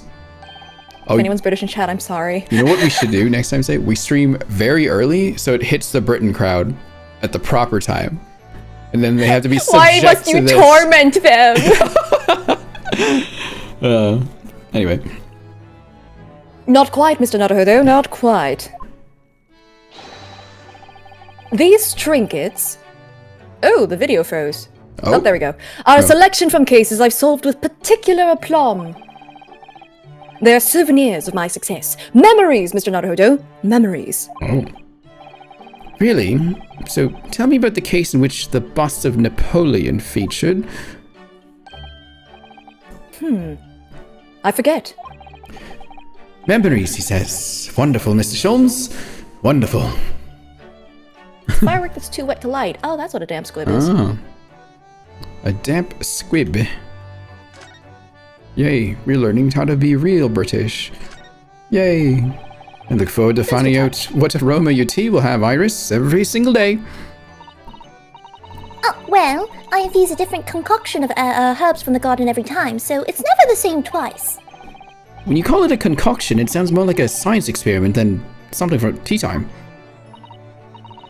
Oh, yes, that's because different blends can have very different properties. Some calm you down, some make you feel jolly, some give you energy.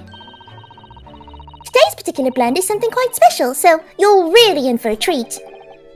That sounds ominous. Oh no.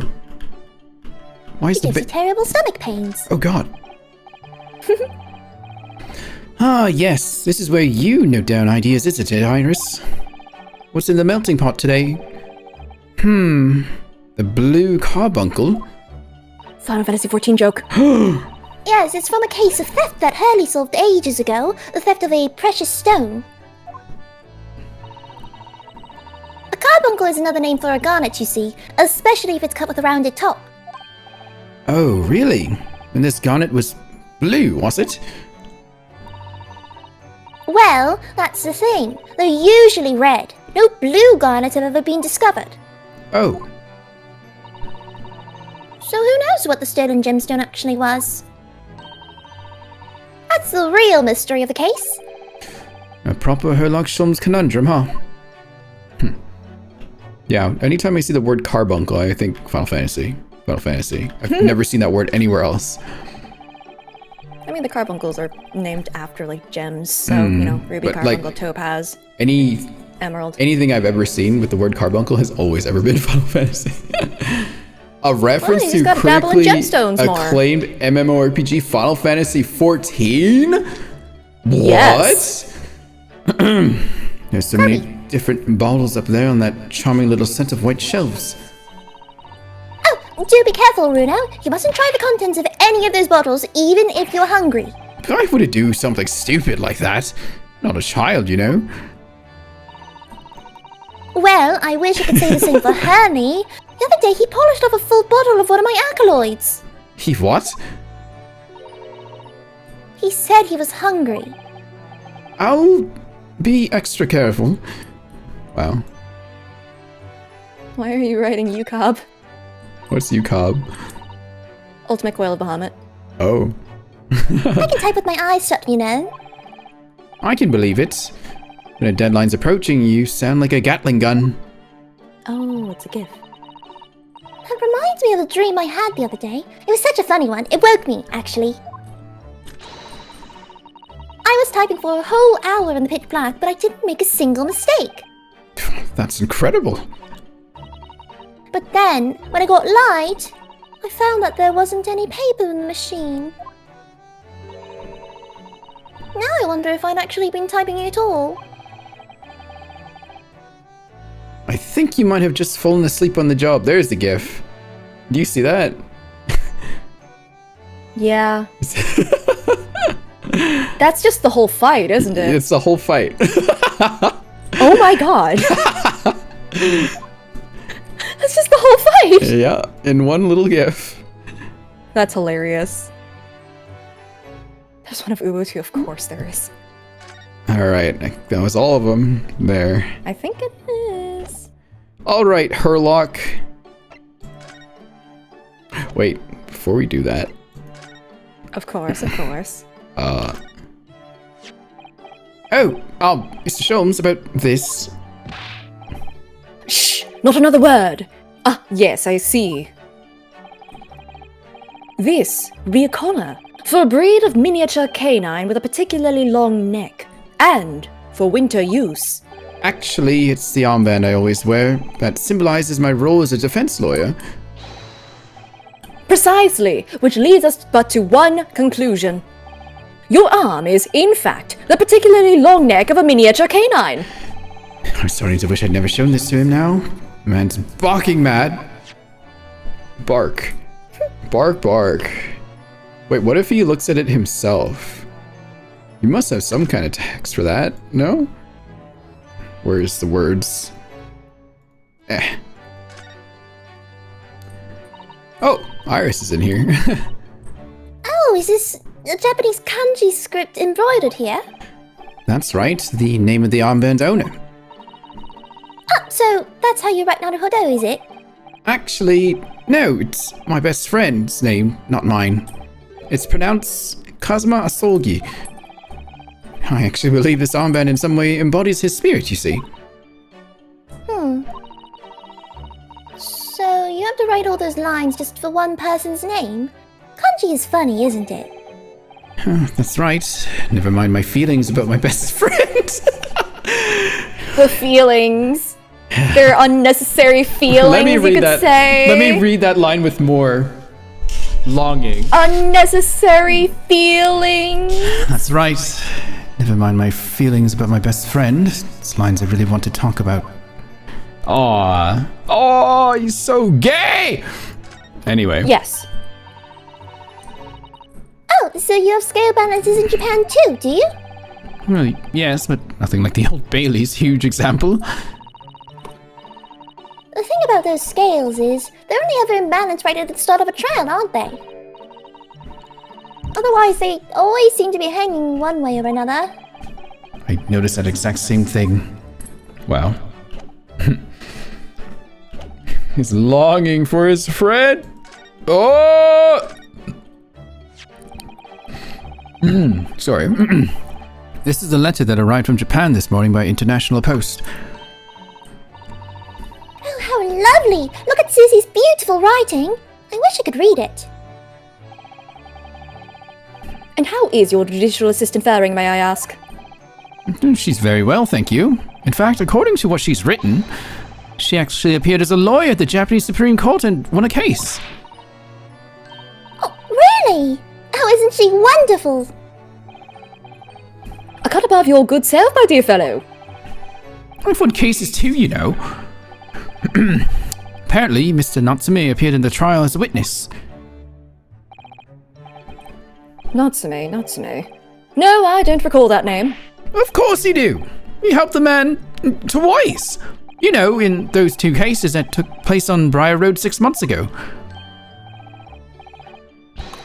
The moustache twitchy man with the somewhat feline eyes and the mustache. Mustache. What of that? Didn't have two mustaches, Hurley. Yes, who could forget those two cases? They made a very deep impression on me.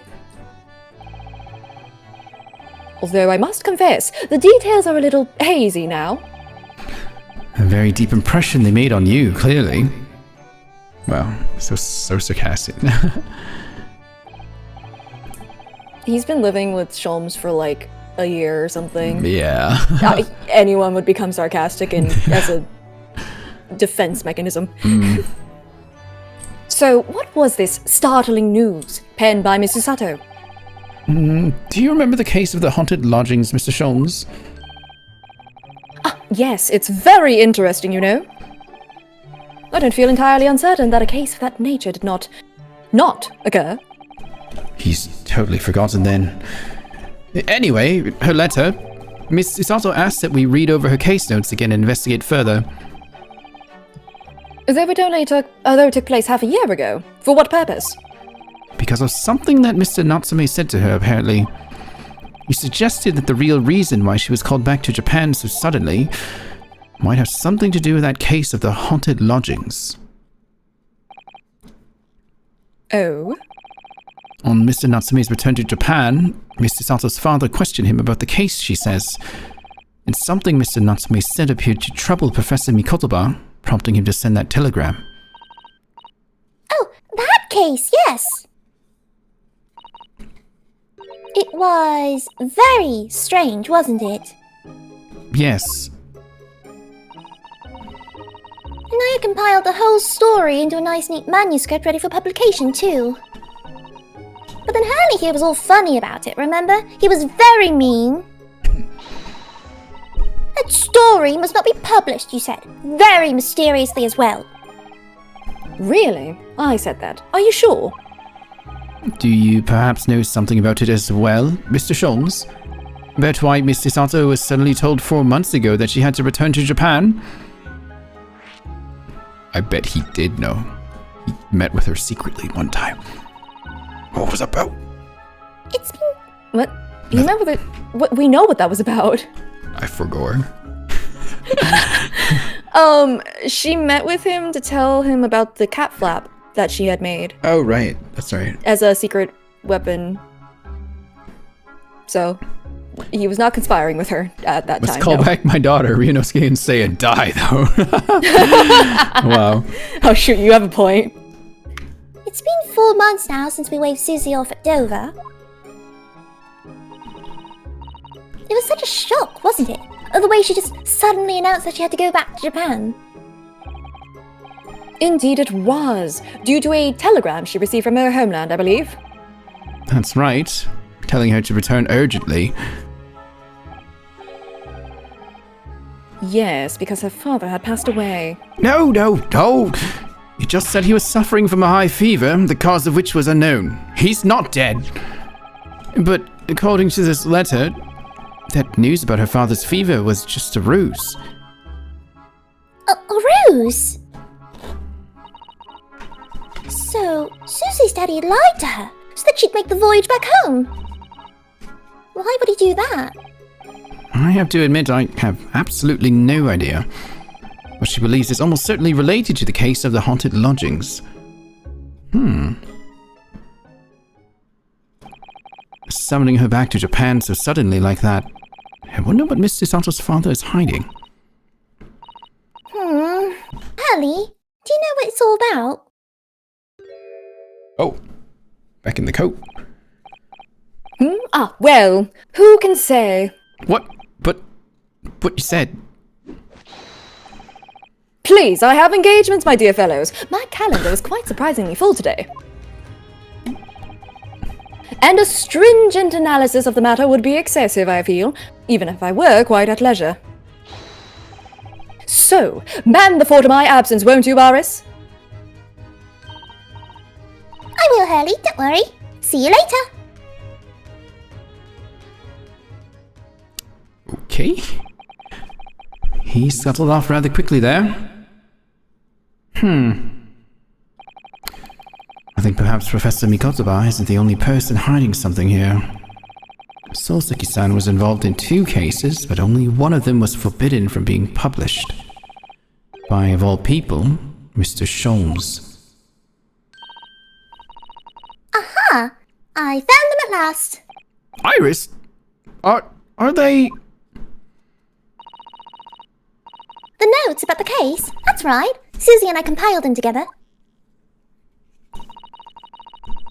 The case of the haunted lodgings. Do you want to read them, Runo? Absolutely. Thank you, Iris. You've no idea what secrets could still be hiding in the shadows of this case. But perhaps if I read over the notes again, something might come to light. Whoa, not the gun. That's the spirit. Put the gun away, please. Not again. It's my spirit. Okay, fair. And so, Iris and I decided to read over the case notes again together. Everything from what happened to our investigation and the fierce battle in the court that followed. Reliving every detail. I just need to find a clue. And I have all the time in the world. Because, of course, I'm no longer allowed to practice law in the courts of Great Britain. What happened? Did he get hoboed like Phoenix? Remember the McGilded case? Oh, right. It was 6 months ago. A mysterious incident that unfolded on the wintry streets of London. A young woman was found lying on the snowy pavement of Briar Road with a knife in her back. Fortunately, her life was spared, but she was unconscious for several days following the incident. I miss McQueen. Me too. She's right behind you, Gundam. The fog was thick and nobody saw her attacker, but by a cruel twist of fate, a visiting Japanese student was walking behind her at the time and was duly arrested. Banned from trials, yeah. He got arrested again. That man was Soseki-san, and the man who effected his arrest was Mr. Sholmes. Believing in our compatriot's innocence, Chisato-san and I decided to represent Soseki-san in court. And after a grueling trial of many twists and turns, we finally managed to prove his innocence. Joyful, joyous, jubilant, jubilation! Was the man's reaction after the trial? My jubilant jubilation was short-lived. We received a telegram from Mr. Sholmes the following morning. The victim of the Briar Road stabbing has regained consciousness. Hurry to Bart's at once.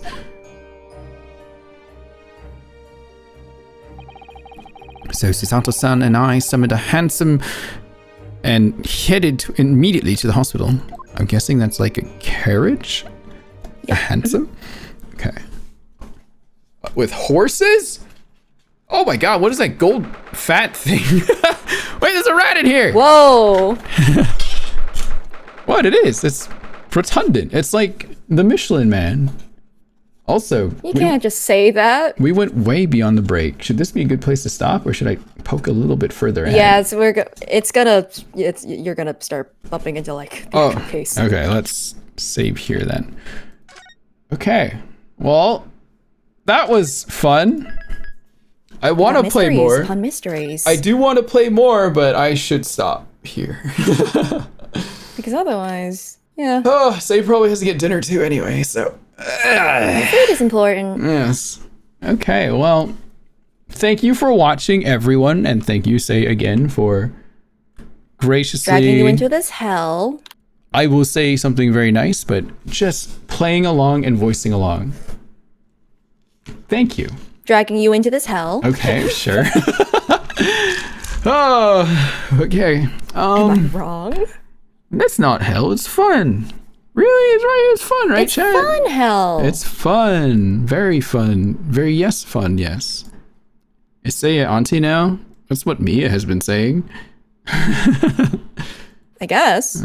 You can call her that if you want. If Say's okay with it, that is. Yeah. There you go. Hi, Jim.